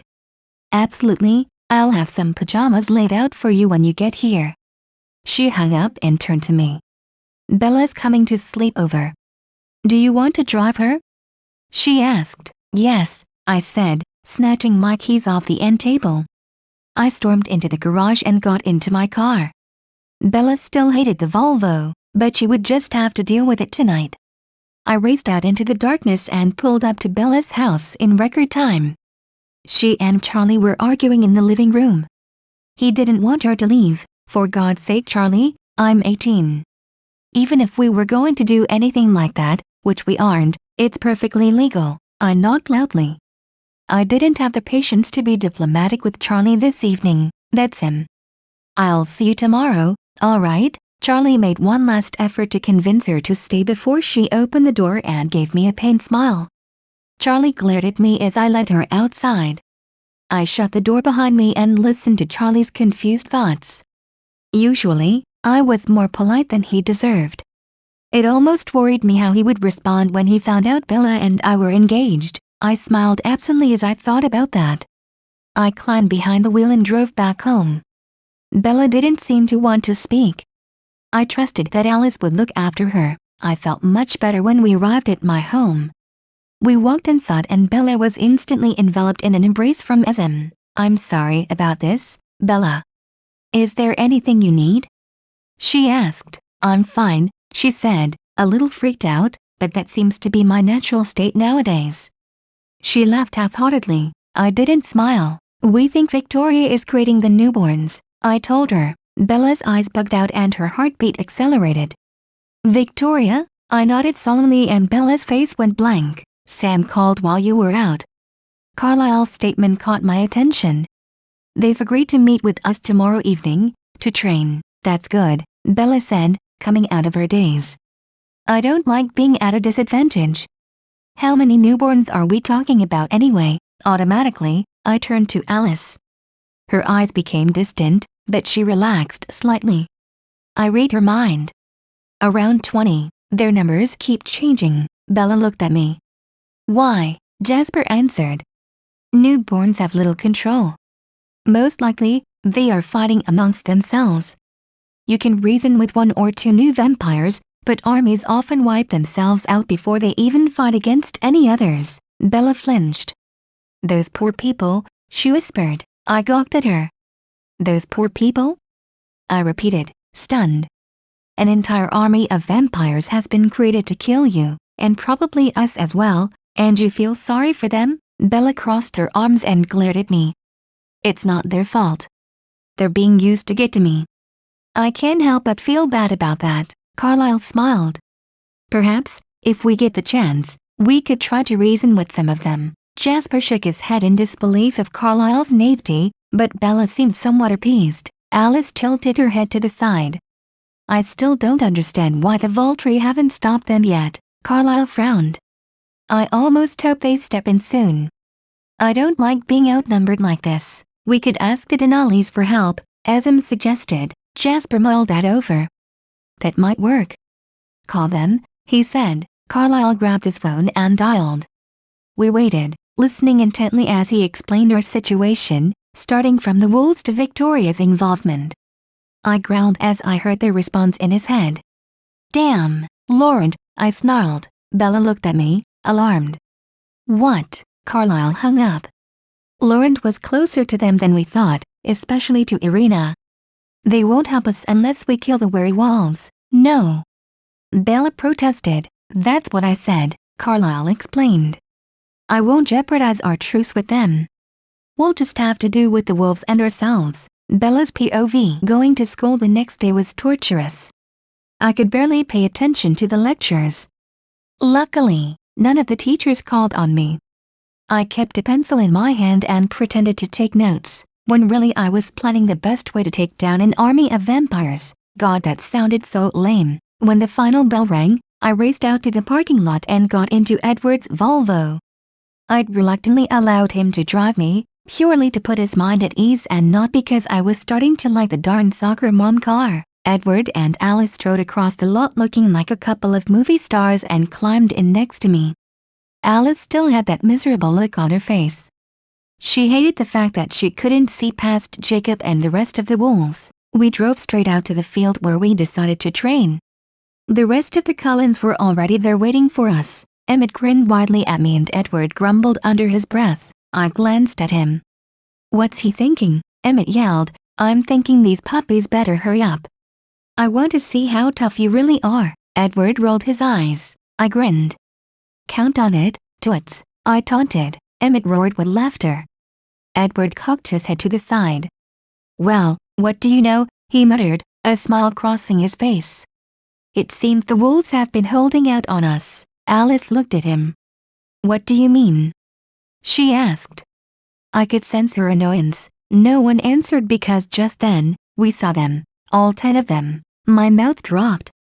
Holy crap. I felt myself begin to grin. We might just have a shot at this after all, Edward smirked. Indeed, Carlyle stepped forward. Greetings, he said, thank you. Edward's flat voice startled me, and I realized he was speaking for Sam. I locked eyes with the largest wolf. Jacob stood next to him. We will watch and listen, Edward continued, but no more. That is the most we can ask of our self-control. That is more than enough, Carlyle answered. My son, Jasper has experience in this area. He will teach us how they fight. Sam tilted his enormous head. They are different from you? Edward questioned. Carlyle nodded. They are young. Some are only days old. They will have no skill or strategy, only brute strength. Tonight their numbers stand at 20. 10 for us, 10 for you. A low rumble emitted from each wolf. We are more than willing to take a larger half. I rolled my eyes. Men, I muttered, blowing my hair out of my eyes. Carlyle smiled. We'll see how it turns out. Thank you, we will watch. Jasper unfroze and stepped closer to the wolves. He threw a nervous glance over his shoulder at Edward, who nodded. Reluctantly, he turned his back on the wolves. Carlyle's right, they'll fight like children. The most important things for you to remember are, don't let them get their arms around you, and don't go for the obvious kill. They'll be prepared for that. As long as you come from this side and keep moving, they'll be too confused to respond effectively. Emmett. Emmett stepped away from us with a huge smile. Emmett will go first. He's the best example of a newborn attack. Emmett's eyes narrowed. I'll try not to break anything. I sighed emotionally and wiped a fake tear from my eye. They're just so precious when they're young, Alice giggled. Edward cracked a smile. Emmett looked over to me. Once I'm done with him, you're next, I grinned. Bring it on, baby boy, Jasper smiled. I meant that Emmett relies on his strength. He's very straightforward about the attack. The newborns won't be trying anything subtle either. Just go for the easy kill, Emmett, Jasper told him, backing up a few steps. Okay, now try to catch me. Emmett charged forward, roaring like a bear. Jasper was much faster. My eyes darted around as they fought. Jasper dodged each of Emmett's lunges with graceful swiftness. Suddenly, Emmett froze. Jasper hit him from behind, his teeth just an inch from Emmett's throat. Son of a bitch. Let's go again, Emmett insisted. His smile had disappeared. It's my turn, Edward protested. They glared at one another before Emmett strode back towards us. Edward took his place near Jasper. Fine, but your girlfriend is dead meat, Edward growled. I laughed. Anything you say, kiddo. I clenched my hands and felt my claws move under my skin. Are you guys gonna fight or what? I'm getting older over here. Edward shook his head in disbelief, and then took a fighting stance. They launched at each other. The fight was much more even than the last. Jasper had a century of experience, while Edward had his mind reading to gild him. Edward was slightly faster than Jasper, but Jasper used moves I vaguely remembered from my time in the First World War. Neither one seemed able to gain an advantage. Eventually, Carlyle cleared his throat. Jasper laughed and took a step back. Edward straightened up and grinned at him. Back to work, Jasper consented. We'll call it a draw. My turn. Emmett called, excited once again. He gave me a wicked grin that would probably scare a normal human half to death. Luckily, I wasn't normal. Edward shook his head and sighed. Several of the wolves shifted uncomfortably. I noticed Jacob's giant wolf form tense. I grinned at him. Don't worry, Jakey. I'll be making jokes long before he stops wailing. Then I laughed and darted away as Emmett tried to take a swipe at me. I turned around and faced Emmett. He was tall and thick, like a bodybuilder. I knew that my average height and skinny arms must have made me look vulnerable. Emmett stretched his arms out and grinned. I cracked my neck to the side and interlocked my fingers, stretching them out and loosening the tendons. As I predicted, Emmett lunged first. I sidestepped him easily and twisted around, shooting my leg into his stomach. He grabbed my foot, tightening his grip until my bones creaked, and then he launched me across the field into a tree. The impact left a gaping hole in the ground. Splinters of wood embedded themselves into my back, and dust made my eyes tear up, but I ignored that and got to my feet. Playtime was over. I allowed my claws to slink out through my knuckles and growled. Emmett grinned. He wagged one finger in my direction. Come and get me, kitty cat, that's Wolverine, you koala bear. I darted to the right, and then back again at my fastest speed. I saw out of the corner of my eye that the wolves were having trouble keeping up. I slashed at his arm with my claws and allowed my momentum to carry me forward until I was back to back with him. Emmett spun around and came at me from behind, so predictable. A half second before he could position himself for a win, I elbowed him in the stomach hard enough that he doubled over. I then grabbed him by his neck and smashed his hulking figure onto his back. He grunted and the skin on his cheek cracked. I held my claws directly over his face and smiled. I think I'll win. I released him and held out a hand to help him up. He sulked for a second before allowing me to pull him to his feet. Next time, you're going down, I laughed. Whatever you say, Emmy. The training continued. None of the Cullens seemed too interested in fighting me, so I just stood there looking smug. Watching as him fight was probably the hardest, whereas Alice vs. Jasper was worthy of America's Funniest Home Videos. Every time Jasper moved to attack her, Alice would see it a second before and move out of the way. Finally, she pinned him and planted a kiss on his neck. The wolves grumbled, unsettled by the display. It's good for them to learn some respect, Edward whispered. The sun began to come up over the hillside, and I realized I hadn't slept in 24 hours. It didn't bother me, but it did make me wonder if we would be late for school. We'll be doing this tomorrow, Jasper said, as we finished. Please feel free to watch again. Edward glanced at Sam. Good idea, he said. Quickly, before any of us had the chance to be annoyed with him, he explained, Sam thinks it would be a good idea to become familiar to our scents, so they don't make mistakes later. If we could hold very still, it would make it easier for them. Certainly, Carlyle said. The wolves rose up and marched into the field. They approached each of the Cullens, their noses wrinkling up now and then. Jacob's huge form approached me. I smiled at him. Sorry about the whole tackling you thing. The guttural growls from his throat were obviously laughter. He glanced over at Emmett and I laughed. Curiosity suddenly took hold of me and I reached out to touch the fur of his neck. It was softer than I thought it'd be. Without warning, Jacob lurched forward and licked my face. I jerked back, sputtering with laughter. You! Jake! I yelled, swatting his arm. He swayed from the force of it and had to steady himself. He gave me a giant wolfy grin and stuck his tongue out. I rolled my eyes. Boys. I lamented. I noticed the rest of the Cullens giving me perplexing looks. I shrugged. I always wanted a dog. Jake let out a few more grumbling laughs and shook his head. Then, as if a thought had occurred to him, he looked at me speculatively. No, she's not, Edward growled. I looked at him sharply. Are you talking about me? I asked. Jacob rolled his huge eyes and darted back into the forest. I stood there, confused until he ran back to us in his human form. Why not? She's tough. She took down that big brother of yours. Edward stepped forward threateningly. I placed a hand on both their chests. The contrast between them temperature-wise was immense. No fighting. What's this all about? I demanded. Jacob looked down at me. I was just thinking that you could come help us when we go after these newborn bloodsuckers. She's not going anywhere near them.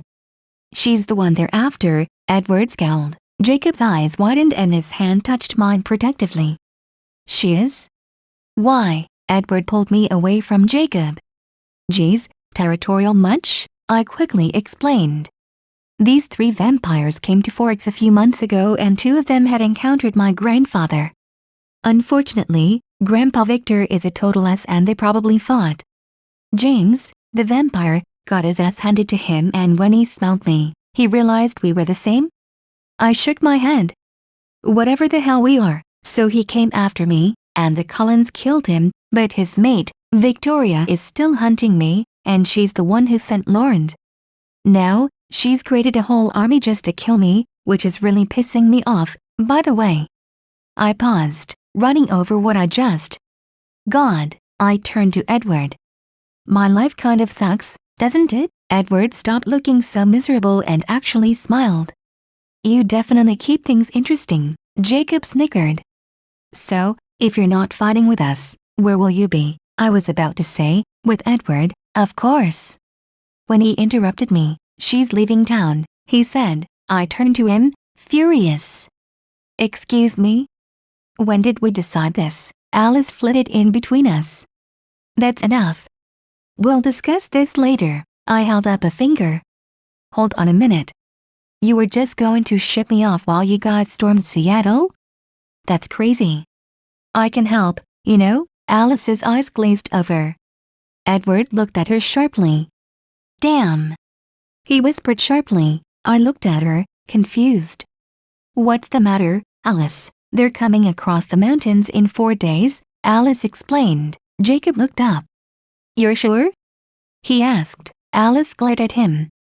Yes, I'm sure, she told him harshly. They'll split up. Half will head your way, while the others will come to us. If we spread out, we should manage to get them all before they reach town. The wolves looked at each other excitedly, and I suddenly wondered how they could understand each other. I'd have to ask Edward about it later. Carlyle nodded. We'll regroup tomorrow night. He checked his watch and frowned. I sighed. Back to purgatory, I muttered. Edward smiled. I looked over my shoulder as we began to leave. I'll see you later, Jake. Get some sleep, all right? Jacob rolled his eyes but waved as he and his pack headed off to La Push. That was fun, I said as we climbed into Edward's car. Edward sped home so that we could change our clothes.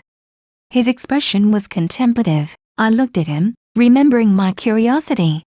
How do the wolves communicate with each other? I asked him. Edward frowned. It's strange. Their minds are linked together. They kept drowning each other out while they were listening. He smiled suddenly. You wouldn't believe the gossip they prattled on about. It was better than a soap opera. For instance, did you see the small, gray wolf there? I thought back, picturing the line of enormous wolves. I nodded. He chuckled. They take their legends so seriously. They believe that only the descendants of the former wolves will change. My eyes narrowed in confusion. I sensed Alice shifting in the back seat. So, someone who's not a descendant changed? Oh, she's a descendant all right. Her name is Leah Clearwater. My brain froze. Wait, girls can be wolves? I got the idea that only boys could change. So did they, but apparently there's a lot they don't know. Like who Embry's father is. I remembered the tentative boy I'd met in La Push. You see, his mother moved to La Push while she was pregnant with him. She's not Quilut, but when Embry joined the pack, well, it caused quite a commotion.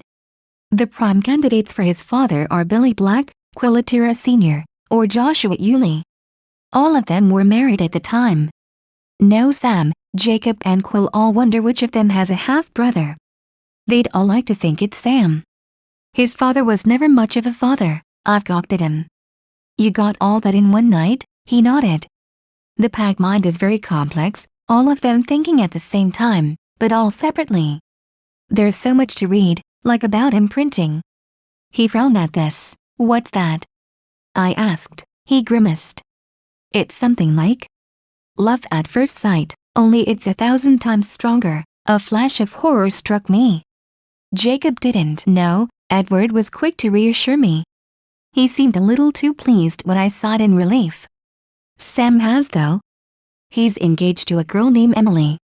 He suddenly looked sympathetic. She had an unfortunate accident. I looked at him, not liking the change of tone. What happened? He grimaced. When Sam changed a year ago, Emily was standing too close. Is she all right? I gasped, frightened. He nodded. She's alive, but she was badly injured. Sam hates himself for it. It's one of the reasons he hates us so much. If we'd never come back, Forks would be a lot duller, I finished. He gave me a tight smile. Sam and Leah used to be a couple, he continued. But the second Sam laid eyes on Emily, he was stuck.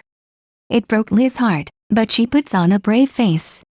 She makes life hell for the rest of the pack, though. I winced in sympathy. Poor Leah. Edward's mouth turned down, but he didn't comment. We turned into the driveway and went inside to change our clothes for another day of school. I frowned. 4 days to go. Let the countdown begin. Bella's POV. On the final day of our training, I came up with a plan. I stood next to Edward, watching Jasper and Emmett's third fight of the night. I'd spent most of the afternoon conked out in the back seat of Edward's car. I was so tired that I hadn't even dreamed. When I woke up, I had an idea, one that would please Edward, but also please me. The newborns would be coming the next day, at around 10:30 p.m. That meant I didn't have much time. I leaned closer to Edward and mumbled to him. I think you're right about me not fighting, I said. It was enough to get a reaction out of him. He'd been sullen and tense ever since Tuesday. He looked over at me, hope in his eyes. The happiness dimmed a little as he saw my expression. What's the catch? He asked. Let me explain, I told him, aware of our audience even if they were polite enough not to stare. The wolves smell bad to you, right? I heard Jacob snort from across the field, but I ignored that. Edward nodded slowly. So, if I was surrounded by their scent, do you think any newborns would even want to come near me? He frowned. You're not fighting with them, he ordered. I kept myself from bristling. I didn't mean that. I meant, maybe me and Jacob could set up a place for me to stay while the fighting's going on. His scent would repel the newborns? No offense, and? Edward asked, raising an eyebrow, and? If any newborns do happen to come my way, I get first dibs, I said. Edward mulled it over. I'd still prefer it if you left town, but I suppose it's acceptable. Seth can watch her, Jacob said, appearing beside me in his human form. We're leaving some of the younger kids at home, but Seth wants to get in on the action, even if it is just a babysitting job. I poked him in the chest. I do not need to be babysat. I think it's a good idea, Edward said, grudging respect in his tone. Or, I could just go to Seattle tonight and kill them all myself, I said sarcastically. Edward rolled his eyes. Bella, he complained. Seth can give you updates on the fighting, Jacob said. If it looks like somebody needs help, you could come out and help. Edward glared at him, but I tapped my chin thoughtfully. That's a fair compromise. Edward seemed torn. Come on, they're all heading your way. I'll be fine. Me and Seth can set up a bonfire or something. You know, roast marshmallows, tell scary stories. I smirked. What's the worst that could happen? Don't tempt fate, Edward said, rolling his eyes. Sounds like a plan. I know a place we could hide her. It's a cave, plenty of shelter, Jacob said. Edward nodded, reading his mind. You can hear each other from 30 miles away? He questioned. Jacob snorted. 300, easily. 30 miles? I asked. Yeah, Jake said, pointing into the woods. It's in that direction. I looked down to where he was pointing. All right, see if you can keep up, I said. With that I took off. What? Bella. Jacob said. I heard his light footsteps behind me. I sped up. Which direction do I go now?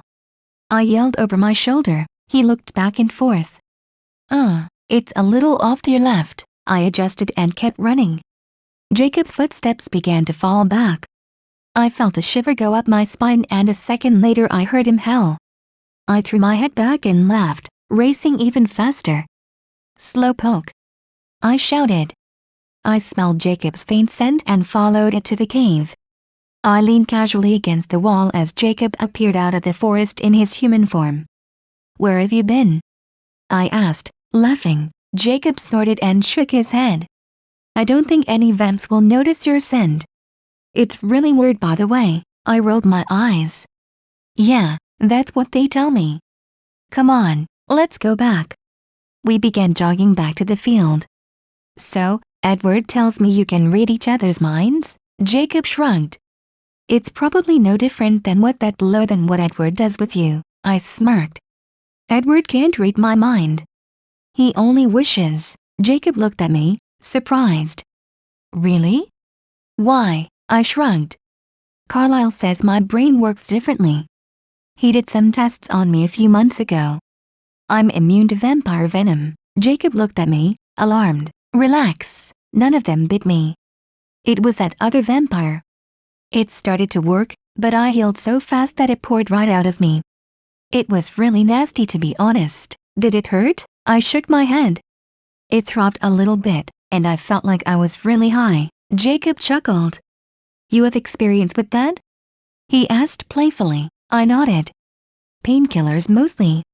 You kind of need them when your bones are slowly changing into an indestructible material. Jacob fell silent after that and we ran back to the field.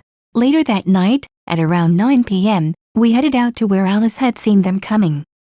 As far as she could tell, nothing would go wrong. If the wolves needed any assistance, Seth and I would go. Everything was going to be fine. I ran to the cave with Seth. He was smaller than the other wolves, with sandy fur. His oversized paws let me know how young he really was. I gathered some twigs and branches and started a fire. I sat down at the mouth of the cave as Seth ran into the forest to shift. Sorry about this, I told him when he sat down next to me. He shrugged. It's fine. They weren't going to let me fight anyway. I took in his gangly form and shook my head. Well, maybe we'll get lucky and one of those babies will come around here. Seth smiled. I opened my backpack and pulled out a comic book. The fighting won't start for an hour. I needed something to entertain myself, I explained. Seth's eyes widened. Is that an edition of The Watchmen? He asked, excitedly. Yeah, I bought the whole series in 1987. It was a big deal back then. I've seen the movie, Seth said. I cringed. Isn't it rated R? I asked. Seth blushed. I skipped over the sex parts. Jacob's the one who rented it. The store didn't ID him or anything, he finished excitedly. I can't wait until I look 21. He exclaimed. I laughed. I used to wish the same thing, kiddo. Seth grinned. So, you're really over 100 years old? He asked. I shrugged. Last time I checked. I try not to act my age, though, thank God, Seth said, rolling his eyes. I pulled out some chocolate bars. And, since I don't gain weight, I can eat whatever I want. Here, pick one. Seth took the Reese's cups and opened it. So, what's the deal with the whole smiley face thing? He asked, opening the comic book to the first page. I shrugged. I heard it had something to do with the comedian's idea of justice being a joke. Well, that's uplifting, Seth said, rolling his eyes. Yeah, the ending in the comic book is different than the movie, by the way, I told him. I won't spoil it for you. We sat for a while, reading. I checked my watch. It's going to start soon. You might want to shift. Seth grinned and raced into the forest. A shiver went up my spine and Seth's large wolf form walked back next to the cave. He closed his eyes, listening. He tensed and his paw scratched something into the dirt. Now, I sat up straighter and watched him. He grinned at whatever he was seeing. I sighed, bored, and turned my face to the side. A faint smell assaulted me and I jerked up. Seth, I smell a vampire. Seth's eyes opened and he looked at me, alarmed. His nose scrunched up and he turned. His low growl reverberated at the cave's entrance. I sniffed the air, trying to pinpoint where it was coming from. Suddenly, something jumped on my back, knocking me down. I remembered Jasper's advice with perfect clarity. My claws were out of my hands and buried in the chest of a blonde newborn in less than a second. I kicked him off me and adjusted my stance. Seth. I called. I looked over and my mouth dropped in surprise. Victoria. She wasn't smiling, as she had in my nightmares. I could see the hate in her eyes. She stared right at me. The newborn backed toward her, clutching his chest. I spotted Seth getting to his feet. He backed toward me, snarling, "Are you all right, my darling?" Victoria asked the newborn in her high voice. The newborn nodded, his fierce red eyes pinned on me. No, no, Riley, Victoria scolded. She touched his shoulder gently. You kill the animal. The girl is mine. I kept my eyes on Victoria, analyzing her every move. Seth, can any of the others come? I asked. Seth shook his head. All right, I said. Just do what Jasper told you, and everything will be just fine, I told him softly. He nodded. I held my claws out threateningly. Come and get me. I shouted. Victoria ran at me with cat-like grace. We circled around each other. I lashed out and nicked her on the arm. She snarled in fury and dove at me. I dodged and sliced her leg. She stumbled as her leg crumbled under her weight. She adjusted her puss and turned around as it began to heal. I knew I wouldn't have much time. Her furious eyes were still on me. I heard a pained howl and saw Seth fall to the ground. He got to his feet, limping on his front paw. I shouldn't have turned away. Victoria took the opportunity to pin me to the ground. Her lips curled up and I saw the smile I'd been dreading. I tried to wiggle out of her grasp, but she dug her nails into the skin of my arms. She latched her teeth onto my neck and I felt a faint stinging sensation. Her long hair obscured my vision. I suddenly felt dizzy and I wondered how quickly my body could regenerate my blood. I'd never gotten the chance to test that. I was about to try once more to get her off me, when suddenly her weight was lifted off of me.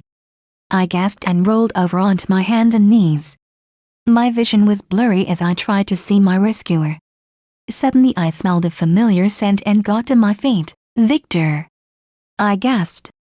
I surveyed my surroundings and realized that the blonde newborn was badly injured.